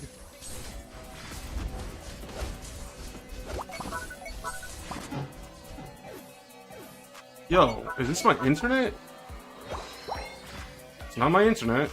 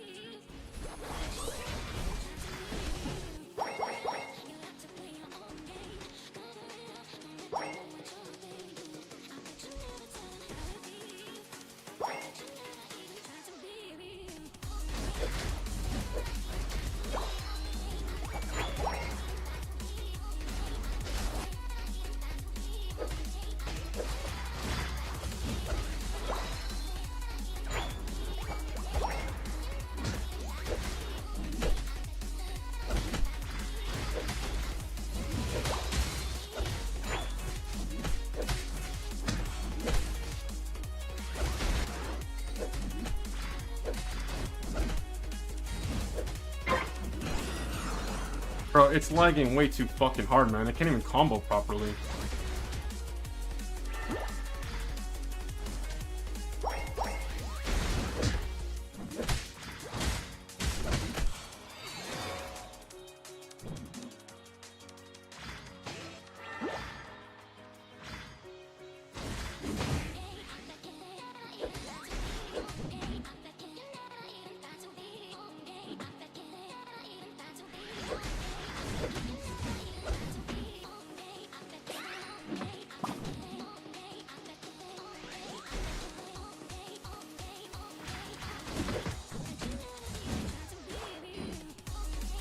I can't fucking do anything. Like, and bot lane's fucking losing too, so that's even worse.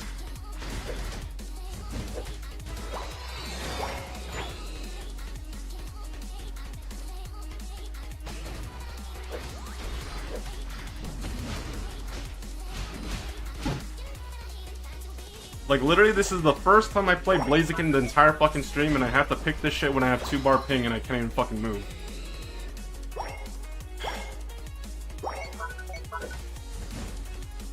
So much fun.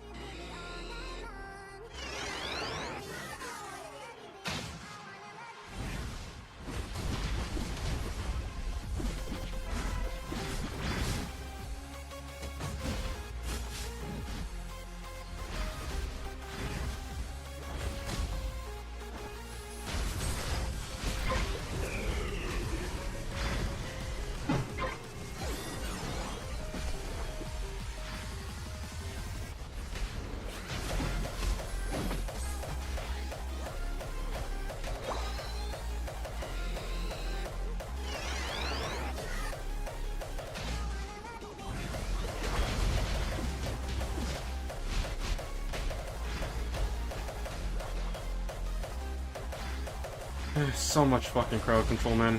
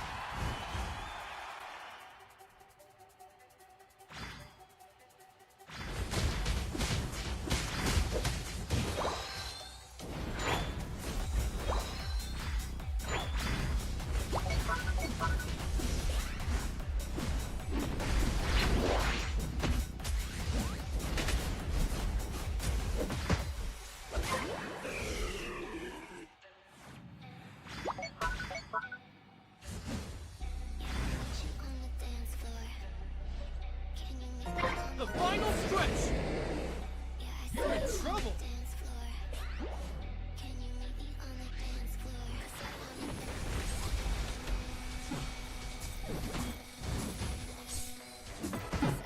Fuck my. Where the.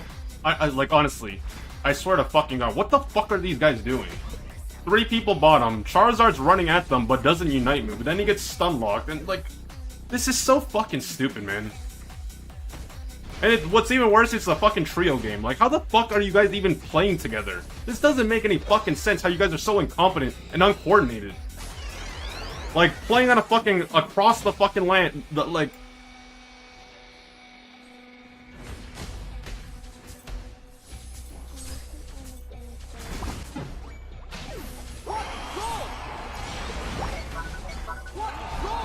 Like, so fucking useless. Like, of course I get the useless fucking Mega Charizard that doesn't do shit the entire fucking game.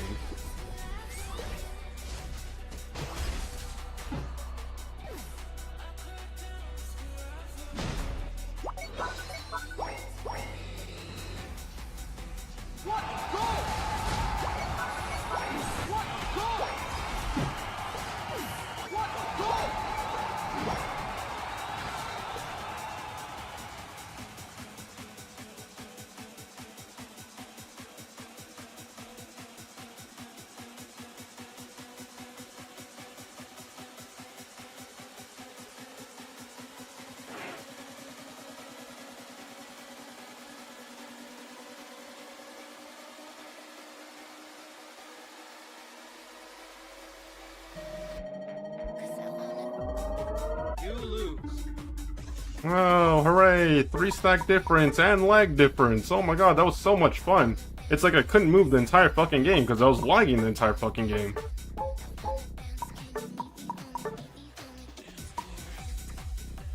Oh, sorry, it wasn't a 3-stack, it was a duo, my mistake. Of course, between Tweedledum and Tweedlefucktard over here, they literally don't do shit. Yeah, let's spam Mega Charizard to compensate for the fact we're a dog-shit player that can't play anything else, and we have a atrocious fucking win rate, and all we do is stack every single fucking game! Great job, gamers! I'm so glad I have you such amazing fucking teammates.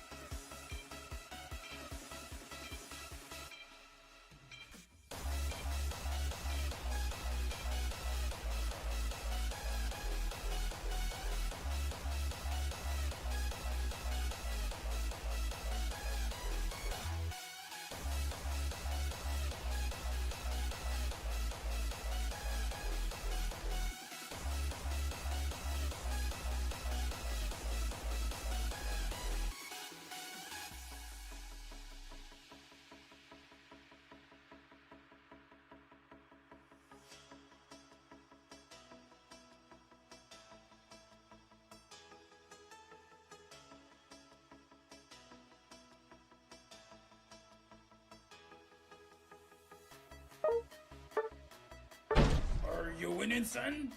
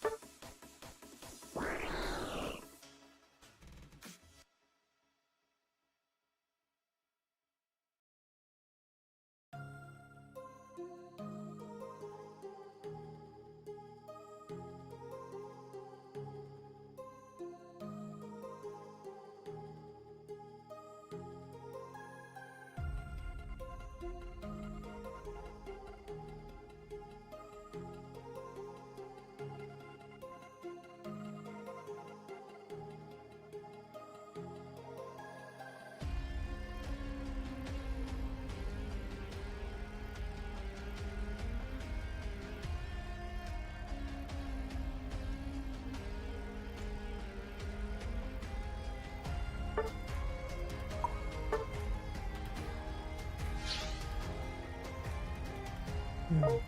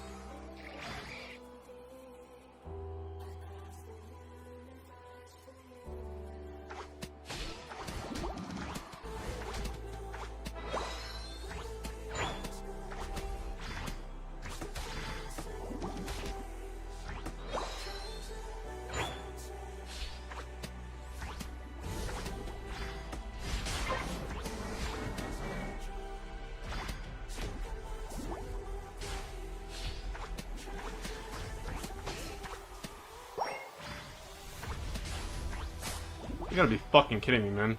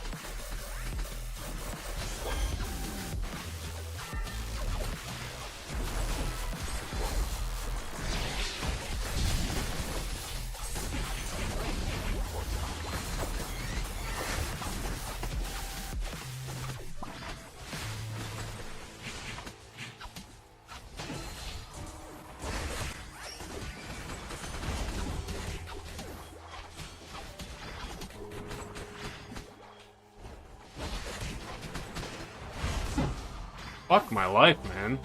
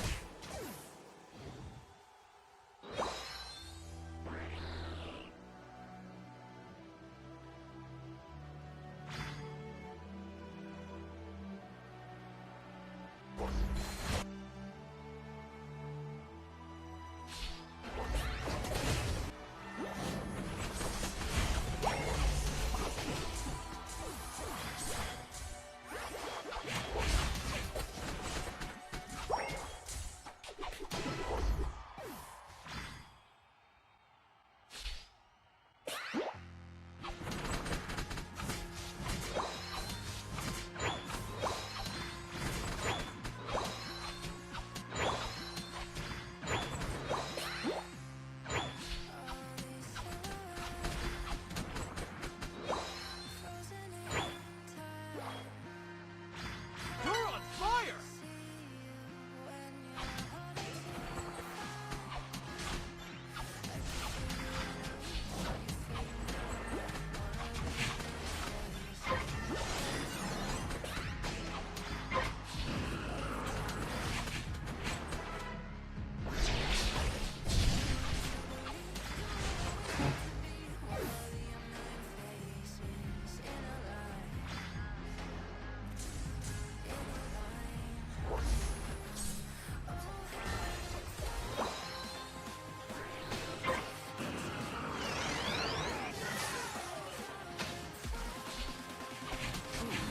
Fine, I guess you are my little pumpkin. Come here.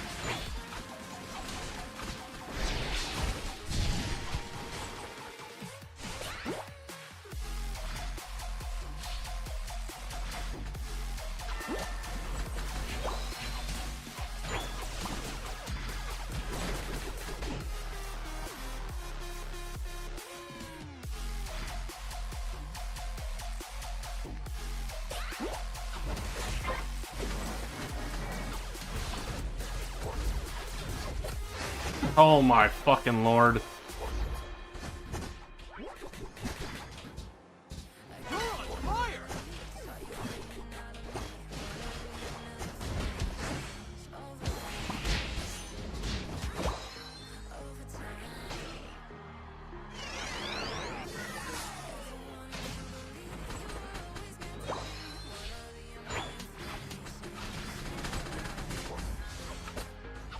Brother, there's side farm right there. Why do you need to tax the same fucking farm that I'm... Like, you're so fucking dumb.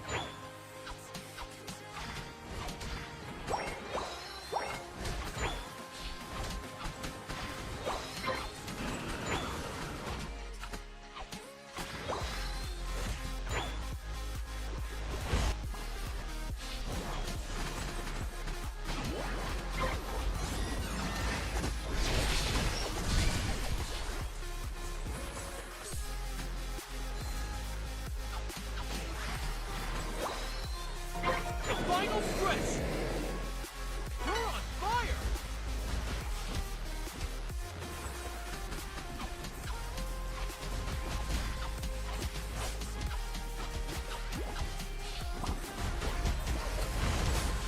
Yo, this guy's so fucking dumb, seriously.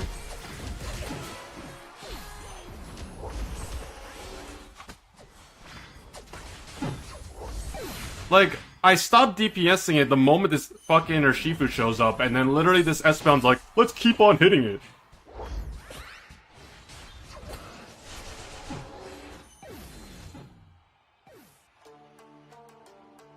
Like, you people, like, people in this game are just so fucking stupid. We have no fucking secure. Everyone, like...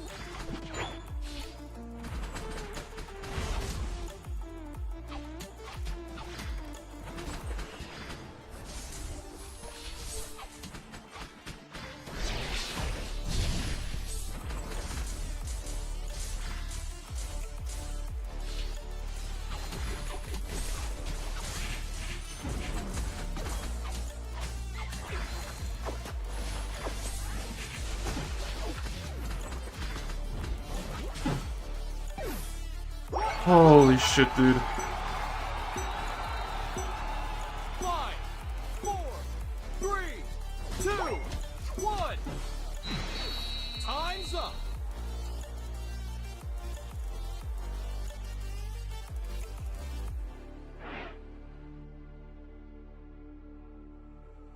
Stranded in the open, dried out tears of sorrow, You lose.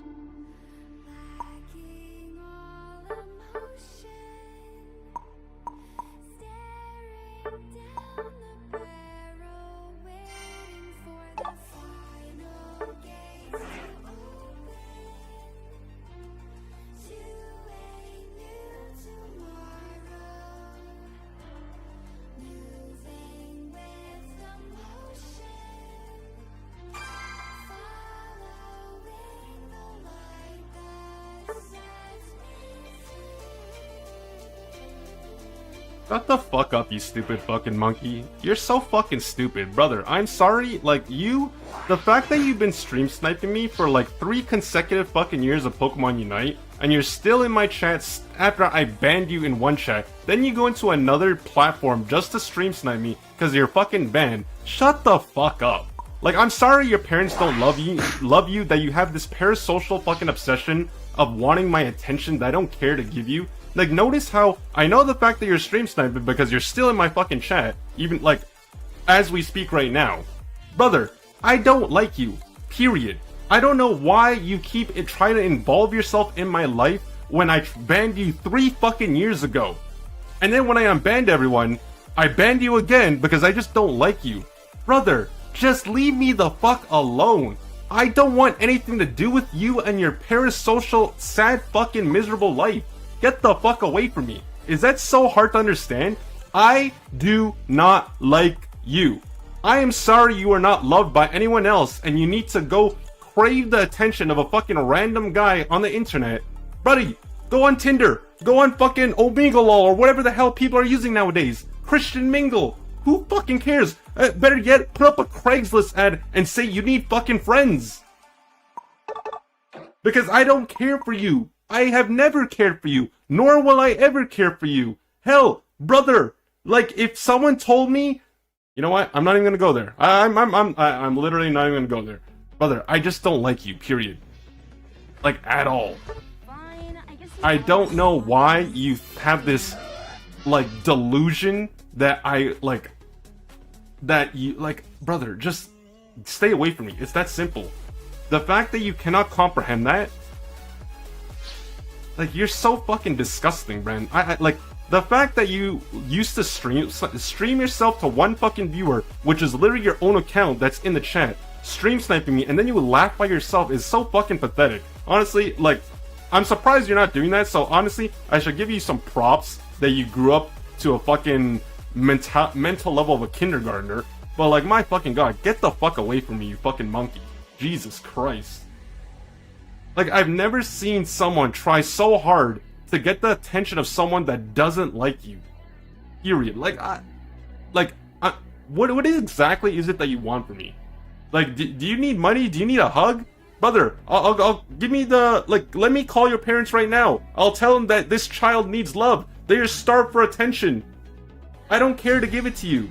You just keep trying to insert yourself in my life, but for whatever reason, you don't get the memo of me not liking you. I can make it as plain as day. I make it very simple. I'll use small words. I'll use small words. Me no like you. No me gusta. And I know you're Spanish, because I'm pretty sure I heard you speaking Spanish before, or at the very least, you know basic fucking language. Ready, go!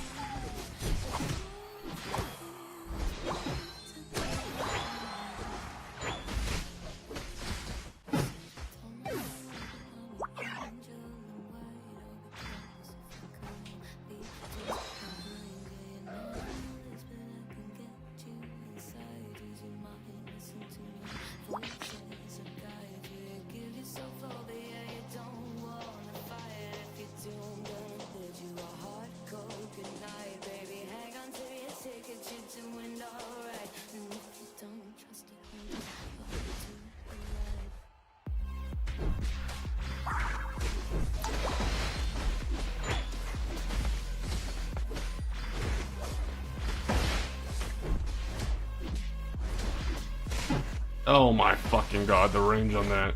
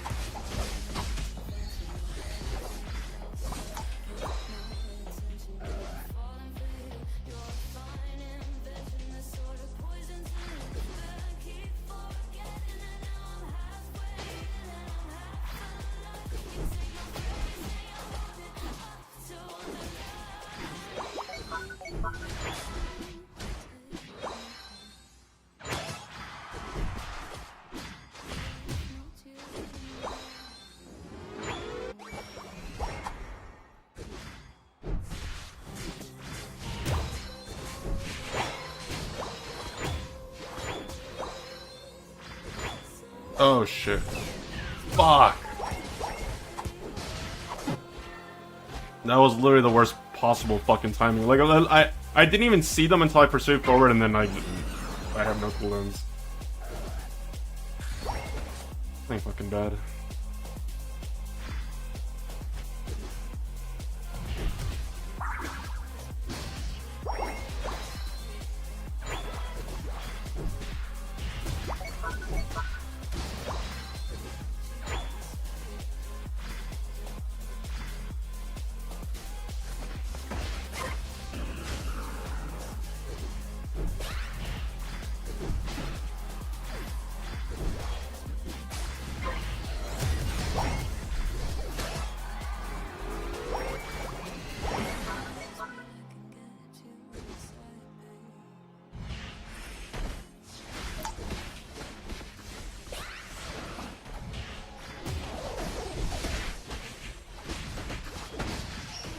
Like, look at this Pokemon, it's so fucking stupid. This thing is literally diving 4 people. One of them is a Wigglytuff with fucking stunning Q-Charm. And that shit, like... Holy, like, this thing is so fucking obnoxious.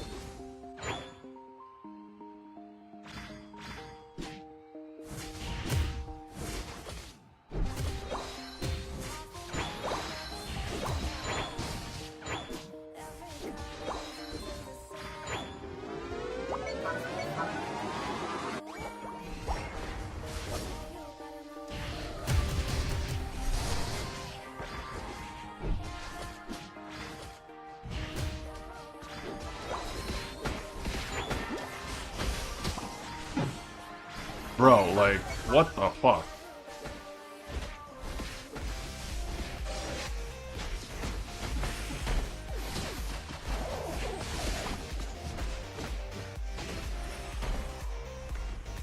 You're on fire! I'm pretty sure the Palmot on their team does more damage than the entire, like, the rest of their team combined.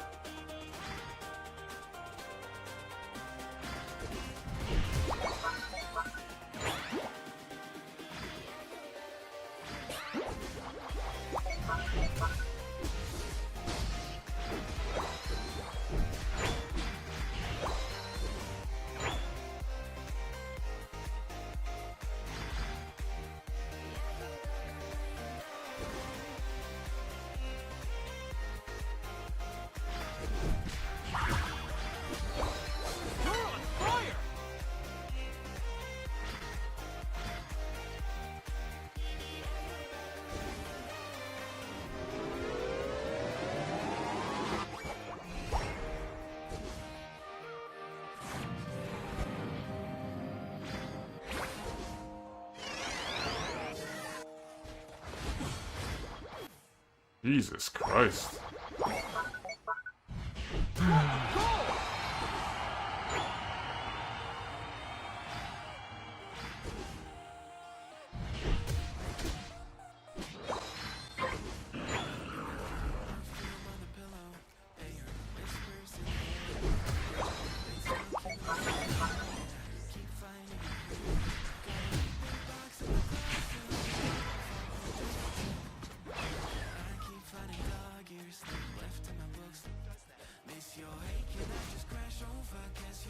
The final stretch. You're on fire.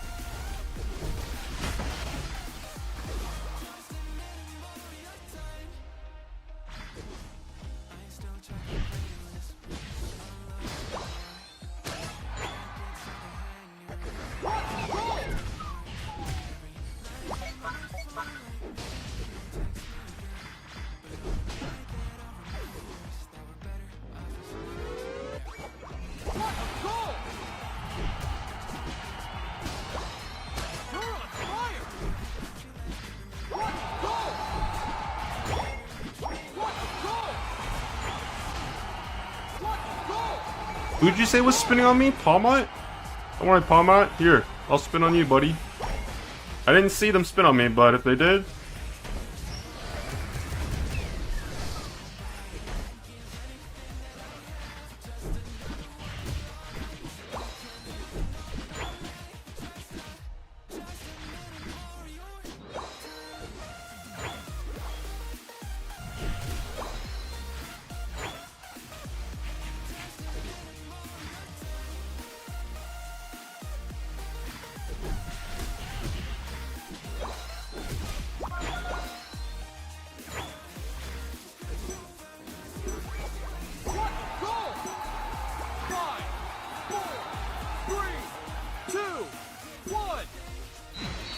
Time's up.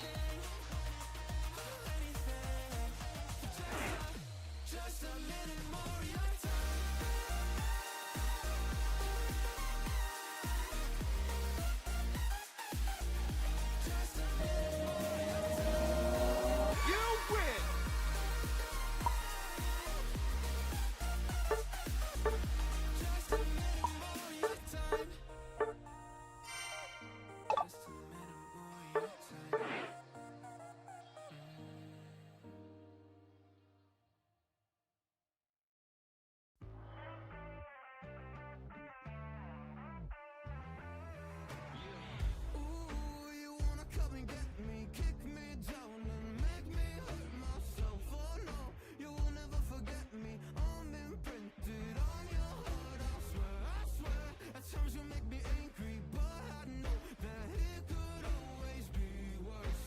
Yeah, man.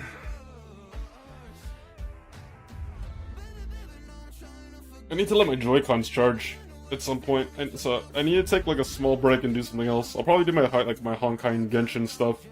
That'll take like 15 minutes. I'll give my Joy-Cons like 15 minutes to charge at the very least, and I'll probably shut off my Switch in the meantime too, just to prevent it from like overheating or just dying out. I don't know when though. We'll see. Probably soon.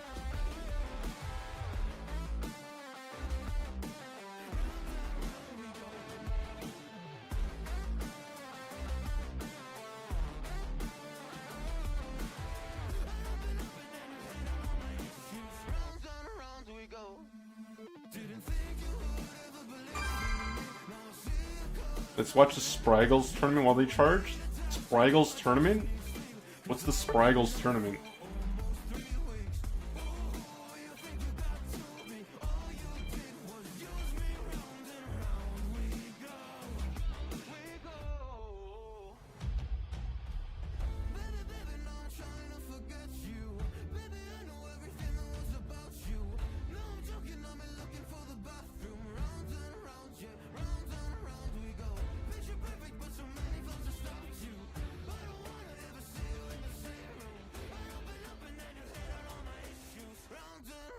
The night channel went live? You see?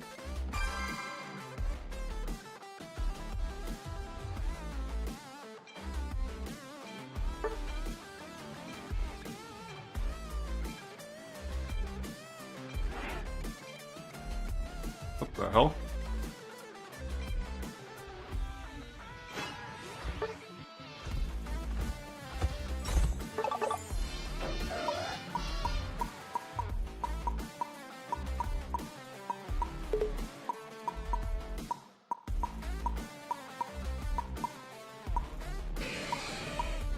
What can I play?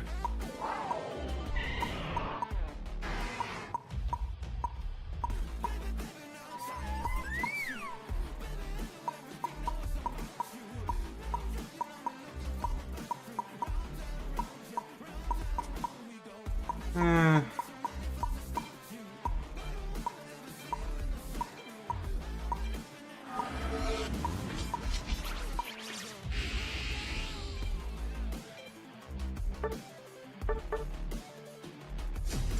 Let me see. Honestly, like, I didn't see anything, but maybe I was just, like, tuned out.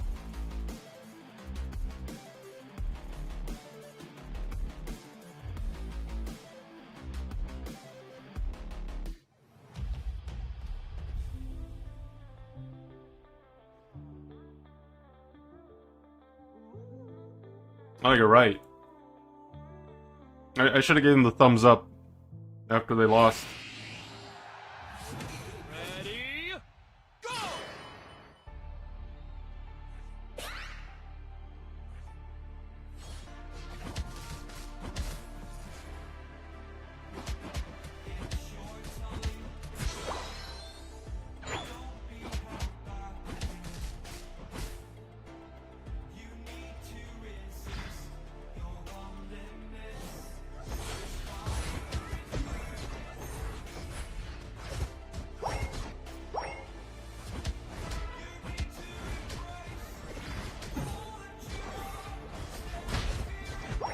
Oh, that was a very fast death on my teammate's part.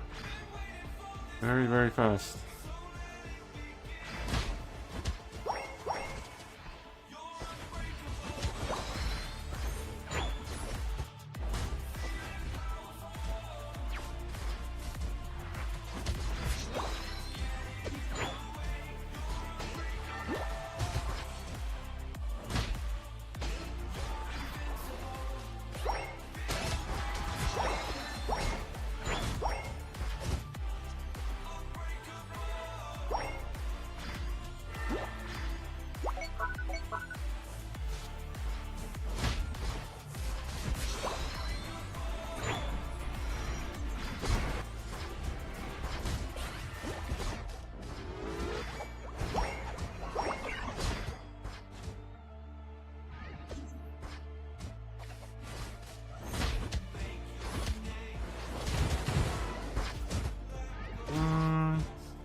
I think I'll go Leech like this game. No one has full heal. Plus, I don't want them using,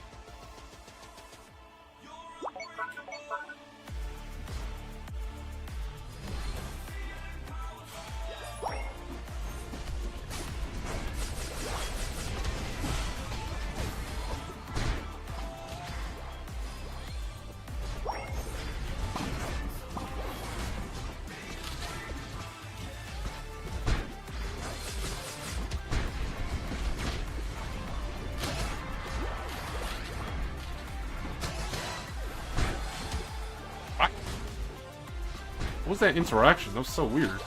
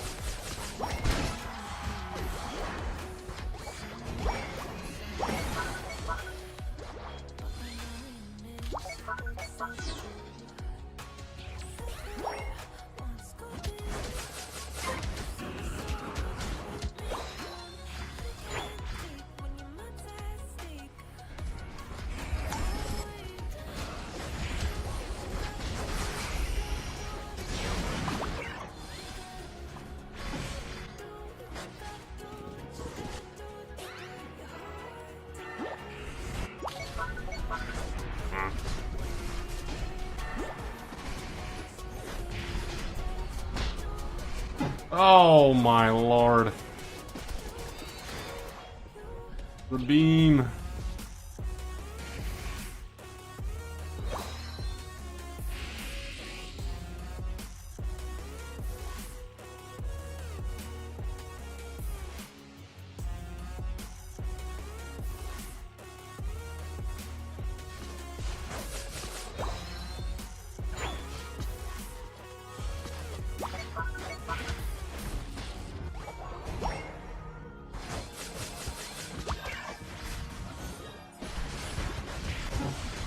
Jesus Christ. Okay, that's my bad. That's on me. That's my bad. Fuck, man. Reading for stacks.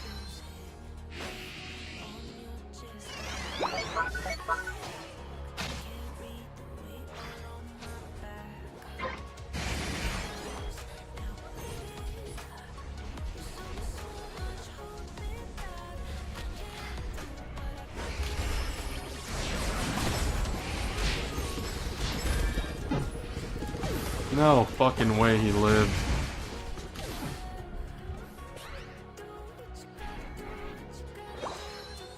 That's actually fucking crazy. I thought I was gonna get that.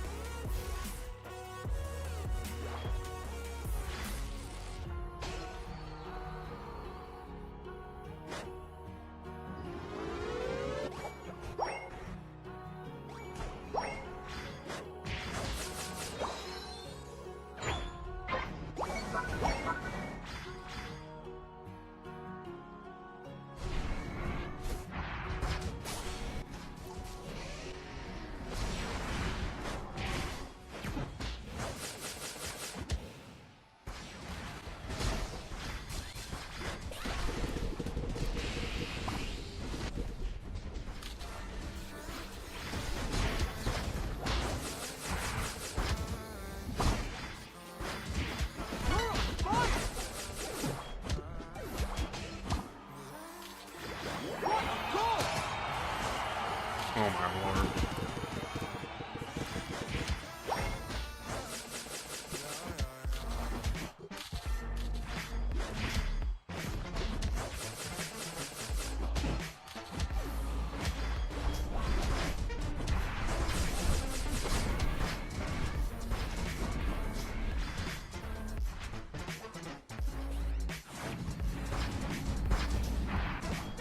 Oh!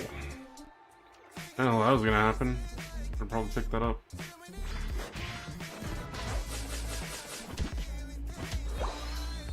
Okay, that's kind of bad.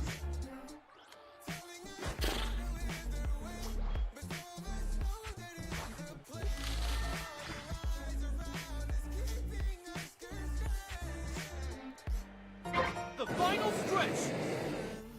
You're on fire!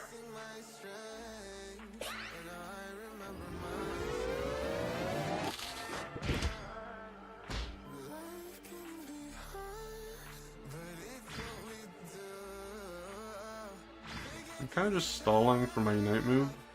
You're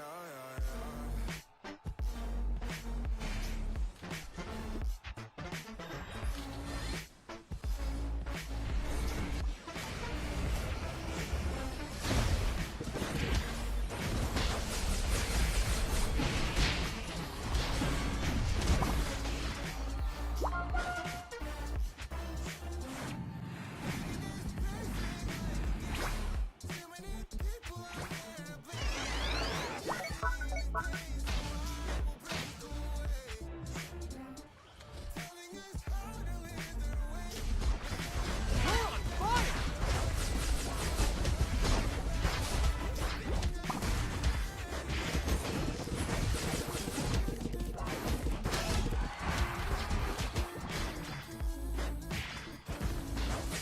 Go! What a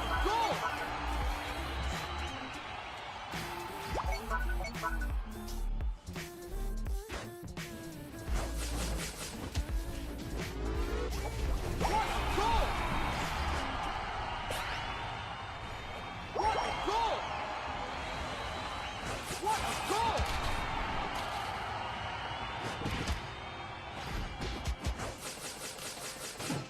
Man, that does a lot of damage.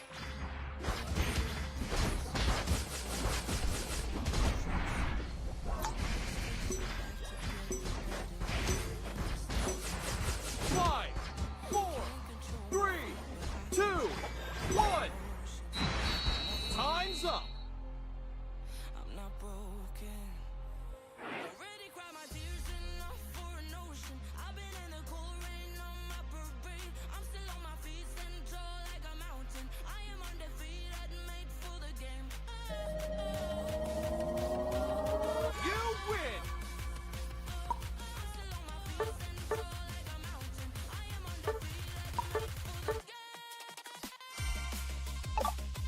Alright, let me see what's going on with this, what do you call it? This Unite thing? Sorry, I just want to see.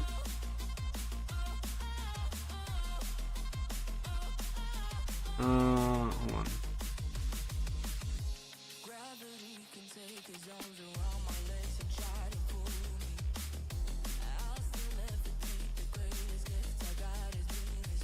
Wait, why does this look like?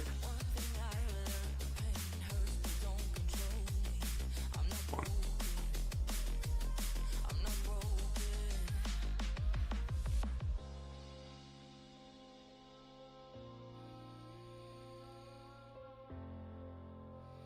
Let me pause the music first.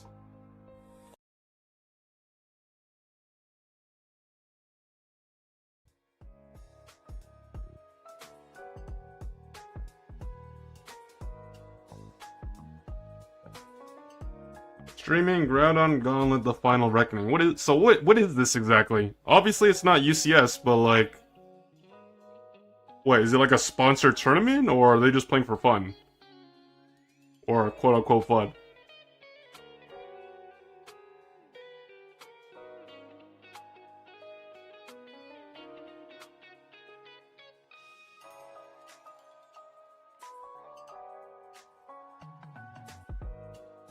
Also, who's the guy in the who is this guy right here?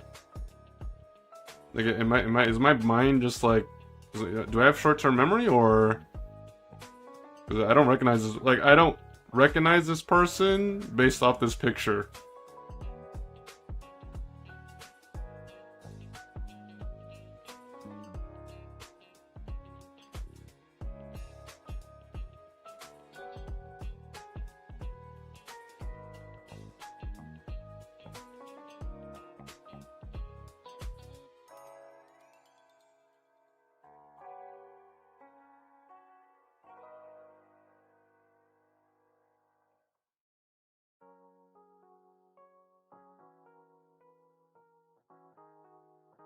Okay. Well, I mean, we'll see what happens, I guess.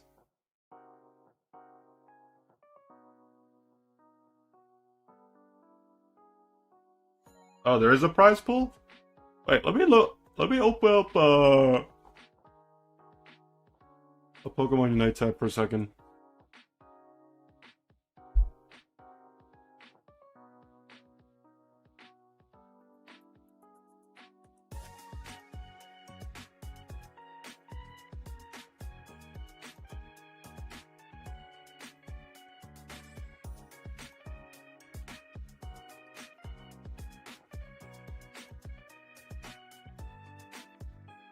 It doesn't look like many people are,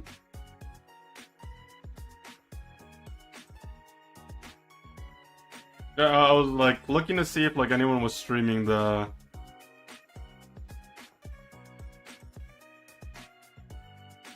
tournament on their end, like with their team.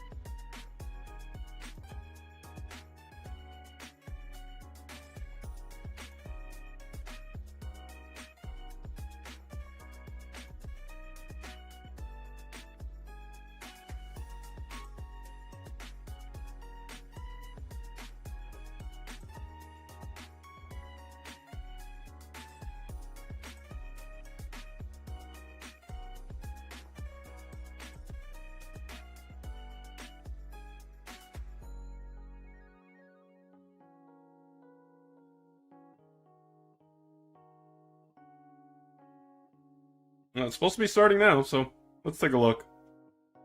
Let's see if I almost played on this. What is it? Hello, everybody, and welcome. I am Spraggles, and I am presenting in association with the Content Cowboy Corporation the first and last annual Over Under Dunk Groudon Gauntlet. The Final Reckoning. We are live on Twitch, we are live on YouTube, we are live on the official Unite channel. Shout out to them, that is pretty incredible. I am joined by some amazing casters today, and we have an incredible team behind the scenes working to make this happen, so I'm very excited for all of it. Hello Husky, hello Tano, hello Kyle. We are going to get this thing started. Where to begin? This tournament is taking place right before LAIC, so we are going to see some of the top teams in the world prep for one of the biggest tournaments of the season, given that that tournament gives you 3 slots to ACL. Husky, I want to start off with you. What are you most excited to check out today? I mean, there's a Oh, lot you're of right. teams, Shoot. and I haven't Thanks for reminding me. I totally forgot. this many teams in a long time, so there's going to be so many. Like I was holding on to them, and I'm thinking to myself, like, and also a lot of big names that a lot. there's of something people wrong really here. Yeah, like Are testing out their different rosters, or they're testing out the strategies that they want to use at LAFC. 100% right. Competitive season, so I'm kind of excited for everything. Yeah, I mean, there are so many interesting things happening with this season of UCS too. So if you don't know, or you're just kind of getting back into the tournament scene, we have sort of a league format Mini off-season for next tourney- season, oh. very similar to what happened with some of the Eastern teams last year. So there are still a lot of teams that are sort of up in the air without a home, without an organization. And I hope that with a good showing here, some teams will decide to pick them up, or some orgs will decide to pick up those teams. Tano, how you doing, buddy? Oh, I'm very excited for this, buddy. I think for me, it's the fact that we've got so many different regions taking part in this tournament, and a lot of each region has its own leagues currently going on in the off-season, but they're only going up against their opposition in that region. So, like, for example, Underdunk in NA are now going to go up against the people that have been playing in the EU region league, so it's going to be very exciting to see them both clashing. Yeah, and Kyle, how you doing, buddy? Oh, fantastic. I mean, this is the biggest tournament of the off season. We're 2 weeks away from the official season, and we have a lot of teams. What do we say the final numbers are? Is like 70 full teams? I mean, that's crazy for an off-season tournament. Yeah, so many amazing teams that I'm sure a lot of you know, so many people in the community getting ready for this season, and with a league format coming and some spots that are going to be open to teams that don't have an organization, it's going to be really interesting to see what teams sort of rise in a situation like this, because I truly don't Oh, yeah, what I the just- texture of the UCS season Sorry, is I'm going gonna to lower look the like volume at for a all, second. and a lot can be well, decided turn it with back this up in a tournament. second. I just realized right now, like this Pokemon Unite broadcast just reminded me that start LAIC Yeah, is starting, I the think, one next that week, I'm if I'm not most mistaken. Interested in seeing, and we No, kinda I started think seeing in this 2 the weeks. other night Sorry, in I think it's Underground. like it's like That's 22, Maridon. I think 22nd, Maridon is 23rd, an whatever. incredible thing, but actually we're gonna go right over to Latias. so- I think this is one of the ones that you There's a wanted to high see. probability that basically basically the teams that you see here are the teams that you're probably going to see in the upcoming UCS. Not necessarily LAIC, because obviously you got to travel for that, I think. But are some of the yeah, strategies like if you see any regulars, as in people that were from previous competitive seasons, then yeah, chances are they're probably going to be playing with those people in a few weeks. Translate to comp? Do items like Big Root translate to comp? Does anyone have the tenacity to play the belt? I mean, these are things I'm very interested in. I'm also incredibly interested. I think Latias is going to be one that we've started to see with that most recent patch. Was it Celestial Guardians? So a lot of For the record, I'm supporters only are getting watching this buffed, just 'cause so I'm this is charging my definitely one Joy-Cons. to watch. I'm also 'Cause very otherwise I'm gonna have to interested in stop playing. seeing a couple other supporters. I think we'll probably see some of them banned. But the one that I'm interested, not a supporter, Maridon. We saw this played a ton the other night in Underdunk, which is one of the grassroots tournaments in NA.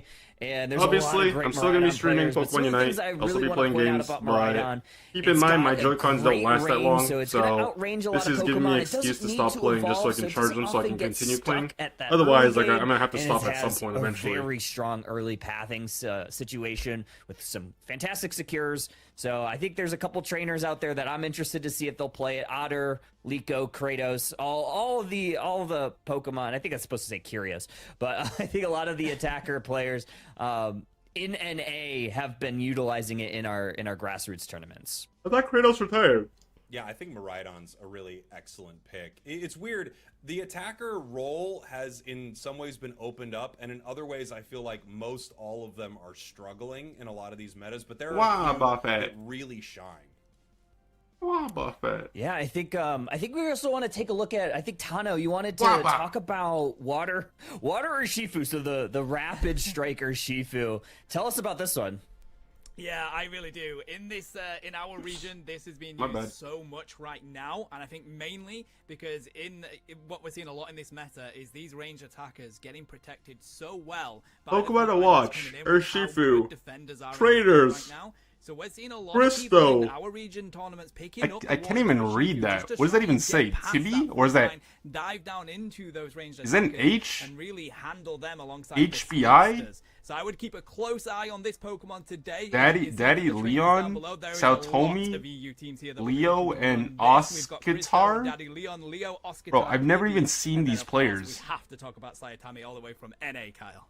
Yeah, Saotami. We call Saotami Urshifu guy. He also played a little bit of Dragapult the other night. So, I think AJ Dragon, their support player on Bro, are we playing Guess Who? Goofy Goobers, What are these people? called him Dragapult. Never seen guy, them in so my maybe life. We'll even see some Dragapult out here. It's the first time for everything. I mean, competitively, it's time to see some Dragapult. I really do think so. We have one more Pokemon to watch coming up here. I think this one was submitted by Zoinks, if I'm remembering correctly. Yeah, Zoinks did want to talk about the little cotton guard pollen Let puff. me talk about it Yeah. because I think that I have the authority to speak on Eldegoss, considering my win rate on this Pokemon is 47%. So obviously, I have the most experience and very valuable contribution. I think that it's interesting that a lot of the supports recently got buffed because this is potentially one of the most broken roles already in the game, but people outside of competitive absolutely refuse to play it, which just means competitive supports are even stronger than they already were. Eldegoss is a Pokemon that gets picked up all the time, but it's never really banned, and it's never the first pick of the supports, but then you see it come in and you're remembering like, oh my god, wow, Eldegoss is actually so good. There's a lot of players that really like this. I remember early in the game, Inder was the Eldegoss player, still is. A lot of other support players as well like to pick up this Pokemon, especially because it is an early support that a lot of support players have had a ton of hours on. Yeah, this is one of those Pokemon that I think one of the greatest things about it is, well, first off, it's just so annoying early. It's so unbelievably strong. It's ranged, which is incredible. So it's early, it's really impressive, but it really is the fact that you. We'll find out shortly. I think that's just to have a Pokemon. Like, if you don't see them banned, I promise you. To the priority of a ban. Like, I'm assuming it's just banned for the entire thing. As you mentioned, which I think gives a lot of players that sort of comfort pick that they can fall back into. Like 100% guaranteed. When you just don't get the strategy your team if wants, Megas are eligible for this add tournament, to an 100% guaranteed you're gonna see at least, like, at the bare minimum, Mega Charizard Blissey banned. all the time. You know, you might ban Hoopa, Clefable, things like that. Keep in Healers are mind- kind of back as of late. You might even ban Latias in some. So cases. I actually heard this earlier on. I kind of forgot about it, but now that we're watching a mini tournament, so I actually heard that for UCS, unlike solo, so you guys know when we play ranked and casual play, everyone bans at the same time. I heard that for UCS, it's not going to be like that. It's still going to be one at a time. So the draft phase is going to be longer. And obviously that just means that you're not going to double up on bans. So it's going to be the same as before. But obviously teams take turns.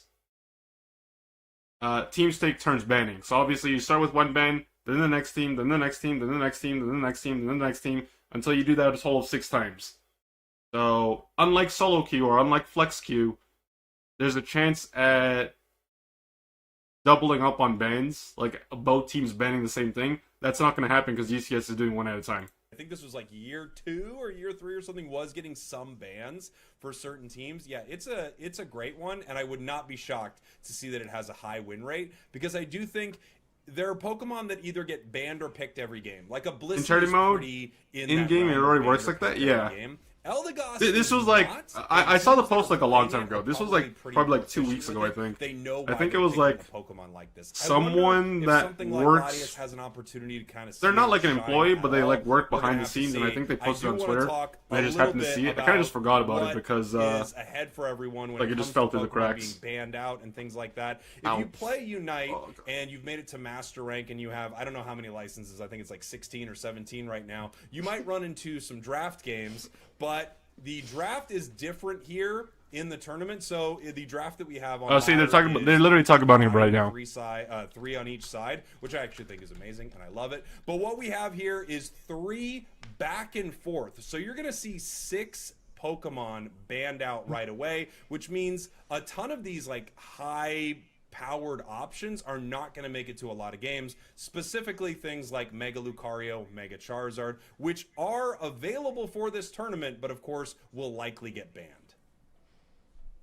Can you add commentary, I misplays, and also was such? gonna ask to talk about the bans a little bit because I could. Pokemon Unite is really interesting. I'm kind of just vibing. It's kind Like of my balanced brain a little is bit, like and not it's also braining kind right of now. not balanced even in the slightest. Like a lot of Pokemon are But- good and you can play them, but there are always a few that are definitive bans that you absolutely have to ban. I think right now, like you said, those 2 Mega. I'll tell you Pokemon, what. Princess I'll Suicune, try to make it exciting the but best with I those can. Extra ban slots, you get Unite an burned his opportunity to brain potentially power. target ban Dude, or take I- something like, out that I- you just personally before don't I wanna started play the stream, against, I had or bait 2 in brain a cells specific that were hit with working. that last ban so that you Now I have can none. take the Pokemon that you want. I absolutely love. And then that I they also have have that to, ban, but now pay- there's so many pay my Pokemon, brain an extra and brain it's cell. really, it's So gonna be basically I'm really missing interesting to 3. see how teams prioritize that. My last 2 ban IQ is gone, into man. the I'm competitive negative 1 season. IQ now.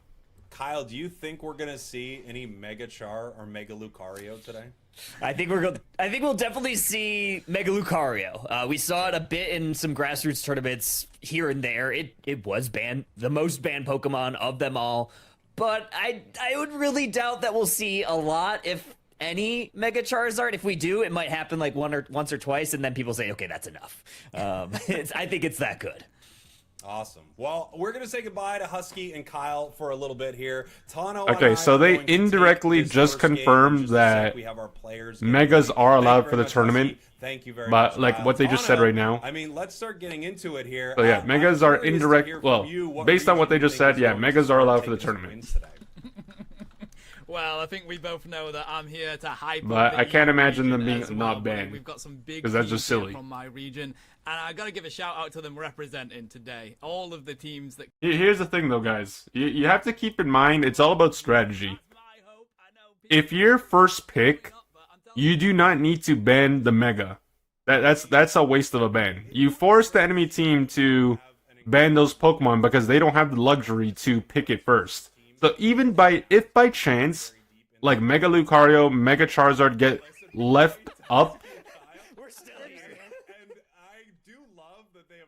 then whoever's first picking is probably just going to pick it up.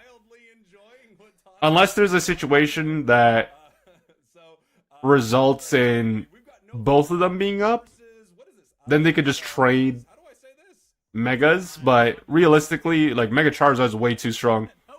Like, if I had to choose between Mega Charizard and Mega Lucario, it's a Charizard 100% of the time. Like, it's not even a debate for me. But we'll see. Let's see if any of these teams are clicking with their draft. And you thought this was going to be a really good one. Tell me a bit about NoFollow. They're just very exciting. They've got pretty much big names on that team.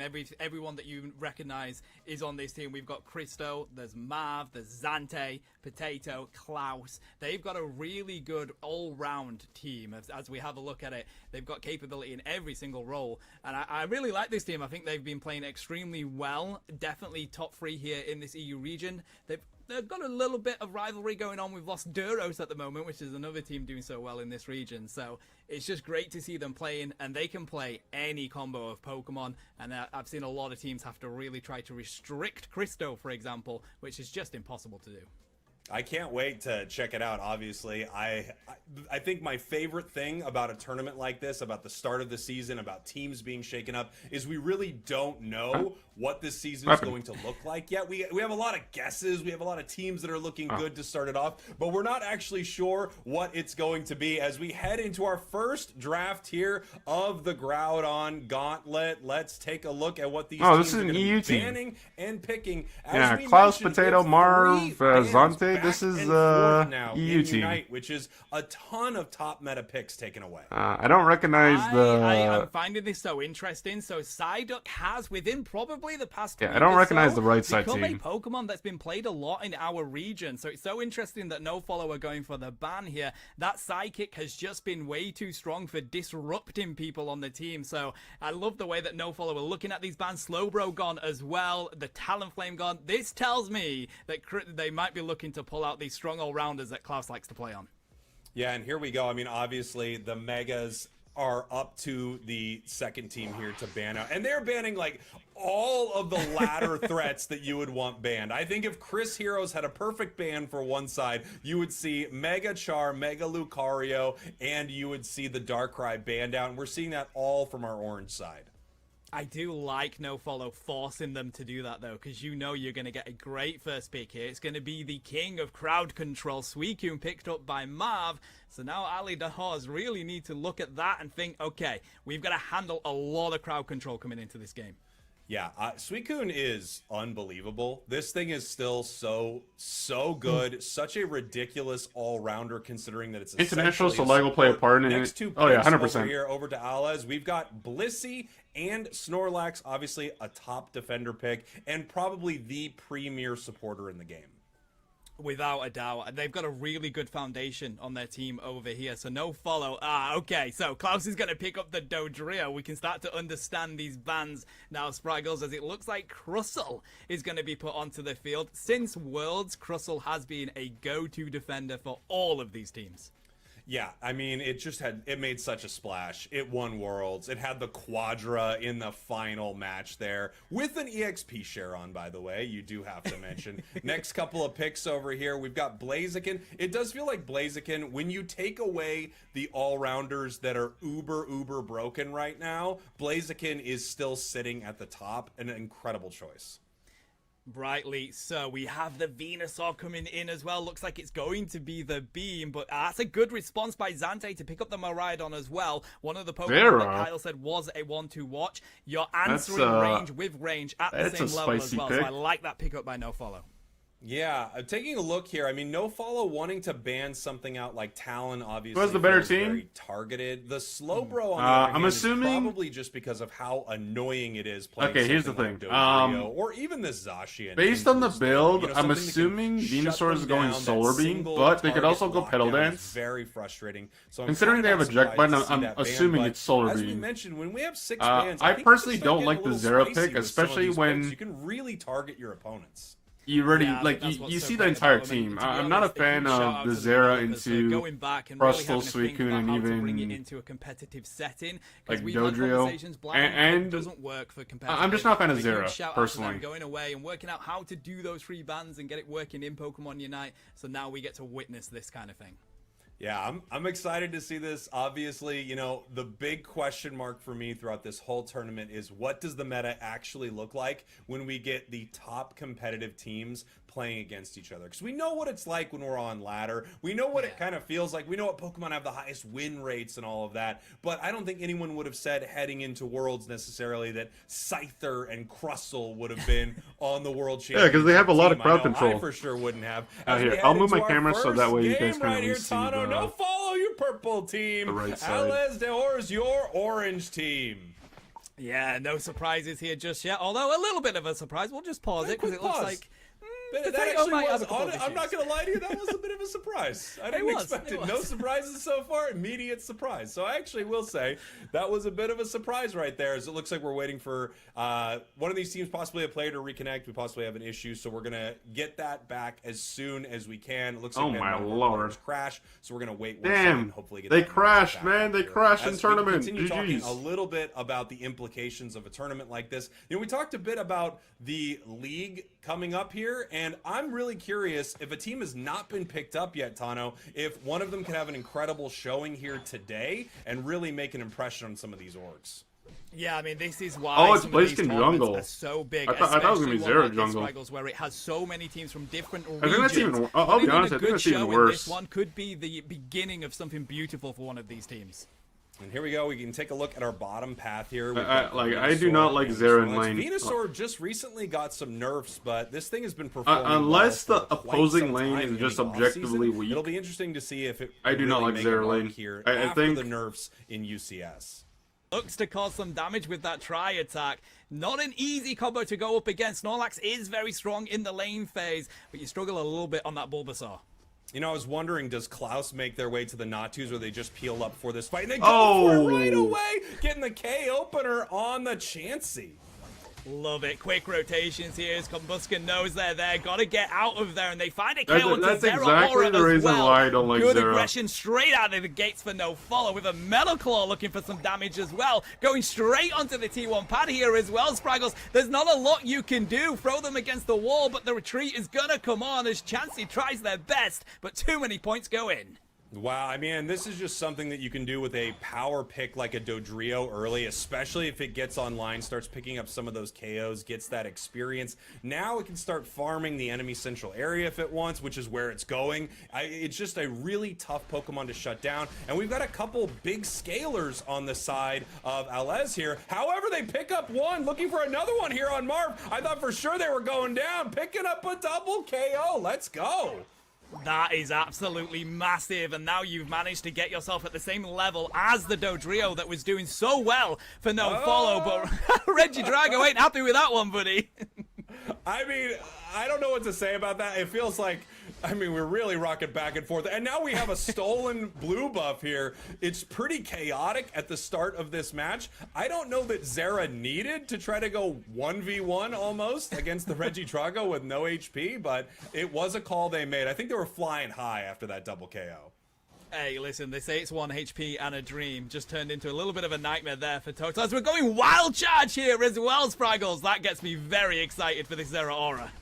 That is pretty exciting, right? I mean, the ability to remove yourself from combat, deal an insane amount of damage, and also have some very strong single target, multi-target once they hit 13 could be a really powerful combination here as they do pick up a KO. The Charge Beam trying to push back Ales, but it looks like it's really going to be the Suicune that scares them off. Smart decision here as well, rotating down that Suicune. We're just looking, it's This going to be bot a lane is Regieleki struggling. down in the bottom lane. Zashin uncontested on that Regice. This is a bright future Meteor Like, Storm look coming at in, this. looking for the Oh pickup, my gets the lord. double Look at the KO. CC As train on the Snorlax is like, freaking okay, Suicune. I'm stuck behind enemy lines with nowhere to go right now. Zero Aura Oh, looks Zero to actually take got the it. Wow. Regieleki and does Spraggles. They sacrifice themselves back to the Pokemon Center, but they get that one.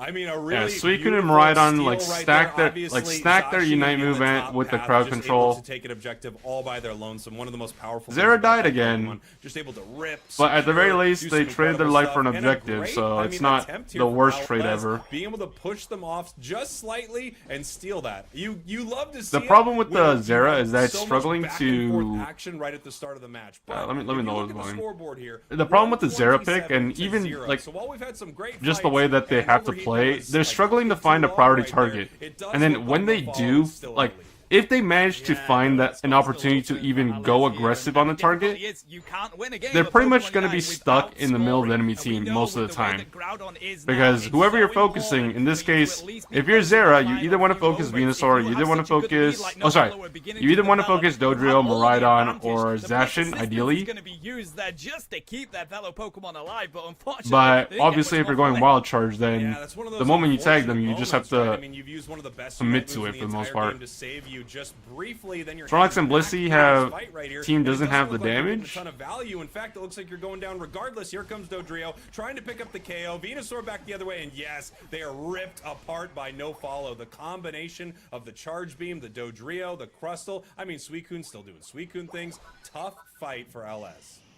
Yeah, Doesn't have Nofolo damage? are beginning to get a lot of control on Faye's It's Sky not that they Runes don't here. have I did like damage, the it's response just from that it's LS very as they know difficult that when you're bottom playing lane from was not going behind. their way. Let's try to alleviate the pressure, go score some in the top side, but they've got to have a little bit Zera's more level- of that. I think Zera they've is got to level look 11 to to be take fair, these team but fights before the levels get they out of haven't been able to control find an inside of opportunity to Nofolo. actually be... Yeah, and that is what they are going to be worried about here very soon. Reggie Steele getting taken right here, and it is Zacian once again in the thick of all of that. We have the Zera Aura moving in to try to stop them, but no, it is almost a full team wipe. Venusaur is going to need to peel away from this top pad. Nothing they can do right there. The Rock Tomb does not catch them. No Follow in a commanding position here, up by over 100, taking all the objectives. And as you mentioned, the level lead is starting to get very, very intense. That's a dangerous place for LS, especially with Groudon now, a situation where you can't really flip and rip and win the same way.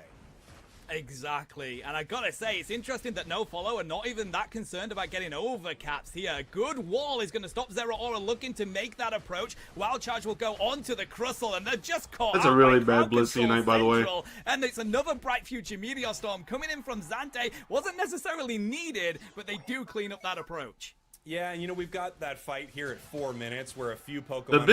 The biggest issue with that play is the fact that you have 3 people going for an aggressive play on the side of the orange team, but the 2 main, like 2 of the 3 main damage dealers are not even present because they're backcapping top lane. So like, unless their plan was to die to ensure that they trade for the top lane point score, then I mean, I guess it could work. I guess it could be worth, but make sure that they win some of these team fights, get some more experience at least on the side of Ale. I mean, they've done well to get the Zera Aura at level 12, but they're still lacking behind, and all of these objectives are just going to No Follow. So they're losing the objective game, they're losing the level game, and they're currently losing the scoring game. Yeah, I mean, that would be... I would look at that as they're losing the game. I mean, if they're losing all of the metrics that we can identify as a way to win the game, if they're losing all of them, they are currently losing the game. But we have a minute until Groudon hits the board. A lot can change, and this is going to be one of the most exciting things about this entire season, I think, this entire year of Unite, is how things can change even after one team secures Groudon. There have been many a games that go back and forth simply because a team gets Groudon and accidentally gives up a few of those buffs and allows their opponents to push towards their goals. It is the biggest thing for Pokemon Unite. look at the level difference across the board. Level 13 Miraidon, level 14 Dodrio, level 14 Zacian.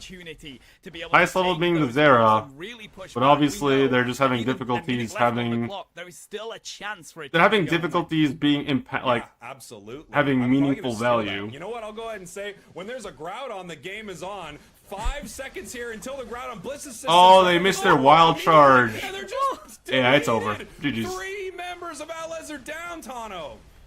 That is insane. No follow with a brilliant response there. Sovereign Swords looking to charge on up. A power nap from Snorlax is all they can do. They're the last here on the field, looking to go back to Nurse Joy as no follow go for what is an ace. Grab the Groudon. They're already in the lead here as they look to go score some hundo burgers. Yeah, and here we go. Points raining in this bottom goal zone. Obviously letting the early points go in there so they can get a better overcap. 487 to 100 with a minute 30 left. Really the only way No Follow could lose this is if they make a mistake and give up some of these buffs. But it looks like they are playing conservatively enough to not let that happen. However, here comes Alez. Ooh, they do get a good hit onto the Crustle. There's the Verdant Anger looking for more. Suicune finds the Zeraora. That is a lot of your damage gone on the side of Alez. There's no follow. They don't want to give any breathing space to Alez here. They're going to lock it in with even more hundo burgers, and it's looking like unreachable for Alez now. Yeah, this Yeah. seems very I difficult, think, and they did end up surrendering. I don't know what region the orange team is from, but I've said this so many times. And since this isn't an Even if official you're, podcast, like, I'm not mad about it. hypothetically, even if you're a good player with a good Absolutely. and like you're a good team, You gotta let them put up the white flag. It's like, do we need to be drafting is Yeah, just I mean, as important as right? playing the If game. It was over. I Like, did if you like what draft we saw there from Totodor, the Zeraora, I think that was a quote-unquote bad or shit team comp, Venusaur definitely you're gonna didn't struggle. get an opportunity to shine, and I do think a lot of that had to do with. And I Dorian. think Dorian where was things so went wrong is the down, fact that so consistently they from the wasted their beginning, last that pick level lead on house right here. 214 top lane Zera. 14 KOs, 14 assists. Like I said, I'll be honest. I thought it was gonna be Looking at their top lane balance, Blaziken and Jungle Zera, for but Venusaur, it's always difficult when you just don't have that. as you one saw, line. Zera was the one that Class was very good at top getting lane past and it, Blaziken was putting jungling, pressure onto B-Bell. but they didn't, That is like- a shame, but Alez will be looking to bounce back in this next one. they didn't Yeah, get and value this out of is that a pick. Best of 3. There is an opportunity here. Of course, this is a Ay, double ay. elimination tournament as well. So even if things aren't going amazing at the start of your tournament, you can make a very deep run and pull your team through all the way to the end. And this is all happening in one day. So It's gonna be a these teams long will day. be fighting through this entire bracket if they lose in this upper bracket. It's not only possible, it's happened many times. Good night, guys. Go to It bed. has, and what a long day of Pokemon Unite it is. It means that when we get down to those later stages, people have played a lot of this game, and the mental fatigue starts to come in, so we may get some very exciting upsets, and that's what I'm looking forward to, Spraggles. Oh, of course, right? I mean, we need to see some of these top teams. You want to see some of them do so well. Like at this point in the season, Tano, we're building these storylines where we get to see like who are we cheering for? Who should be the top team but just can't seem to get it together? What is the young upstart team that people kind of expected to do well but really broke out and started crushing it? That is what we get to see in a tournament like this and at the start of the season, which I think is just so unbelievably exciting. It's going to be a really interesting year, I think, for a lot of these Western teams. Some big shakeups, some, absolute superstars like from Luminosity leaving to go to other regions. This is going to be one of the craziest years of UCS of all time, especially with a new map too. Just so many exciting new things this year. The most exciting season of UCS. I mean, those big teams leaving. Nouns, for example, have gone their separate ways. We've got multiple different teams spawning off the back of that. So every region is going to have stories like that, Spraggles. We've just known that, of course, T1 have entered over on the Asian side of things. It doesn't get any bigger than the 2026 season of UCS. It really doesn't. I mean, and so many of these How about orgs now? coming in, The game start I yet? am really interested to see what that does to not only the competitive aspect of the game, but also the streaming community around it. If you're sponsored by an org, I don't know what orgs are jumping in, but if a big org, if T1's jumping in and they have these players they're sponsoring, I assume they're going to want them out there promoting, streaming the game, things like that. So this could be a really good year for Unite in a lot of different ways. The competitive side of Unite, I really do feel like is the best thing going. And this could be one of the best years, period. I 100% agree, and that does allude to like the other side of being a player for Pokemon Unite. Being like a sort of content creator in a way, you have to be professional. You have to be Game still hasn't picked up. started yet? You've got to Oh be my able to God, do bro. interviews. Like, there's a lot more than Wake just me playing up this game, Spraggles. That I don't think we get a when lot of attention on the side of the September players. And having big orgs getting involved, that's the other side of it that players will have to have a look at and really work on alongside trying to get competitive in this game with a good team. Yeah, you're 100% right. I talked about this a little bit before the start of the Oh season. when we my kind of God. First mentioned that orgs were coming. Not only do orgs want to pick up great players, right? Of course, I think an org is excited to snap up someone like Slash or Overlord, like a two-time world champion. They're very excited about that, right? But at the same time, they also want someone who is out there representing their org well, playing the game, like I just mentioned before, streaming the game, someone who's like visible out there in the community. I think all that is pretty important.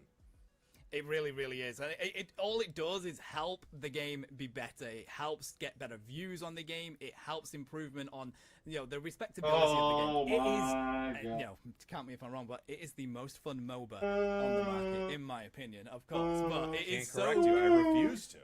fact. I mean, I know we both played a bit of Smite and stuff like that, right? But come on, Pokemon MOBA, it doesn't get any better than that.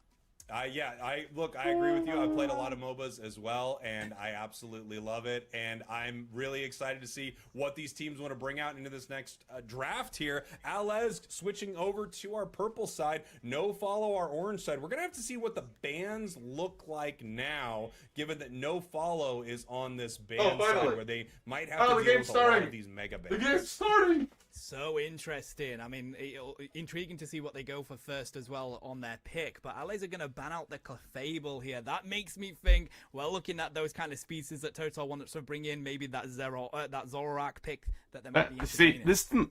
this is my biggest problem with what is going to be UCS. I genuinely hope when UCS starts, and to be specific, LAIC, because that starts in 2 weeks, I hope Megas are banned for the tournament, because my biggest gripe about competitive Pokemon Unite is when people feel compelled to have to ban things because we objectively know that they're strong. Like, realistically, people are not going to let Charizard and Mega Lucario through majority of the time. Like, I see there's a possibility they might let Mega Lucario go, but definitely not Charizard. And I feel that it's just unfair for people to have to waste a ban on it, despite the fact that it's stupid. It's dumb. Yeah, let's see here. We've got Clefable, we've got Darkrai. Still no Darkrai making it into a game. I was wondering how banned out this Pokemon was going to be, Tano. I didn't know if it was one of those, like, just a, monstrous solo queue Pokemon, or if teams were really going to give it respect competitively.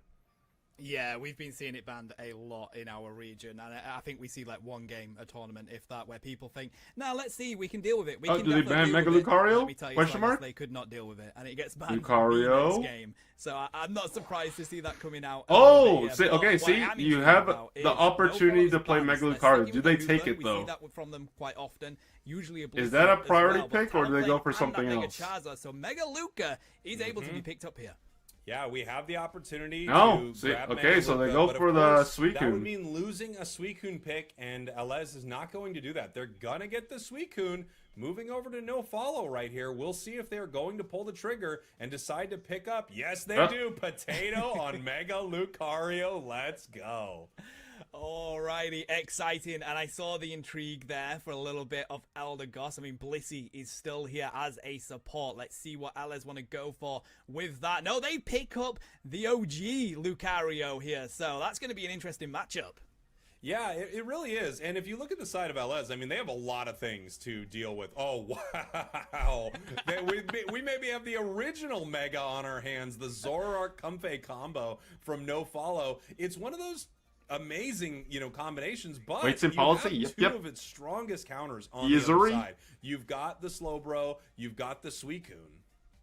the confidence on the side of No Follow to lock that combo in, knowing exactly what's on the other side. This is why we see Pikachu picked up. Never mind Alolan Raichu. It's going to be looking for that Volt Tackle. Klaus is going to have a mission on their hands here to even try to get in. Oh, so they're going crowd control, Spraggles. Zera jungle this it time? really is incredible on the side of LS. It's just so difficult. Zera to deal jungle with, so and difficult to shut lane down. like if you decide to go in full and special fight, attacker you have Pikachu. all of these things stopping you, and full I heal don't only lasts so know. long. I don't know, Don't even get me gamers. started on how full heal has been put down. Okay, well, for the I entirety think of Zera in the Unite. jungle I feel is like better it than is a Zera little top bit lane, of a personally. buff, but nevertheless, they do But have that Kunfei, but of course, I that's just gonna still be don't direct like link the onto Zera them. pick in They're gonna general. have a lot of responsibility Especially trying to when you can protect Potato see Azante as well.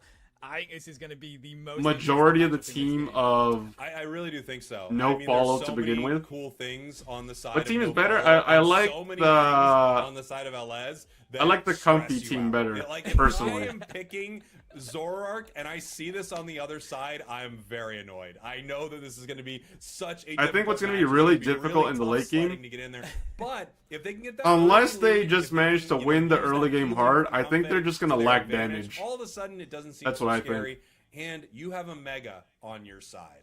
We haven't seen one. I haven't seen one in competitive at all here. And of course, this is the tournament right before the comp season. So I think we're going to decide pretty soon whether or not these make it through draft at all. As we head into game number 2, Alazor's your purple team. No Follow, your orange team. Will we have another little surprise here? Yes, we do. I think we're just. Oh gonna have it my at the start dear of every Jesus. Game now, Spraggles. Yeah, Bro, I think that's the way to go. 2 pauses, 2 I'll games. tell production. Let's have Yo, it crash. they are. Hold on, let's have it crash at the start. They're working it, man. Of every game. You know, I miss competitive UCS. In this case, competitive Pokemon Unite. So yeah, as soon This reminds me as, of, like, the good old as soon as days they get back in, we will Of non-stop pausing up. and yapping. This is, by the way, there was a huge issue with Wake devices. me It became a up whole when thing. September ends. Just so we all know, it was a thing that happened for a reason. With a lot of crashes on players' devices. I've been alright since I went onto the Switch too, you know. I think that just might be the answer, Spraggles. Yeah, well, it could be the answer, but also I do have to give it to the players. It's definitely not only a player issue. It's something that I hope gets sorted out, especially as we head towards this season. So many more resources, it seems like, being put into Unite, being put into the competitive side of the game. I hope they do sort out some of these issues because it just does slow down the momentum a little bit. Luckily, we're able to pause for a second, let the player reconnect, and then head back into the match. Now, looking at this matchup, it's so exciting because, I mean, I have played solo queue against Klaus many a time in my time playing Pokemon Unite. The amount of times I have wanted to uninstall my game after a game with Klaus on Zoroark, I cannot wait to see what they try and do here against Alice DeHoz. Yeah, Oh, wait. and here we go, heading into game number 2. You know, we talked about it at the start, just the unbelievable level of shutdown. Wait, the on optimized side of game. Les. We'll see if No Follow is really able to break through and pick up some of those big KOs that they're looking for. And a really cool sighting of the Zeraora once again. So interesting that they've split that central area. Ah, okay. And Zeraora So here, Zera and hoping Pikachu that split they the can get those jungle. levels early on the Pikachu, reduce Oh, that cooldown, and early they're gonna game find the Mew 2v2 KO straight kill. out of the gate. Yeah, really beautiful stuff right there. Crustle in some trouble. We see the eject button, but the focus band and that beautiful rock slide able to pull them out of a bad situation. Here comes Zeraora going up against the Zoroark. The dive in is there. The combo's ready to roll, but they get stunned. They do get the boosted off. Zeraora sent back to Nurse Joy as Alice DeHoz has to go on the retreat. Yeah, I mean, That's really there bad. is that Zoroark. It's making its way in. It's dealing some insane damage. Even though it was shut down momentarily by the Electro Web, the combo was still able to land and pick up that KO. As they're going to move towards this goal zone right here, putting a lot of pressure on. But Pikachu Slowbro is a brutal combination on pad. Oh, whoa.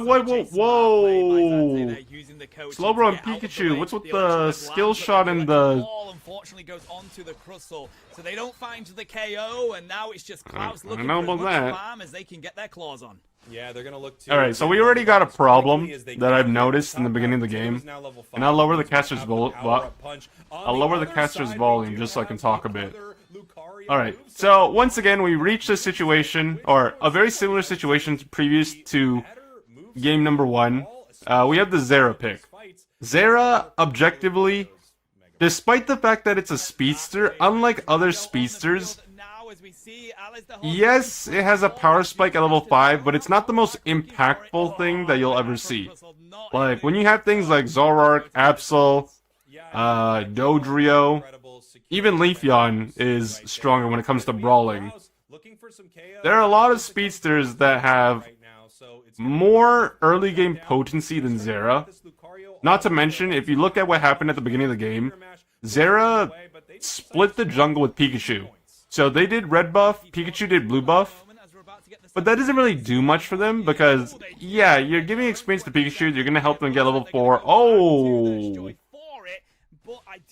Yeah, also, the fact that that's happening should not be happening. Like, Mega Lucario should not be 1v1ing opposing Lucario in a straight-up 1v1. So that's a huge misplay on the side of Alezdor, or however you pronounce their name. Game here as they look to go for the Regi. Zoning's already here from the Suicune, and the Mystical Mirage is going to be used. Nightfall Days as well. They do find the KO on the Suicune. Did they get the objective? No. Pikachu locks it in for Alice.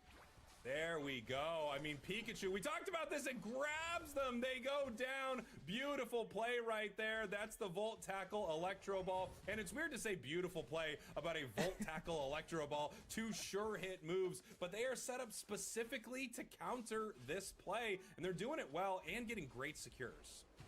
Yeah, you have to, like, when you're in the middle of a team fight and the whole of no follower there, you have to pick out that Zoroark, which it may be a sure hit move, but that cannot be the easiest thing to do with all of that pop. Bro, Mega Lucario in the top lane just picked up a double.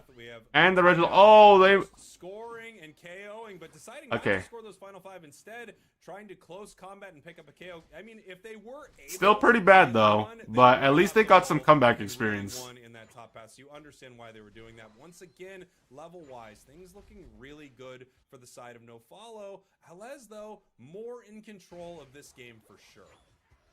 Still need to be looking at those points, though. We saw an Aura Cannon coming out there from Alez as they look to find these KOs. Rubble Rouser is going to keep Crustle up for a little bit longer. Mew is sent back to the Pokemon Center, and it's so hard to take down a Crustle when they get back to the pad, but Zoroark runs into so much damage. Plasma Gale is going to land, and they are sent back as well as Wild Charge looking for Frigo, and that is Alez locking in that bottom lane. I mean, look at Alez right here. Absolutely on in game number 2. Game number 1 really felt like No Follow was in complete control, but the combination of how they are playing and how they are drafting against them, this really feels like it's anybody's game.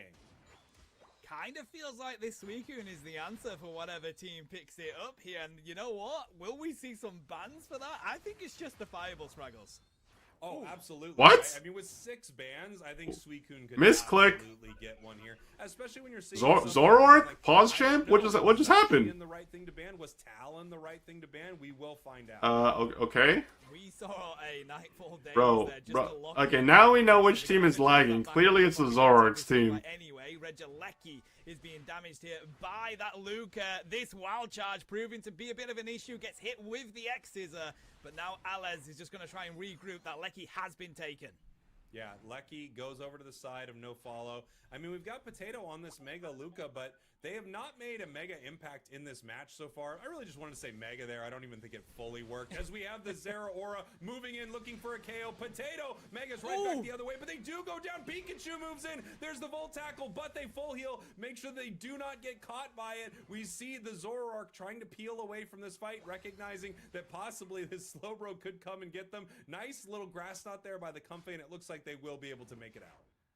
Yeah, the combo between Klaus and Marv here has been so good. You're getting those grass knots off, using your dashes to get out of range, but the crowd control is just been a little bit too much as we expected it to be. Spraggle's Endless Ice Spikes is used here as well, but they don't find anything with it. So many Unite moves have been utilized or needed here. There goes the boosted, finds the KO, and Nightfall Days Same levels? again, and they do take down It's relatively close. Zera's the highest level in the game with level 13. Reggie Drago, it could be taken at any moment, but they decide to get this KO first. Pikachu in a whole lot of trouble right here. Electro Ball for Electro Ball, and Mew is able to take it down. We do have the Drago. Better than game 1. The game is definitely closer compared to game number 1. But I do think that Purple Team's drafting is going to give them a bit of a problem in the end game. So LS definitely doing so much better in this game. The points are so close. Yeah, but 100% it is closer than game number 1 in terms of levels and points. 50 seconds left. Will they go aggressive? Yeah, I mean, that really is the question here. The match is really close, and we have some Pokemon that move pretty well, specifically the Zoroark here. And with No Follow already being up, it feels like they can peel off and make some scoring plays if they need to.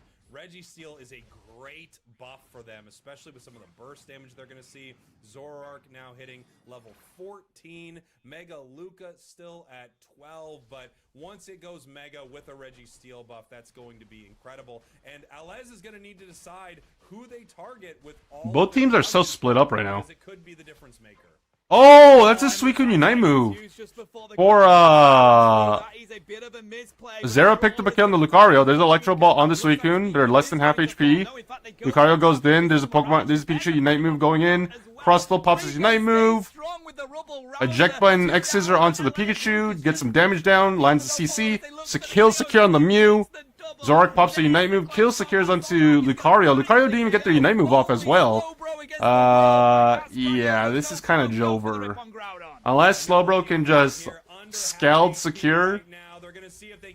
Oh my lord! Yo, give this man a fucking raise. Oh my god.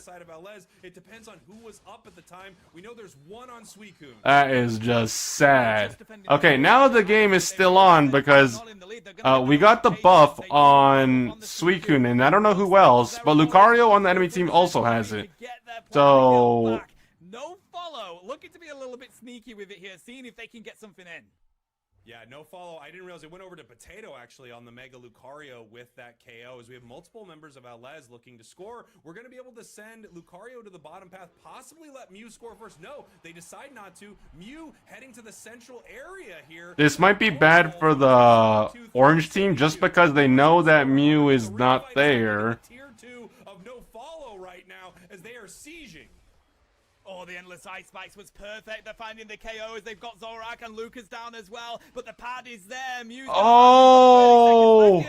Oh! Get the point in. It's 3-7-4 and they go for the Slowbro! Oh, they Slowbro! go straight back in game 2. Oh my lord!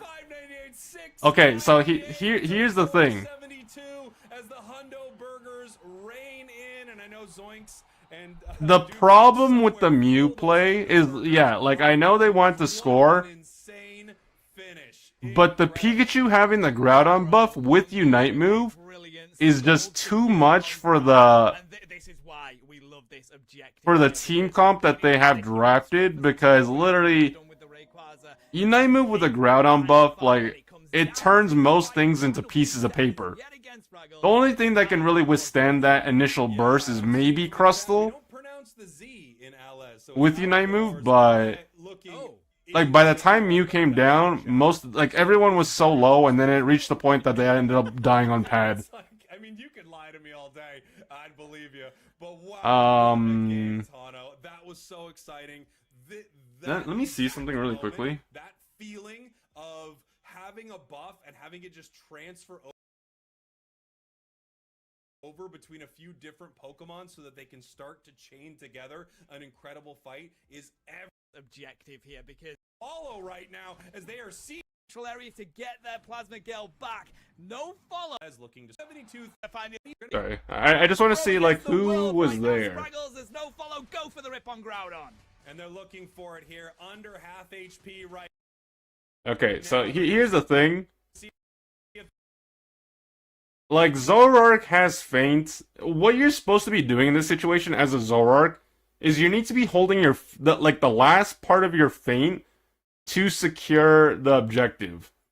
Like, I think they thought that they had it because it's literally a 5 versus 1.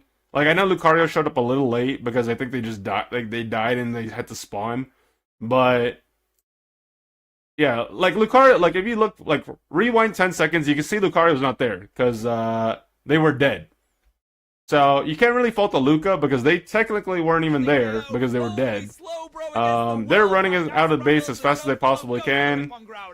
And they're looking for it here. Under half HP right now. They're gonna see if they can And then that happens. get a little bit of a steal. A Scald steal on Groudon. Now they're looking. Yeah, I mean, like, it's more on the Zoroark and the Mew. Gonna see if they can get a little bit of a steal. A Scald. And then if you want to be, like, super nitpicky as well, like, if you want to be super nitpicky, like, Crustle doesn't do a lot of damage. If anything, they could have maybe gone for the zoning. But that's just me being a nitpicker and, like, just being extra critical. But, yeah, the Zoroark and the Mew should have had that, realistically, but yeah, maybe they got complacent with the fact that they had the numbers advantage. I don't know.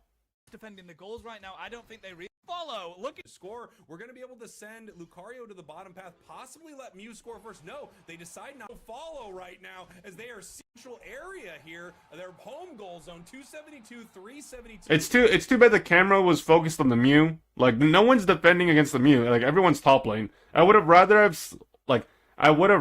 the camera been panned on the top lane push rather than the back cap where nobody else is around. So I don't really get to see what happens in this top lane fight until pretty much after the fight is already over. Follow right now as they are sieging. Oh, the Endless Ice Spikes was perfect. They're finding the KOs. They've got Zoroark and Lucas down as well. But the pad is there. Mew's going to land. We've got 30 seconds left here. Spraggles, they managed to get the points in. It's 3-7-4 and they go for the ace. Alice the Horse are going to bounce straight back in game 2. Whoa, 498, 598, 698 to 472 as the Hundo Burgers reign in. Yeah, I mean, like, there's not much to say after that.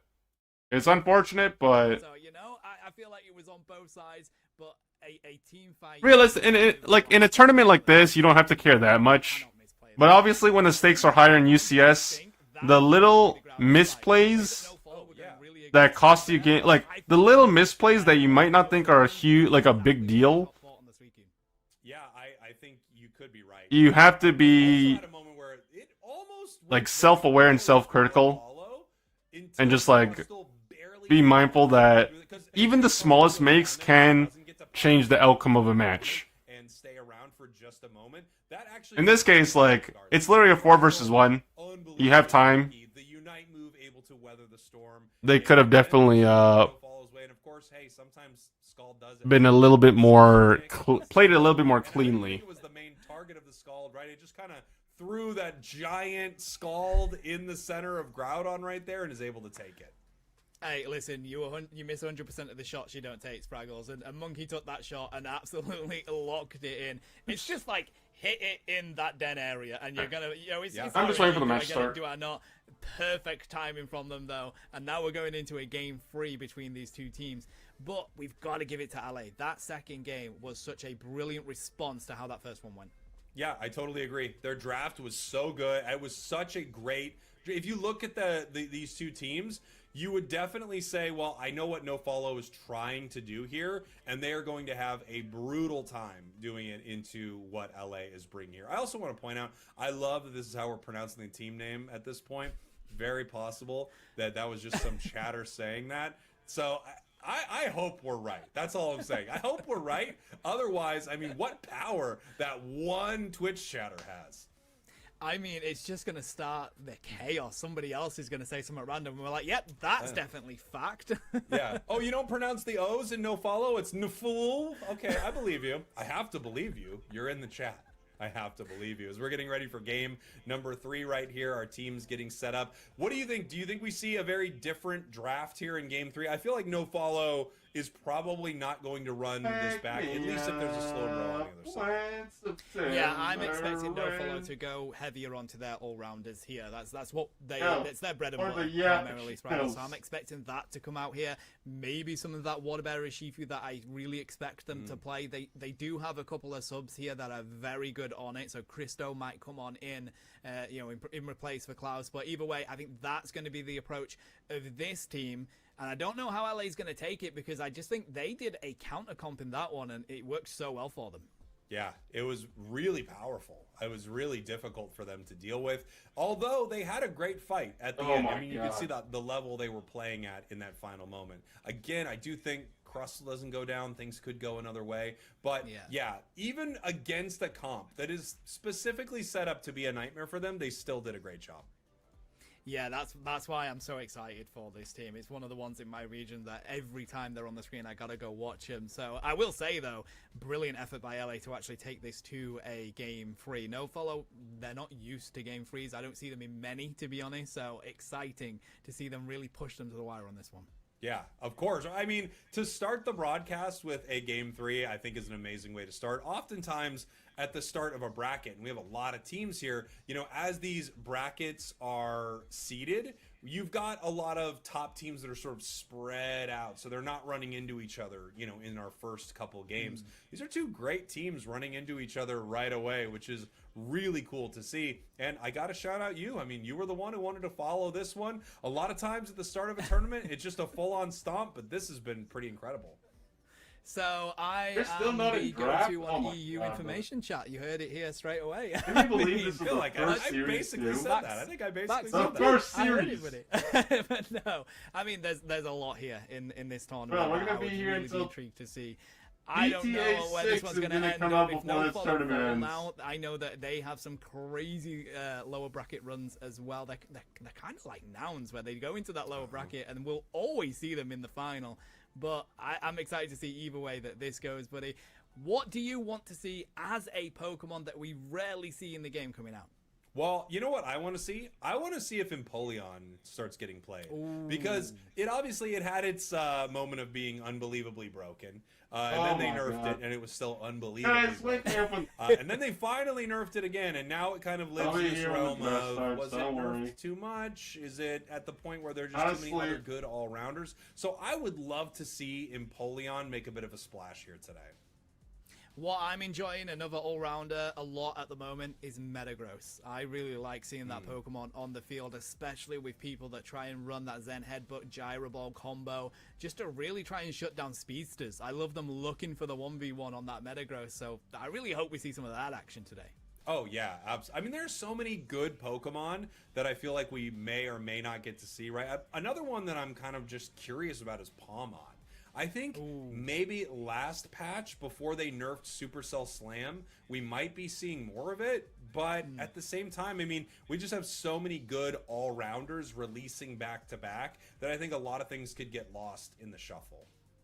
Yeah, I was having an interview with Cascade here in the EU region previously, and I was questioning why the Palmot was so important to teams, because I honestly felt like it wasn't doing too much in a competitive setting, and you don't see, there weren't that many KOs on it, but what he said was that it sticks to you like glue. You literally cannot get away from that Pokemon so many times that you kind of have to brawl with it. You have no way of getting away. It has so many moves that can just stick to you that they find it a complete nuisance to go up against. Yeah, I mean, it does feel like that, too. So I'm interested to see if any of these all-rounders kind of pop into some of these games. And, of course, I wonder what happens when Darkrai sort of slips through. As we finally, head man. into our draft here Jesus. for game number 3. I can't believe you convinced me to watch this, man, in real time. Team, NoFollow, your orange team. So NoFollow decides to send over the first pick to LA. That's really interesting, because you don't have a choice but to ban out these strong megas like that Charizard, but then you do get the double pick to go off. This is what we were talking about recently. Is the purple side better? Is the orange side better? There's so many Pokemon that are so strong in this game right now. Okay, so we already know Mega Charizard, there's going to be a Darkrai, yada yada A yada. lot last season too, right? We're Ew, they banned Zera? Oh my god, they got PTSD from that thing. Like pigeonhole the first pick into something that you know. Well, they're at the going very to least, have, that and then you forces just get this to That you know, forces bounce the- back on the other side and take The away two STL really person to powerful play players. something other than Zera, because that's all they've been Ooh, playing. So they are going to ban out the Suicune on the side of LA. That's so interesting. Slowbro for no follow. Let's see what the first pick is going to be here. They do have access to the Blissey. I expect them to pick up. There's obviously the Snorlax as well. Let's see what Alpha is going to lock in. That's kind of what I thought was about to happen. So Mega Luca on the side of our purple team. Now with no Suicune and no Slowbro, we're going to have to see how this plays. But of course, no follow. Without Suicune and Slowbro, they might be very happy to pick up that Comfey combo. Yeah, so Snorlax is going to be the pickup by Frigo by the looks of things. Marv going for the Eldegoss is so interesting. No, Potato is going to lock in the Suicune. So that combo of a strong all-rounder paired with the Eldegoss is probably one of the best in the top lane Spragos, either a Buzzwole or a Zacian. So I'm loving that combo from No Follow. Yeah, I totally get it. It's really hard to deal with. Obviously, Zacian banned out last game, right? So they weren't able to pick it up. It looks like Potato is very much at home on this Pokemon. Over to LA, we've got the Snorlax and Blissey. Blissey, top tier support that you're kind of surprised is even making it through to a game sometimes. Yeah, and I'm even more surprised that it's got all the way down to that third pick on the side of LA. It's so interesting. They let that through on the side of No Follow, going for the Eldegoss. Another Pokemon that we had to watch was this Latias. Let's see if Frigo wants to lock it in. I was glad that the background on that Pokemon to watch, Spraggles, was red, because I think Latios definitely very attacker heavy. It feels like it sometimes, right? It's got some amazing things in its kit, though. And I was wondering, what was Totoro going to pick up, right? They have the target ban of that Zeraora, and they end up picking up the Cinderace. And we also have a hover here for a Delphox. This is a Pokemon that its win rate's extremely high, and doing great on ladder, but I have to wonder if we're not seeing kind of the skating around Mystical Fire Delphox, and we might be seeing Fire Spin. Cinderace and Delphox are that not on is my bingo how card. late game heavy is here. That's so interesting. I mean, at least on their attacker side of things, Zante's going to lock in the Inteleon. I like that. These snipe shots are going to do a lot. I mean, of Inteleon damage, against especially this how team squishy those ranged attackers are. But you know what? doesn't Spraggles? seem too I've seen a bad, little bit of especially because liquidation Inteleon coming out of outranges EU everyone. recently. But it also Well, depends on what you know, moveset Snipeshot, Delphox is it going. definitely, and Inteleon in general really had kind of the teeth taken out of it. But one nice thing about this composition here for No Follow, when you look to the other side, you're not too stressed out about something getting to this Inteleon. So I think either way you go, you're going to be reining in damage all game. That will work a treat for them. Of course, you know that Lucario is not going to be going for E-Speed or anything like that. So again, you do have that confidence that Zante is going to be protected. It's going to be hard for Alice to find them. But what I got to say, Spraggles, is I know people have their complaints about Cinderace. We have done since Season 1. But I think it's very viable in this meta right now. The late game Cinderace is one of the strongest with how much damage it can drop. And Pyroball, and I mean even Feint, for example, so good at being able to avoid that crowd control. Yeah, I think in general, Cinderace is actually kind of crushing it right now. It's a weird one because there are a few of these Pokemon like Cinderace, Greninja, things like that that are actually really good. But if you were to play Pokemon Unite and not watch competitive, you would believe that they're possibly the worst Pokemon in the game. As we head into game number 3, LA, your purple team, No Follow, your orange team. We're all tied up here 1-1. No Follow feels like they've had the best of a few moments in these matches. We're going to have to see if they can take control here in game 3. Going to give that red aura over to the side of the glossy fur. That's going to give them some assistance in the top lane. This is an interesting matchup down here because Snorlax is the dominant Pokemon. Oh, it's in the Cinderace early jungle. stages, Okay. But Zante has some great secure on that Sobble. Yeah, I mean, Sobble's secure is incredible. Even though Inteleon was nerfed, it has less of its critical hit counters early. It still is incredible secure with Water Gun. Potato looking to see if they could steal something away, and they do. Ooh, okay. It's all about who gets the first KO up here, who gets that level 5 first on the side of the all-rounders. Like this rotation from Totoro as they look to cause some burn damage. Mav gets back to Wow. the pad. Oppressive from LA. Yeah, impressive, but also what a nice secure there by Potato. I mean, they were pushed off, they didn't end up going down, and they still take the Pokemon they were looking for. Klaus here with the Combuskin can decide to pull the team, and they do! Huge Blaze Kick! Grabs 3 of them! Oh now my Zacian's God. going hunting, finds another KO, and it looks like No Follow are going back to what they do best. Good effort from Mega Lucario there, but again, Combusken. Damn, and now Blaziken is getting their stacks for Look at free. that. I mean, you just have the stacking starting in that top path. Metal Claw picks up that red buff. They're going to look to see if they can fight here. Chansey goes down to Thor in a lot of trouble. The eject button, and it looks like the Combusken going to pick it up, evolve into a Blaziken. No Follow, absolutely dominating the start of game 3. This is exactly what I thought, Spraggles. When I said I expected No Follow to go back to their all-rounder lock-ins, this combo works so well for them, and it has been so oppressive to LA in the early stages. You've got to recognize, you know, LA does have a team that feels like it really needs a lot to get online. I mean, you've got Delphox, Cinderace, even Mega Luca takes a while to like unlock its full potential. And then on the other side, you've got a couple of those in Blaziken, but feeding it that central area and winning a nice big fight early puts them in a great spot. Yeah, realistically, LA's got to be looking to survive the early game here. No Follow are doing whatever they can to stop that from happening as they look to get these levels snowballed on their side. They have managed to get a little bit of their power spikes on the side of LA, so this could be the decider if they can keep in this game, Spraggles, and having Cinderace and Delphox at that level 12, 13 at the end game. It will be a game to behold. I mean, look at this here. I just absolutely keeping the pressure on, making sure their opponents can't get a single piece of experience. We still have a reboot on the field. I mean, this is really tough for LA. 7-minute mark, and finally we have one of their Pokemon tick over to level 7. We have 3 level 9s, and the supports are level 7 on No Follow. This one is quickly spiraling out of control. I mean, 3 Unite moves ready for the objectives coming in for No Follow. None for LA as they look to dive in. Oh, it was a good effort. Not able to find it as the God of Secure gets it with the Blaziken. Pushing the pad with the Regieleki here. Good defense from LA as they try and get away. The Mist Ball's going to come through. It's just non-stop aggression from the Oh!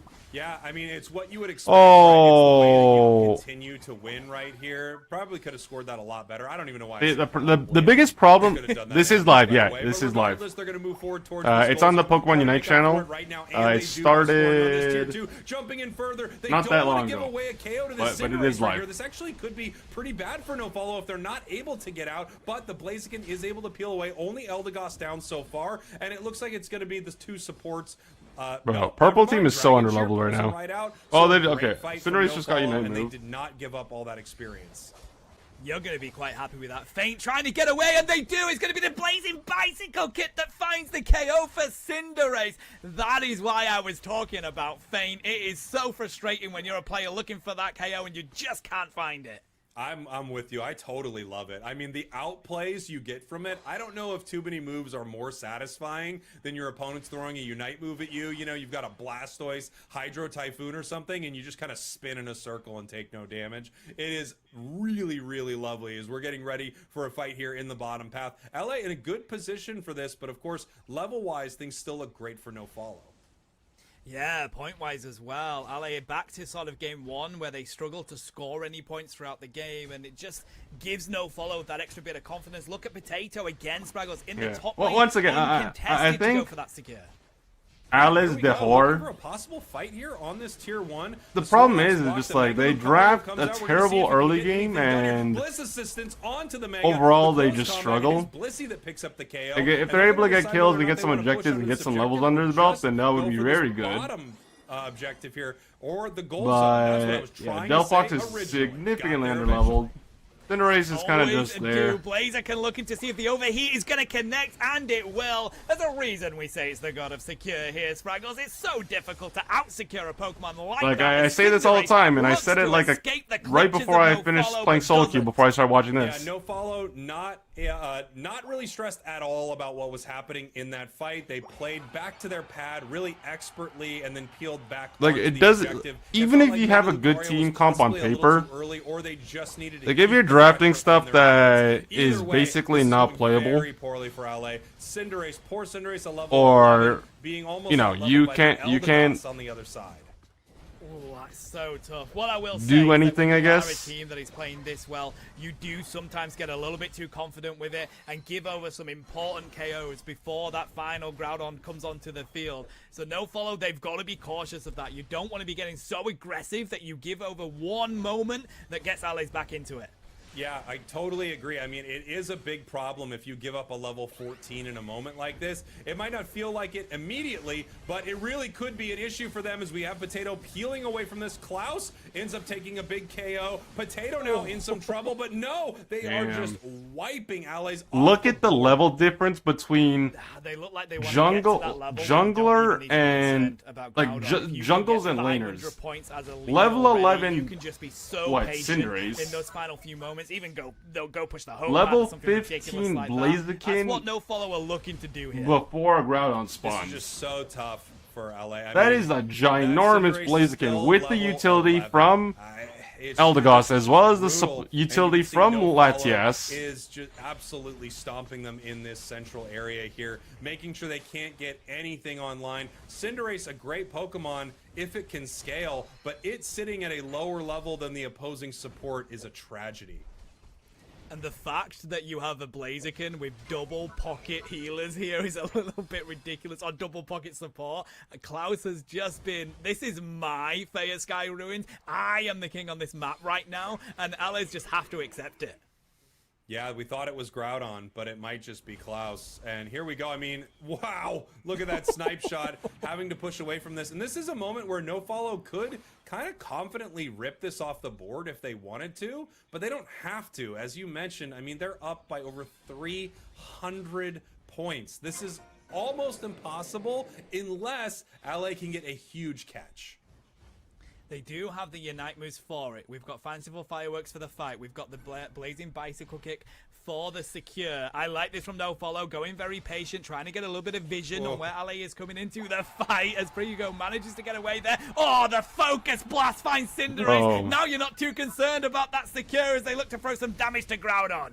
Yeah, I mean, this is just going to be incredibly tough for LA. I don't know what they would like to do here after losing Cinderace at only being level 12. Snorlax moving in, trying to make something happen. Groudon being chipped. They're just being ripped apart right here. The secure from No Follow. They're getting ready for it. Here comes the overheat, and boom, big time secure, triple KO, Delphox going down, absolutely dominant performance in game number 3. It was just a bad draft from truthfully, Eliz. it wasn't close. I'll be for a real with you. moment. No Follow, just Not to mention, like, if you are going Going back to into what you know the end is game best, under level as a jungler, just what a treat for No that pretty much Follow. Go says back to those what needs to be all-rounders, said have the strong indirectly. support and have your range when you attack play the game, on something all that right, just let me rip give you through like a those mini switches. tip. No When you play Follow, Pokemon Unite, it doesn't matter what role you play. Yeah, I mean, what a match You should be for hitting No Follow. certain level Really, thresholds really impressive. I love throughout the watching progression of this the game. series, I'll but it give you an does feel example. Like after the Zeraora When I play was jungle, taken away, they didn't have an answer It's all to it. about Not levels only that, and making they early were game difference. starved of So, experience the because I'm using Absol, I'm just going to use Absol as an Look at example. this, you've got Level Zacian 5, dropped your 40 first power damage, which spike. is only You get your first 15% move. of the Level team 7, damage levels. next Look power at the spike. damage You have your taken. access to your second move. Completely uncontested. Obviously level 9, 11K? Unite move, Zante was huge. not touched in that game. And then you have Yeah, not at the all. enhanced We talked skills about it, after right? Like, you what were they going eventually to be able upgrade to them. do? How were they going to be able to jump in and try to shut down this Inteleon? And truly the answer was they couldn't at all. They could never get to it. They could never damage it. And once they won early... But anyways, it's No just like Follow they was just pick too a late far game ahead for team, they anything get they're absolutely decimated in the early Oh, game. I mean, that's set And then they one. get We've reached got the point plenty of that they were assets to be bringing so people today, and you know, if they're all going to go to game 3, you never know. These teams Underleveled, are I guess. all Like so underleveled, they were yeah, starved they're for all very, experience, very however good you want to teams, phrase so it. it They could- just it could weren't go able all the way to- most of these sets. But I think we're going to get ready to head to a break, I believe. Yes, we are. Let's get our beautiful faces on screen before we do Spraggles. But we are going to head to a quick break to get the next set ready. Grab yourself a drink, grab yourself a snack chat. We'll be back. Ooh, a break. Are we still Oh, here? sorry. Oh my God, a Just one break. moment. Not Okay, at I can't all. wait. You are so right. We are going to a break, but we do have some giveaways that we're going to be doing on the stream for people watching on YouTube and Twitch. So in this moment, while we are on a short break, we're going to do a quick giveaway. giveaway. All you need to do to possibly win a Mega Charizard that Pokemon was so kind to throw a few licenses at us, all you need to do is type the word Charizard in the chat while we are on break, and we will pick a few winners. You can head over to my Discord, and Rosander will help you get your code if you are selected as a winner. Now, you can throw us to break. Charizard in the chat. Charizard in the chat, throw us break.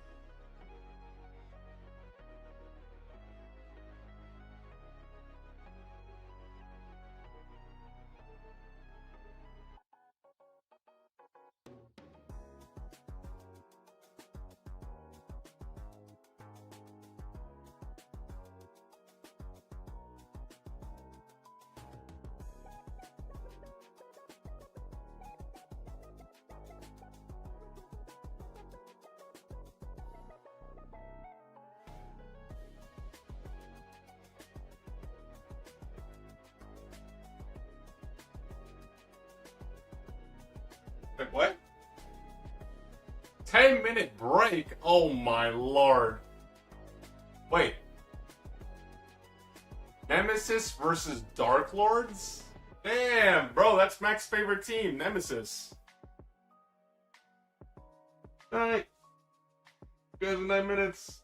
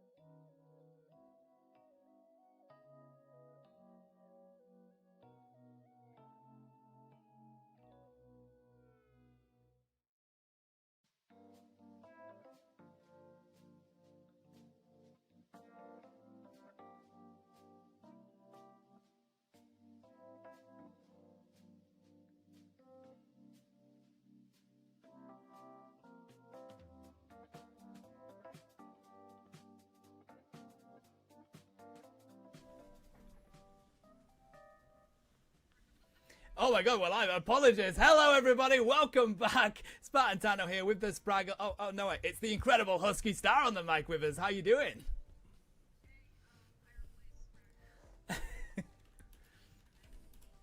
I have come in to hopefully provide just as much entertainment. We know that's not going to be the case, but I can do my best. Well, we have Nemesis versus Dark Lords coming up, and I know you know a little bit about Nemesis, at least Husky side. Probably one of the biggest teams from NA, right? Yeah, Nemesis has been around for a long time. A couple of roster changes here and there, but like Nemesis, I remember from, I believe, season 1 of competitive, they were like the team that would pull out these crazy weird picks and just get everyone super hype, and they kind of have kept that strategy over the last couple of years. They're like a team that plays a lot of interesting things, and they try out a lot of interesting strategies that I think really shapes North America in an interesting way. Well, let's hope they do some of that today. But what I want to know, now that you're on the mic with me, Husky, is what Pokemon do you want to see coming into these games that we don't normally see in competitive? Ooh, that's a good question. I got excited when we saw the Delphox come out in the last game of that set. That was fun. Didn't necessarily work out for them, but it was definitely fun. Obviously, my pick is Meowscarada, but I have to dig a little bit deeper because that's what everyone expects of me. And I feel like other speedsters that we don't see all the time, but they come out occasionally, like Talon, Absol, like those are always fun. Scyther, those are fun for me. Ooh, do you know what? I was casting the Unity European Cup yesterday, and we got a Masquerada pick, and they won with it, Husky. I was going to tag you in it. It was impressive. That's awesome. I can only hope. But we do have our draft coming up. Nemesis is on the purple side, and Dark Lords, which is spelled with a 4, but I'm going to say Dark Lords because that's easier for me. I don't know how they want it. Like, is it still Dark Lords, or do they want it to be like Defark Lords? Like, is that what they... Defark? Is that what they want? Or is the 4 like times and you got to go Dark Lords? Oh, okay. Yeah, no, that makes sense. That's perfect. Yeah. We're definitely not doing that as we have a look at the bands on screen. Clefable, Zash, and Suicune for Nemesis. Dark Lords are going to go for the Larius, the Megas completely taken out of this game. Yeah, I mean, not surprising to see the Megas being taken out, but it is interesting. Nemesis being first pick kind of got to control those bans to force Dark Lords to have to ban both of those Megas. Great first pick here. Machizzle going to pick up that Blaziken, but that means Darkrai, a pick that we have seen resurface quite a lot with a lot of CC, is going to be grabbed by Dark Lords.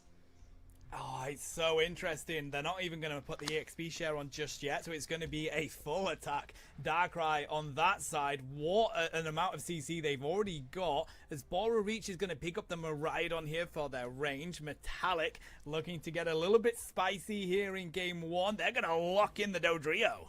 Yeah, Dodrio, that's another one that we did see earlier, and it's just like... Dodrio is such a frustrating Pokemon, but not everyone can play it as effectively as some of these players. Metallic, or, you know, they could give it to Trainer as well if Trainer ends up switching around and everything. But there's a couple players on Nemesis who can really make good use of this Pokemon. But look at this other side, Tano. Greninja is making an appearance today. Dark Lord's going to take the Ninja Frog into game 1. I actually really like that. I love Greninja. I love the Water Shuriken build, but nevertheless, even if you go for Surf, oh my god, they're going to pair it with the Cinderace as well, Husky. Oh my god. I feel like I'm back in solo queue in season 1 here with Dark Lords. This is my nightmare. If I'm solo queuing, this is my absolute nightmare. Double auto attackers, and what I do like about this double auto attack playstyle is you have like Blaziken, Dodrio that really need to be up in your face, and you're kind of forcing them to target just one of you while the damage is still occurring from the other auto attacker. So it could be interesting. You could also see Greninja playing as more of a speedster pick, and if they do throw the EXP share on a second... Wait a second. Tano? There are no EXP shares. There's not... Nope. Wait. Are we okay? Are we okay? There are no EXP shares. They're going damage, damage, damage, damage, damage. 5 damage. I thought maybe 4 damage for the 4 in Dark Lords. But no, all damage. Well, I guess Mamoswine with the double stacking. A little bit tankier, but no EXP shares on this team. I don't know what we're going to see happen in this game. I thought Nemesis was the one with the weird strategies. Yeah, the no EXP share strat, I don't know if I can get behind it. Listen, the phrase is go big or go home, and that's exactly what Dark Lords are looking to do here with this as we get ready to launch this game off. Nemesis here on your purple side, Dark Lords kicking off on your orange side. Oh, look at the Torchic and him, little hat, going to the top path. How cute is he? It's such a shame that it evolves into Combuskin. I wish it just stayed as Torchic forever in his little baby hat. But in the bottom path, Cinderace, a classic solo queue move, heading down there, looking to get some experience. Yeah, and they do have the Darkrai with them. This is what I was concerned about, though, Husky, is that it's kind of more of an early game comp on the side of Nemesis and Dark Lords. They've got to use a lot of experience to get a Mamoswine up, the Greninja up, the Cinderace up. That's a concern. Yeah, you know what would help with that, Tano? You know what would help? EXP share I'm not gonna would say be it. I'm not gonna say EXP it. share. I feel like would be really valuable here. Darkrai does pick up a secure there, but it's going to be really difficult getting so many Pokemon to those later levels, especially against a team like Nemesis, where we do have Dodrio already coming up, looking to deal a ton of damage. Yeah, the pressure's already becoming a concern as Combustion's got their hat ready to go. We've got the 850s about to spawn on in. Only level 3 on the side of Buzzwole. That is not the matchup that you're looking for. Snorlax here as well from Nemesis as they look to go really dominant, trying to find the KO, and they do. Oh, that's 4 members of Nemesis up into that top path, and even leaving just the Miraidon in the bottom path, there's not really anything that Dark Lords can do about it. Even with just 1 player down there, you'd still have a level 4 Cinderace. Darkrai still level 3, easily taken down by Dodrio here. Triple kill, you're welcome for the bird. Oh, Nemesis are this is like what we just saw with No Follow. They're so dominant. This poor Score Bunny, as adorable as it is, will go back to Nurse Joy. They have 4 level 4s on the side of Dark Lords. That's what the 4 means, Husky.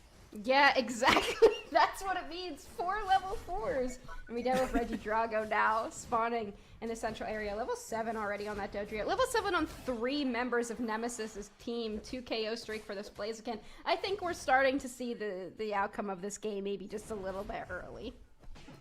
Yeah, I think the balance of early to late game has been just a bit too much unaltered here on the side of Dark Lords. They need so much. I mean, you know, they are pretty aggressive on the side of the Mamoswine in the early stages, but when you have a level 8 Blaziken, what can you do, Husky? Yeah, I mean, they can just kind of walk into all of the... Ooh, big hyperspace hole there, but Blaziken is able to push everybody away. 2 KO streak for them. Hoopa also picking up a KO, and we finally see Buzzwole getting to level 5, but nobody else has started to reach their level break points, and I don't really see why Nemesis wouldn't just continue pushing here. I mean, whether Darkrai is DC'd or not, I feel like they've just kind of given up with what's going on here. The highest level on the side of Dark Lords is 7. The lowest level on the side of Nemesis is 7. So no wonder they're going to continue to push this with a triple trample coming out. And it's a triple, ooh, baby Blaziken cooking here. We didn't see it, but Dodrio went directly into the Flux Zone and took 0 damage on their way in there. 4 KO streak for Blaziken as well. Hoopa stealing that Penta away from them. But with the way Nemesis is playing, I wouldn't be surprised if we did see a Penta or 2 come out this game. I mean, they're going to get both objectives here. We do see the Rebuke moving down to this bottom lane to see if they can get something. They've got a Greninja online as well on the side of Dark Lords, but no, Registeel is taken by Nemesis. They'll also get the Regieleki. The whole of Faya Sky Ruins is controlled by Nemesis right now. You know, this is starting to remind me of something specific, potentially my team versus Nouns at NAIC on the stage. I'm getting like some flashbacks from that experience, I feel like. And I would just like to hope that at this point Dark Lords is having fun. No level 7 on that Cinderace yet. Don't even know why they're jumping in at that point, but breaking the goal zone before the Regieleki hits means that's going to walk toward the base. Oh, the Ultra Swole Slam doesn't find anything either. Leech Life is going to come through, but a massive yawn from Snorlax, and that's another KO for Nemesis as they climb the heights of this game. Looks like solo queue. Dark Lords have to go for experience here. I don't know why. You got they a keep Greninja fighting. and a Cinderace on the same team. It's tough. They have to. I don't know about you, but that right there is just like a red flag for me. They could look for a pick here, but Nemesis is just playing so well as a team, and that charge beat shredding. And like just like any other, like like just now the remaining 2 members standing on that tier 2 goal zone, but there's exactly nothing they can really do. 48 points are left in this goal zone, and Nemesis. It's a 2-part process, guys. Right now, you gotta know how to draft, and you also gotta know how to play the game. All right. I love the fact that instead of going for their experience in the lane, Dark Lord are like, you know what is good experience? That level 12 Blaziken that's now level 13. That's what we want to take out. So let's send everything over there. Like you have a level 13 Blaziken. Level 13 Blaziken, and you got a level 9 jungler. Level 9! The game is more than half over, and you still don't even have a Unite move on Cinderace. Don't even have a Unite move on Mamoswine, because there's still a Piloswine. For a second, but the Snorlax is there with an EXP share on, mind you. This is the point, guys. If this were a solo queue match, this would be the point in time when your teammates start spamming, check it out, check it out. Up against people that are seen lower, and it does usually become a stomp. I like with the makings of that right now. Husky is Nemesis just set up camp in the central area of Dark Lords. A Whataburger Shuriken is not going to go anywhere as they just clean them up once again. That's a one shot on that poor Cinderace with the overheat. Another objective, going to go over to them. This one is a Reg Ice. Did we see a Reg? No, we saw a Registeel first. I hope on Cast Together we get the triple Reg Ice, but not this time. 32 points are left in that goal zone, and Hoopa potentially could look for a break here. It's just a level 9 on the Greninja. The support player is 2 levels up on this Greninja. Oh, it's so tough, isn't it, as they fall. It's level 14 on your carries on the side of Nemesis, Blaziken and Dodrio. They are not concerned about anywhere on this map as they look to even shake up to this fight going on near the T2 pad that is no longer existent. Dark Lords are throwing everything at trying to take this Regieleki, but Nemesis refused to budge. What, 30? Regieleki was even throwing hands right 440 there. points to 30. Mamoswine, not even level 9 yet, and you know, I That's guess they would have crazy, been brother. if they took on. I'm not even EXP surprised, share, but that's still crazy. Nope, they did not want to. Cinderace goes down once again to a singular overheat. Unite move is used on the Miraidon, but I honestly don't really think they're worried about it. Even with under 3 minutes, it doesn't really matter. There's 2 level 15s on the side of Nemesis. I'm gonna laugh so much when the next game Dark Lords just puts EXP share on every Pokemon and he's like, you know what, that was the problem and now we're going in.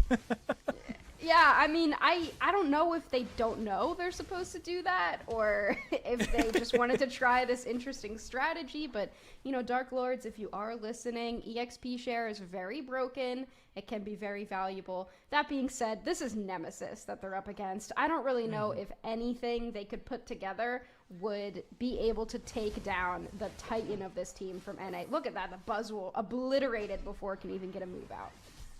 No, you're absolutely right. When you're up against a team of this level and they do just find easy KOs here in this fight, nearly acing them once again. Darkrai, though, hey, we've got a mission on our hands. It's them against the entire world as they look for the secure, but it's not going to be enough. I feel like Dark Lords just went, you know what, let's go really aggressive, let's go all damage and see what we can do against a team at the levels of Nemesis. It just didn't quite work out for them. They never even got the Mamoswine. They stuck that Pokemon at level 8. They were not even able to get it to its full evolution. No Unite move for that player. There was a single KO from Dark Lords to Nemesis in that entire game. It was on the Buzzwole, but for some reason the Mamoswine got the MVP because it scored the only amount of points that we saw that game. But look at this from Nemesis, 26 and 12 on the Blaziken. Machoke cooking all day long. Such a tough matchup. Looking at the levels, Husky, I mean, the highest level at the end of that on Dark Lords doesn't even touch the support level on the side of Nemesis. Yeah, I wonder if we will see a pivot here. I feel like this was... I just saw this in chat. This was all part of the plan for Dark Lords.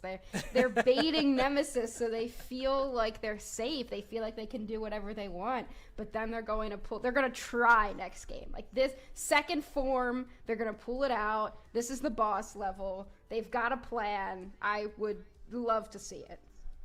I would be screaming at the edge of my seat if that. I pray that is exactly what we're going to see here, Husky. I want noise complaints from my neighbors because that comes in. That's what I want to see. Yeah, that would be fantastic. But also, that could be true. Nemesis could be picking up different pick. I mean, I guess they kind of were playing off roles that game. Regardless, but you know, maybe we go back to my experience on stage at NAIC and we see Jungle Comfey come out from Nemesis. You never know. Hey, you never know. That was a close one. Nevertheless, look at the scores, buddy. It could have gone either way. But now we're going to see Game 2, where Nemesis are off the back of some brilliant momentum that they've built up there, Husky. I mean, you're just going to run it back, aren't you? You're not going to change much. Yeah, no, I don't think they need to. They could try to have a little fun with it, but Nemesis, definitely one of the favorites in this entire tournament, if I could be bold enough to say that. They are one of the strongest teams from the competitive circuit in North America, and I feel like with this tournament, there's a lot of new things happening. We saw Trainer formerly on the Luminosity squad has now joined the Nemesis squad. We've got some things shaking up, a lot of roster changes, and some of these teams are really, really strong. So this is one of those big tournaments where some of these early rounds are just kind of, you get a matchup and you are going to have to play it. But kind of what you would expect is that some of these more powerhouse teams come out on top. I mean, the fact that Nemesis was already a household name in NA due to how good of a team they are, and then they get Trainer, I'm not sure that's legal. I think that's a little bit broken on the side of Nemesis here. Yeah, honestly. It's interesting looking at, you know, how rosters shake up over the off season and even during the actual competitive season. I am a proponent of, like, I'm always going to root for the team that sticks together through like an actual season, but after the competitive season ends and, you know, everything with the Luminosity squad not being under Luminosity anymore, all of them are going to different areas and different teams. Those are all individually incredible players that would be a great addition to any squad. So seeing that Nemesis picked up one of them, I forget which team has Otter now, but they are also on a different North American squad. It's going to be really fun going into the season, seeing how everything has ended up shaking out. I think it's Team YT that has Otter, but you're absolutely right, Husky. It's the same with EU. Like, we had our biggest squads break up. Gen 5 were gone. Komai have got a new squad. We've got Nouns no longer competing together. But it has really just opened the door for these brilliant squads. Goodnight Gaming, the team that currently Gatlu and Adesu are on, is my favorite team because they've kind of just made a super team in EU. They've got, like, so many good players across the board. Toast is on that squad. And that's the excitement of the off-season, really. You get that roster mania that it really brings out some exciting squads. Yeah, it is really interesting to see. And I think that it's also worth commenting that a lot of games that are this similar format come up with these super teams of all of the best players, and it doesn't work because of team chemistry being so valuable. And if certain players don't play well together, it doesn't matter how good they are. So I always love seeing how these situations, everyone's like, oh, it's the super team, they have all the best players, and I always am interested in following those teams and seeing how it actually ends up working out. It's very interesting. It really is. What I'm excited to see what works out is this second game, because Dark Lords, that is a mountain to climb to come back off the momentum Nemesis has just built. They're already a very difficult team to go against anyway. I feel like a little bit of it is just accepting that you're going to have to go on a lower bracket run here, but I want to see them come out and really try to take it to Nemesis at least and adjust the comps that they had. Yeah. I think that for a lot of these teams, when you get into situations where you might be outmatched or, you know, potentially playing on ping or something like that, like, you just got to kind of revert back to your comfort picks, pick what makes the most sense for you, what you're most comfortable playing, what you might be best at, so that you can at least know that you are comfortable going in instead of trying to pick something super meta. You might be able to get something done that way. Okay, so just having a think about what we might get to see next time as these teams are trying to work out where they want to go. What I want to know, though, Husky, is, of course, you've been doing a lot of the casting in the NA region. You've done a little bit of the EU region as well that I've been on the mic with you for. Give me your go-to watch teams coming up to this next UCS. Oh, that's a great question. I feel like I don't even know what teams exist right now. I feel like everything that I was like following in NA and EU, especially over the last competitive season, are either no longer teams or they're going under a different name that I don't know yet. So I really don't know if I can answer that question at the moment. Okay. There's like a lot of specific players that I always love to see what they're doing. I guess a couple that come to mind are like Sobi from North America, an attacker player. You know, some of my like friends, I'm always looking to see where they're ending up. Version 1, another team, they have stuck together for the most part. They're such a fun team to watch. Like Flareons from Orange Juicers and Zugrug and that squad, they're not playing as Orange Juicers anymore, but I don't know where any of them went. So it's always, I haven't been super in the know about where teams are going to be sorted out, but there's a lot of players specifically that I love to see what they're doing and I love to follow. Yeah, I like that. You always have those couple of players where you're like, no matter what team you're on, I am a Yeah, I'm still gonna supporter, root I'm a for you. fan. Like, Yeah, 100%, 100%. yeah, It's like the wherever same with Ender me. is, I'm always gonna be rooting for them. Like it's just kind of what you do. 100%. For me, it's the same. I don't get much chance to cast in NA because unfortunately time zones exist, and you know when you guys are doing your underdunk and all that, it's like 1 a.m. for me. So as much as Yeah. I'd love to stay up casting that, I don't get much chance to. But I always love seeing the NA region in these competitions. It's like how I always love to see the India region competing as well, because there is always like 600, 700 teams or something ridiculous in India that want to compete. They Was are that eager. a to get on. 6-7 joke? No. Was that a 6-7 joke? Did you mean to do But- that? Spraggles got me earlier with 16 or 17. I was like, oh, I'll kill you. I'll kill everyone in this room. It's so... I saw your response to I was it. like, oh. I was like, here we go. It's crazy though that meme is like so dead because as soon as like the brands started jumping on it, like Yes. it dies. I love that. I love when we see like capitalism ruin a meme completely. It's just like my favorite thing ever. Anyway, it does look like Dark Lords is going to drop, so Nemesis will go ahead and take that set. I honestly don't think we would have needed the next game to be able to make that inference, but instead we are going to be taking you to another matchup, TTV versus 3 Tanks 10 Ball. So I guess TTV versus TTTB. Yeah. Oh, okay. We're gonna go with that. I like that. Okay. I did have a confirmation as well. Apologies. It is TTV that Otter is on, so I think that's gonna Okay. be really exciting to It's see. TTV, YT, same thing. It's all the same thing, right? I mean, Yeah, so but we are nevertheless. jumping far ahead actually to winners round 4 right now. Let me look at the records of these teams. So far, TTV has played 2 rounds and won every game.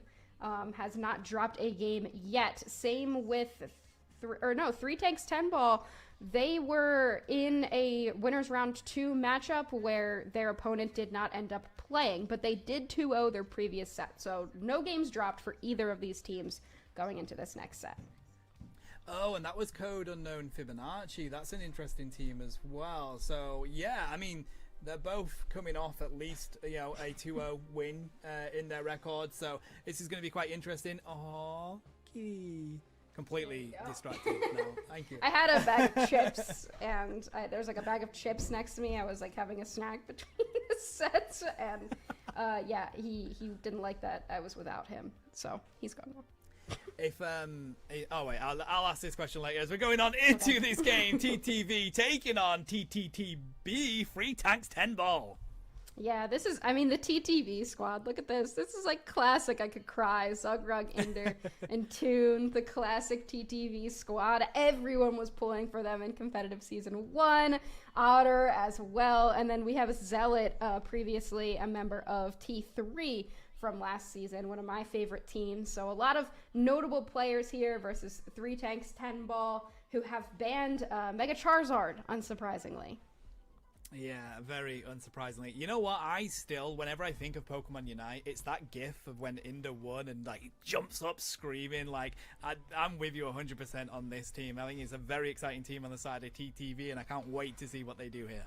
I know, this is gonna be so exciting. Like, I'm literally beaming to myself. Like, I feel like I'm watching competitive season 1. Like, I was sitting watching this team, like the original squad, and being like, oh, I wish that like I was involved. Like, I wish that I could be part of this somehow, because like it's just so much fun to watch. And now I get to cast it. It is a really good time. Mega Lucario, unsurprisingly, picked up first.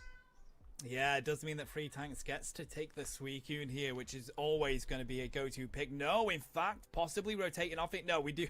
Oh my god, I was worried then, Husky. I thought you cannot give that over to TTV as well. Oh my god, I know. Imagine seeing the Suicune also go over to the other side.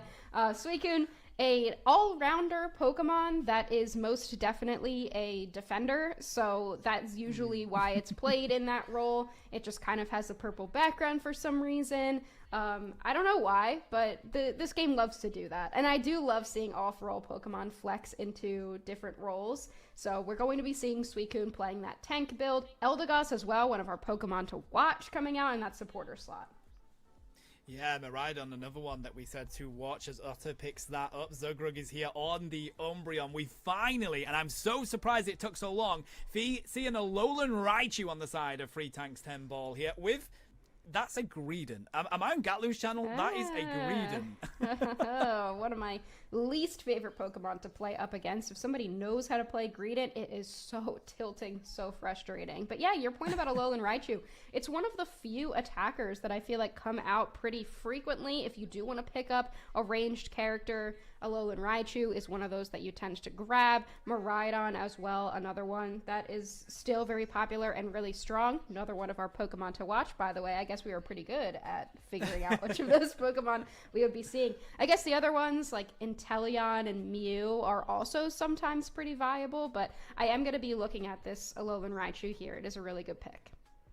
I do like the Mimikyu as well, because TTV have locked in Inda on the Comfey. You've got a Mega Lucario, and you've got Toon on the Machamp here. Is it going to be submission? Is Champ Cena going to be taken to Faya Sky Ruins here?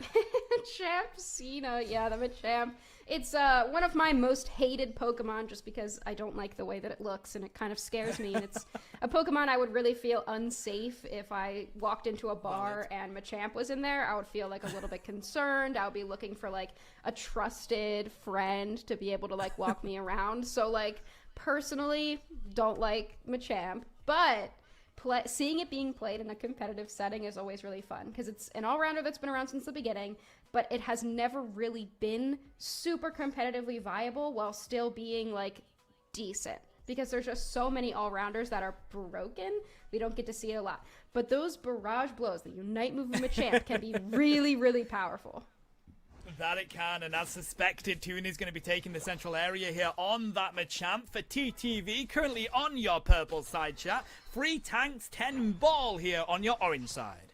And we do have Greedent playing in that top path role. It had that time in the sun for a second, if I remember correctly, where Greedent was a top path Pokemon for a bit, but it is going to be interesting to see how that shakes out. Really needs that level 5 as soon as possible. Raichu getting a bit of an early secure. It is the little girl Pikachu down here in this bottom path. Looking for that Evo early on. That will be difficult of a lane to handle with the Suicune up here, though. Greedent just doing Greedent things, although does walk into Zella, and they look like they're getting close to the KO, but they managed to get away. And this is why Greedent is so frustrating to play against. But now that I'm watching it, I really do like this into a Mega Lucario because it does just last a while. Well, you know, never mind. You know what? I'll just stop. Champ Machoke on the field here. They do manage to find that one. And yeah, that was some good pressure from Free Tank's 10 Ball until we see Toon hit the lane. Yeah, now we've got 3 members of TTV up in this top path. Greedent now coming back, but Lucario, great Meteor Mash to be able to push those central area birds away for most of that to go over to TTV. Okay, so Free Tank's 10 Ball looking to get those power spikes. They currently still have a Glossy Fur. It looks like Zelot has most of that controlled in the top side. Down in the bottom, though, we do have the Alolan Raichu with this Suicune, so it's not an easier lane for TTV, but Miraidon Umbreon is very capable of handling that as well, Husky. Yeah, it's so funny watching with Choke like run around with submission, just like bent forward, just like running, but it's not really going like that much faster. And it's just kind of funny to watch. We do have level 5 on the Suicune in the bottom path, which is definitely very valuable, but the top path has not been going as well for 3 Tanks 10 Ball. Still level 3 on the Eldegoss. Greedent just hitting that level 4. So TTV really can push forward into this top path if they wanted to make that decision, but it looks like instead they're just going to hold it, make sure that they have the vision on everybody, and prepare for this Regidrago. You know what? It's giving, you know, when you go a little bit like quicker when you're crossing the road because like you want to get out of the way of the cars, but you don't actually run any quicker. That's what it's giving to me. Yeah, you're like walking like a little bit fast. They think you're moving quicker, so like you don't seem rude or something like that, and you give them like the little wave. And, like, yeah, that's exactly. They do find the Regidrago, though, as TTV now look to be getting those higher power spikes. We do have the Greedent, can't get out of the arms of Toon, though, as they do get away with a little bit of HP. That is why Greedent is so frustrating, Husky. Yeah, I mean, it's got the hindrance resistance as well. If it does have Covet popped, then it's going to be more difficult for Machamp to do anything with it. That being said, 3 members of TTV are going to be able to shut that Pokemon down, and we still have a little Gossifleur. They have to be able to just get this piece of experience, and then we'll see them hit level 4. I hope they do, and they finally hit level 4. Finally, they've got their level. Oh wow, we've got Trick Room Mimikyu here as well. I know a couple of friends in chat that will be excited for that. Lobo, I'm calling you out, buddy, as they look to hit the KO here. Zugrug is taken, and they get the objective too, Husky. Big fan of seeing that Trick Room come out. I was wondering when we saw Shadow Claw if we were going to end up seeing that Trick Room, and we do. So definitely going to be interesting to see how that shakes out. Machamp, though, is level 9 and has the opportunity for a big engagement. They don't really need a Unite move. Dusk Runner is going to go down after just using its regular moves here, and Regirock in the top path will go over to TTV. So TTV, despite the fact that these scores are very close, they feel like they are winning these team fights. I think the power spikes that they've managed to get are definitely ahead of Free Tank's 10 Ball. But Mimikyu now has the play with me. We've got the Thunderstorm Aerial on the side of the Raichu, so it still could be anyone's game right now, but TTV looking to outlevel. Yeah, this Greedent is really going to have to start getting a ton of vision, just walking around the map, being annoying, trying to pull members of TTV away from fights to deal with the Greedent. I think that's one of the things that it's very good at, is separating players that definitely want to fight as a team. TTV's team comp is very team fight heavy, and they kind of want to all be around each other. Greedent could seriously disrupt that if they are able to get online. Seems like so much patience from these teams right now. They're not brawling like we've seen in previous sets. We do have this Elder Goss now, rather, does get KO'd. TTV looking to get aggressive in the top side, but this Greedent, they're doing Greedent things, Husky. They are just a complete nuisance. Thunderstorm Aerial's going to come on in from the Raichu there, but still not many KOs raining on in. We do see TTV. The Barrage Blow was used. Didn't get anything out of it. Toon gets away with 1 HP in a dream. Comes back in with the submission while Zealot cleans up Free Tank's 10 Ball. Well, great play there from Inder on the Comfey, knowing exactly when to hop off and make sure they didn't get KO'd on their way to save Toon on that Machamp. Definitely fantastic play from them, but they overstayed a little bit in this top path, and they were able to take down the Lucario. Definitely a high-value KO for Free Tank's 10 Ball. So they are finding things with the Mimikyu Raichu. They just need the rest of the team to get those levels as well. We don't yet have the Unite as we're looking for. Greedent, though, with the power of the steel, manages to take the Regieleki away from TTV, and they retreat back to their lane. Greedent's not happy with that. He's going to go on over, get a burp onto the Miraidon as they're backed up, and the Lecky walks in. Look at this. Now 3 Tanks 10 Ball takes the lead here with that steal from the Greedent. You didn't expect it, honestly, but looking at TTV's composition, when you don't have Lucario there, you don't have a ton of secure options. I mean, I guess Machamp could with the cross chop, but better secure on 3 Tanks 10. Actually, not even, but it just leaves more of an opportunity for players to make steals like that. Eldegoss will use their Unite move right there to save the Greedent. Now Mega Lucario just in the top path by themselves with that Comfey collar. Looking to see if they can get the Registeel here. Look at the damage that does. That was a quick rip. We do see Raichu looking for it, but now they're pulled in with the crowd control. Endless Ice Spikes is going to come on through. They're looking for the KO on Zugrug, but Moonlight Prance is going to land, and Raichu sent back to the Pokemon Center. Salt isn't too concerned, though, as Rollout Guy is going to look for the KO on Zugrug. Still, Lucario running down this lane, finds the double KO. We see that Berry Blast come on through. They're going to find the KO here as Zealot gets so weak. Comfey hops on off. Inder is going to be found. That's it with that combo, Husky. Buy one, get one free. Yeah, I mean, a couple KOs being picked up is definitely still value at this point for 3 Tanks 10 Ball. They are still playing from a little bit behind, but not by much, honestly. Level 13 on Lucario and Mimikyu, and that's it. Otherwise, the levels are fairly even, with just the supports on 3 Tanks 10 Ball just a bit behind. 30 seconds before Groudon takes to the field, we are going to have a bottom lane Regieleki that Free Tanks 10 Ball want to grab here. It does put a little bit of pressure on TTV, but I think with the way that these scores are, it's not going to be something you want to throw everything at, and it looks like we might see Eldegoss go down. Yes, we do, as Toon looks to hunt for more here. Does get stunned. They grab the Regieleki from Free Tanks, and now they have to go on a quick retreat here, Husky. That was a great play by TTV. They knew that 3 Tanks Tempo was set up to rip that objective, and it's not usually a smart play to run in like that, but they picked off the Eldegoss, and that set them up to be able to win that fight if 3 Tanks Tempo stayed. Already Lucario in the backline. They're looking for a good opportunity to use their Unite move and Mega Evolve. They don't even need to here just yet. Raichu already taken down in quick fashion.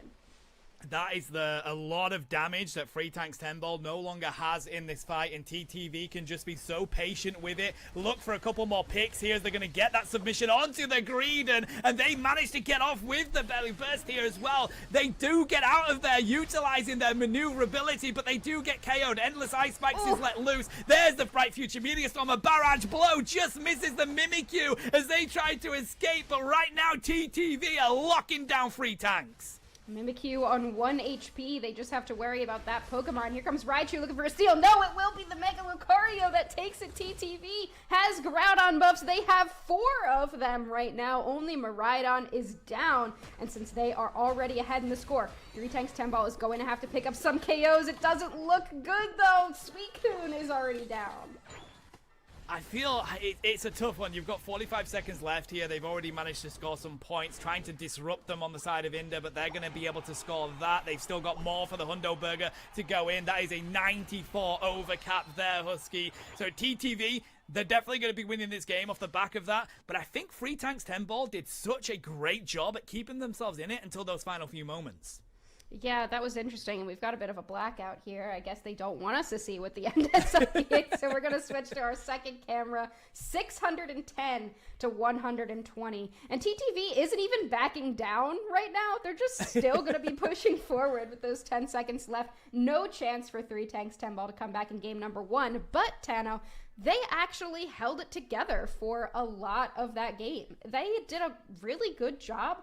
They kept up with the score for the most part. It was really just their team fight that was lacking. Yeah, honestly, I think if they don't go for that Regieleki in the bottom lane and don't give over a KO like that Eldegoss and a couple more to the side of TTV, they would have had a much better chance coming into that final fight. I think that gave TTV so much more momentum in that moment of the game, and it just wasn't something that Free Tanks 10 Ball had to push at that moment. Yeah, exactly. They definitely didn't want to end up dealing with that. And I guess if 3 Tanks 10 Ball just didn't fight it at all, they might have been able to position in the Groudon pit a little bit earlier and make sure that they were set up well, but they really thought they could get that Aleki, and I guess they would have, I guess they'll learn and grow for next time. But look at this. I don't know if we're going to see Mega Lucario make it through the draft again. 138,000 damage. And I do also want to point out the strategy of TTV in that first pick slot, which I imagine they will not get 2 games in a row. Now that 3 Tanks 10 Ball will have the side picking advantage or whatever.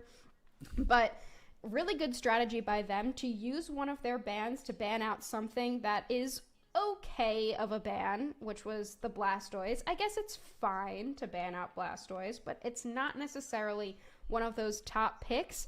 And in my opinion, this is a great strategy and also works as kind of like a bait, because now 3 Tanks 10 Ball has to make a decision on what they would rather let TTV have in that first pick slot. And they decided to ban the Zacian and give them Mega Lucario, which is kind of exactly what TTV wanted. Regardless of what that choice that they made was, they would get Zacian or they would end up getting Mega Lucario, both of these Pokemon that they are really good at and would really like on their side.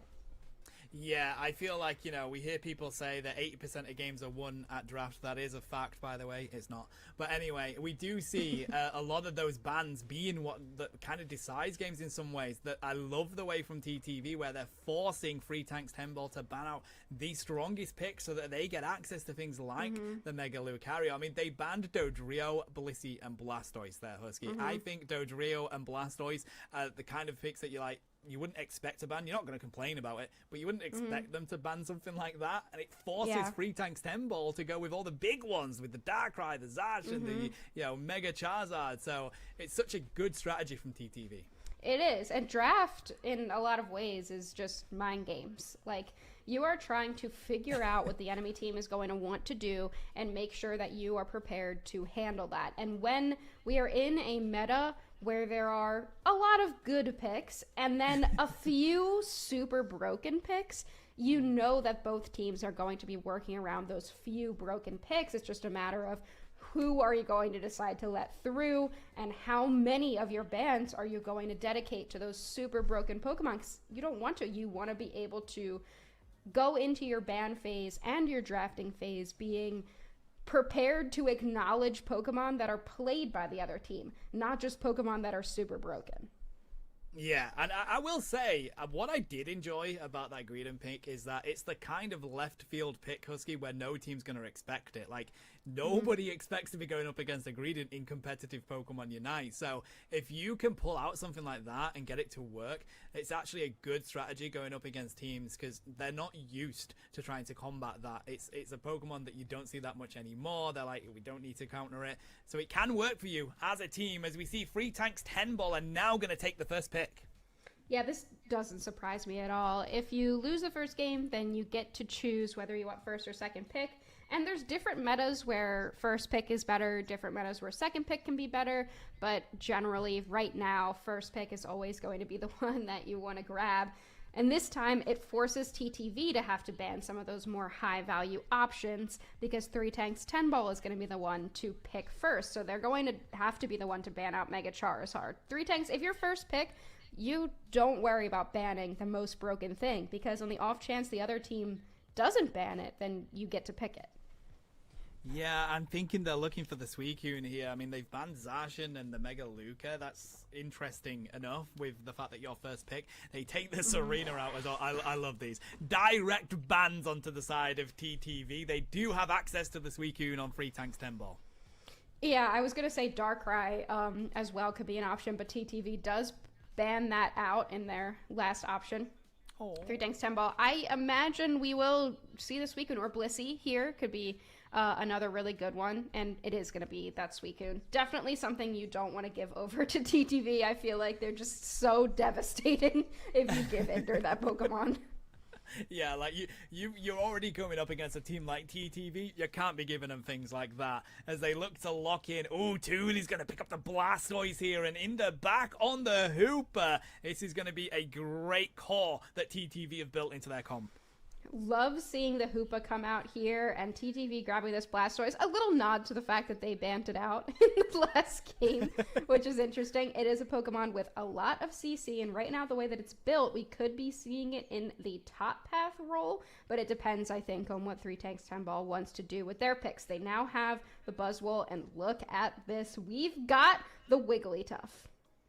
I love this. I mean, when we were talking about what Pokemon we like to see in these games that doesn't usually get picked up, Wigglytuff didn't even come to mind, but I love seeing it in these games, and it is very tanky. It's got that supporter background, but it is crowd control. It will happily take damage all day long. So an interesting strategy from Free Tanks, but TTV are going to give Otter access to this Shifu. Zugrug has picked up the Crustle. Look at how strong of a team TTV have got here. Yeah, the 3 Tanks 10 Ball might not have 3 tanks, but TTV has 2 of them. So I guess we've pretty much confirmed at this point Toon is going to be taking that Blastoise up into the top path, or, you know, if they switch around, whoever ends up playing it. And I love this Crustle pick. Crustle, I feel like, is one of those Pokemon similar to Eldegoss where you're never going to see it banned, but it can be extremely valuable if it's being played. Interestingly enough, though, we are not seeing Blissey or Clefable come out. Two Pokemon that have been very high valued in a lot of off-season tournaments, I feel like. But we are going to be seeing Mew, one of my favorites, and if I remembered to send Kyle Pokemon to watch, then it would have been Mew for me, but I did not remember. So this time we will be getting to see Mew, definitely one of my favorites. Yeah, the fact that Free Tank's 10 Ball just have no pure heal on their side here is so interesting because TTV, they're going heavy on this damage, by the way. Husky, look at Zella on that Blastoise. They are going heavy with that damage. We've got Toon on the side of that Shifu. We've got the Alolan Raichu. It's an interesting strategy here from Free Tank's 10 Ball. Let's see if it plays off for them. Yeah, I do like the CC options on both sides, I think.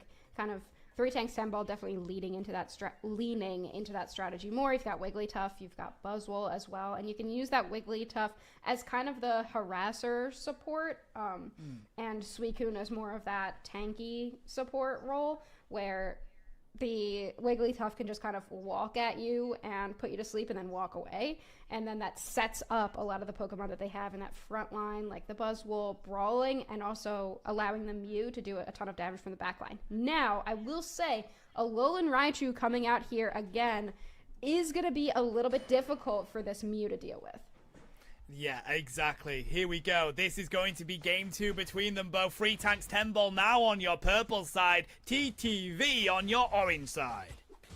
Yeah, this is going to be an interesting one. We are seeing that little Squirtle head up into the top path, and in the bottom path we are seeing Alolan Raichu on the orange team again, but not on the same team for 2 games in a row. And we have the Wigglytuff with my favorite Wigglytuff Hollow Air on, Sobi rocking that sailor outfit. So adorable here. I do feel like Free Tank's 10 Ball, they like to go for that kind of tank that can really just disrupt in the backlines. That feels like they're going for here. We had the Greedent, we're seeing the Wigglytuff here. That's kind of their style of play so far. Yeah, it has been. Buzzwole, very low HP right now, trying to get some damage on top of Ender, but a big heal comes through, and that Buzzwole going down early. Now TTV have the pressure in the top lane. There we go, though. Good damage comes out from Dodrio. Rollout guy finds the KO onto Squirtle, and that's going to alleviate things up here for Free Tank's 10 Ball. You know, when I saw Wigglytuff being picked, I was kind of hoping that it would be Rollout Guy playing Rollout Wigglytuff, but, you know, I can't have everything that I want, so I guess we'll take Wigglytuff being played at all. It is Rollout, though! Oh my god! It is Rollout! Guys, come on, what a letdown. you gotta change your name, no longer Rollout Guy. It's gotta be, what, Free Head Guy, and then Sobi's there on the rollout? Yeah, no, Sobi's Rollout Guy now. What a move! What a move from this team. Oh, let's see how he plays out, though. Buzzwole has managed to hit level 5 now, so they're going to have better pressure in that lane, but TTV are not letting up. I do like this from Dodrio. Once you hit those levels, they hit that 5, you have to be constantly on the side of TTV whenever you can. Yeah, and TTV knows that, especially from their supporter, Ender. They're gonna know that Dodrio is gonna be in the central area, so great call getting vision there. We do have the Wigglytuff in the central area on top of Regidrago, but nobody else for Three Tanks 10 Ball has arrived yet, so it's basically just gonna be given over to TTV here. Unless we see a Miracle Secure, we do not. Urshifu will take that one. Yeah, Toon is here on that single strike. Urshifu, great portal coming out from Ender again. Now, they have the secure. That's the thing about TTV. And realistically, every objective is going to be contested. We know how TTV likes to play. It's aggressive. They want every piece of farm and objective they can find as Wigglytuff is sent back to Nurse Joy in the back of the X-Scissor. Yeah, I mean, look at where Three Tanks 10 Ball is. Nobody is really prepared for a siege onto this bottom goal zone. And now they're just kind of walking in one by one. There's not really much you can expect to do at this point. Great Rock Tomb there by Zugrug forces Mew to have to leave. And basically, TTV has taken control of this bottom path. Let's see what the objective's going to be. Coming on in here is a Registeel. That's probably not the thing you want to see TTV get uncontested. Free Tank's 10 Ball are going to rotate into that top side, look for some attention on the Regieleki. They have given Buzzwole a lot of stacks off the back of that, which you're going to be quite happy with, Husky. Yeah, you definitely want those stacks as early as you can. Even if you have to give up an objective or two for it, it's definitely going to be valuable. They are level 9 as well, so they are going to use that Super Swole Slam, try to pick up something, but no, they're the one being caught here. The rapid spin on the Blastoise, able to set up Hoopa for a high-value KO. I love this from TTV. You know you can defend this. You find the important KOs. You're going to take away this Regieleki. The flank as well from Zugrug as they look to get a pick with the X-Scissor. But TTV are picking up exactly where they left off here, Husky. They're taking control of this map, grabbing all the experience they can. I mean, that's what Hoopa does, right? They just have so much map control. You can be everywhere at once with all of your team in just an instant. And having both of those outer goal zones still intact for as long as possible is really the name of the game for playing the Hyperspace Hole Hoopa. And at the moment, 3 Tanks 10 Ball just doesn't have the resources to be able to take down one of these goal zones. Managed to get a couple of Unite moves on their side now. The score isn't getting out of reach either, so it's a good response from 3 Tanks 10 Ball so far. Gotta watch out for that coming their way as an Ebon Fist is gonna land, and there's the wicked blow. Buzzwole back to Nurse Joy, Suicune to boot as they score some plenty of overcaps here that they're looking for. I do love seeing Buzzwole get immediately obliterated. Some math here going in for TTV. A lot of opportunities to even overcap, but Inder finally does put those 30 points in to give a 30-point overcap to TTV. Now 217 to 73. Taking a look at our levels, we do definitely see a level advantage on TTV's side. I feel like at this point in the previous match, 3 Tanks 10 Ball was not as behind in the levels, so they are definitely going to have to figure out how to come together and look for an opportunity to get some picks. Ooh, Hydro Typhoon eject button is going to come on through. They don't find the Suicune, so weak, but they have to go on back, and now TTV are going to retreat to their lane here. Looks like they're going to accept the fact that most of 3 Tanks 10 Ball is here. The rotations were coming through as they do send Toon down to that bottom objective, but leave their strong defenders to try and hold this out so they can get up and take it.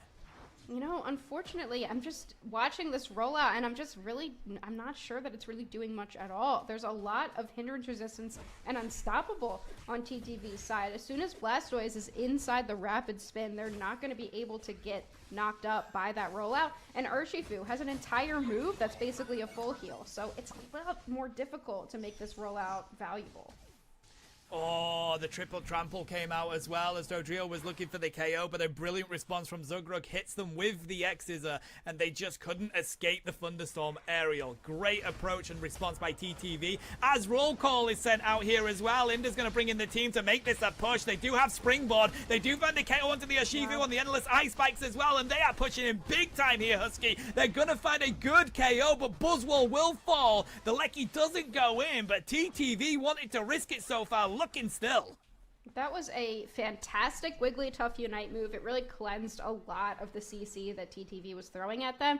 I think that was a good play to go for that push, especially because TTV is so ahead, but they also made the disciplined choice to back up. And I also think that 3 Tanks 10 Ball should not have left the goal zone the way that they did, because that ended up leading to Dodrio and Buzzwole getting KO'd. I feel like you're behind, you have to stay, and then you just have to hope that they're pushing too far forward like the Urshifu did. Ooh, Dodrio manages to get away here. Looks like Crystal is going to fall. They're not going to be too worried about that, though, because it does mean that Urshifu gets back to the pad. Good responses from 3 Tanks 10 Ball, though, to be honest. They know who they're up against, and they found some good picks here, Husky. It is a close game coming on into the Groudon. Great use of the Wicked Blow Unstoppable right there to avoid that Suicune CC.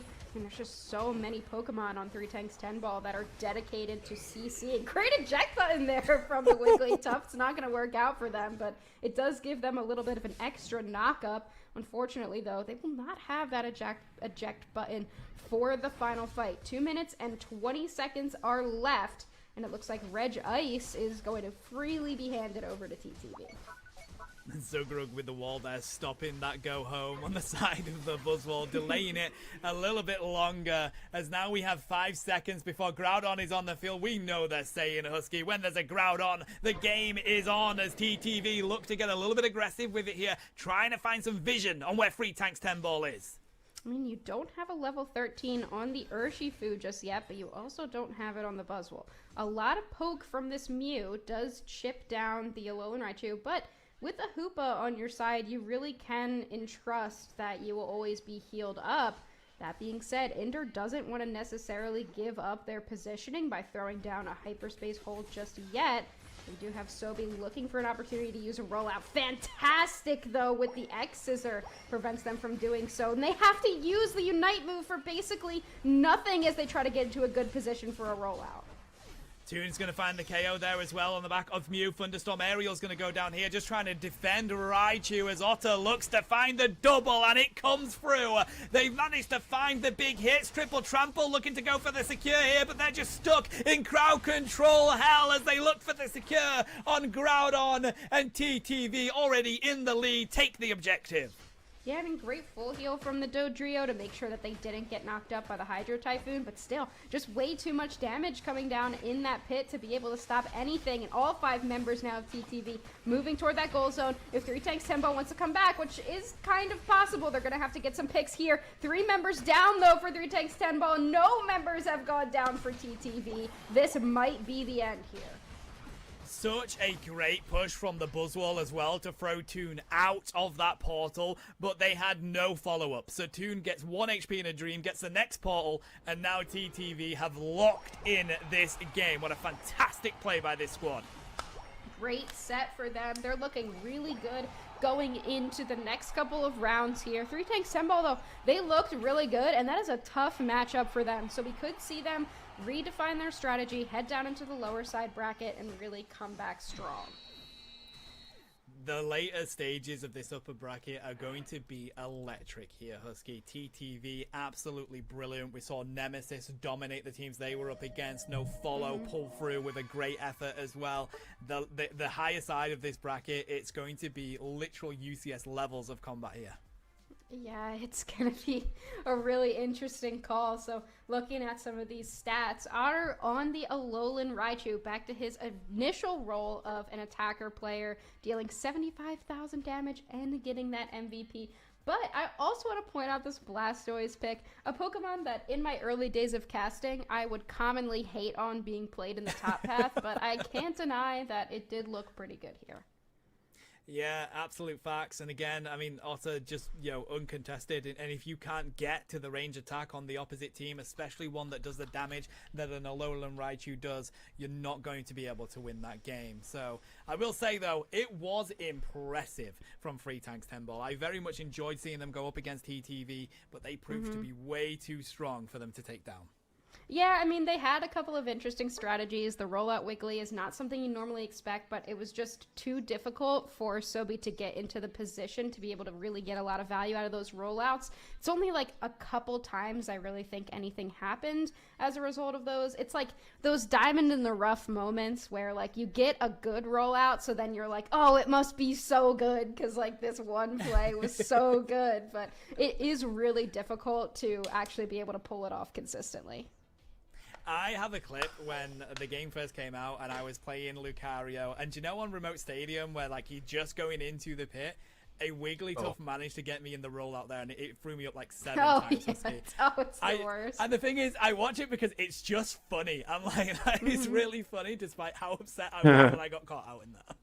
Yeah, like when it gets you, or like if you're playing, I was like an initial like rollout Wiggly believer. Like it was one of my most played Pokemon, like very early days of the game, because of those moments where if you caught someone in the choke part of the pit, it was like game-winning scenario. But not sure how well it worked this time. It might work for them in the future. I don't want to count out the strategy just yet. It definitely had some value.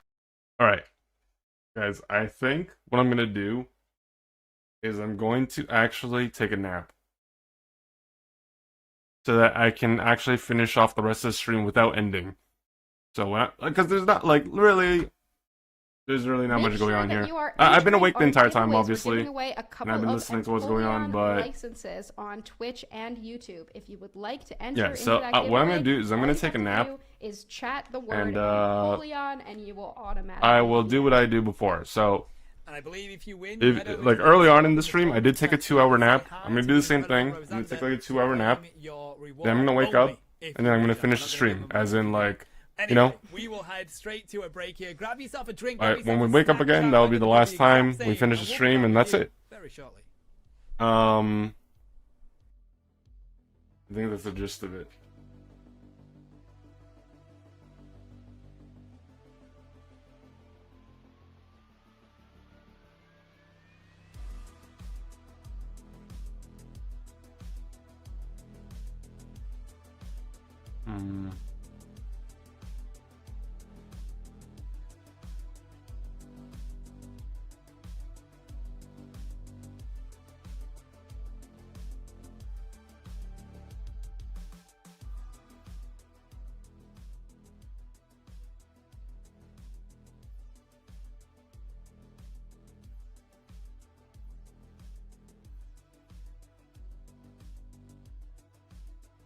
You look like you just woke up? Wow. Thanks, man. Thanks.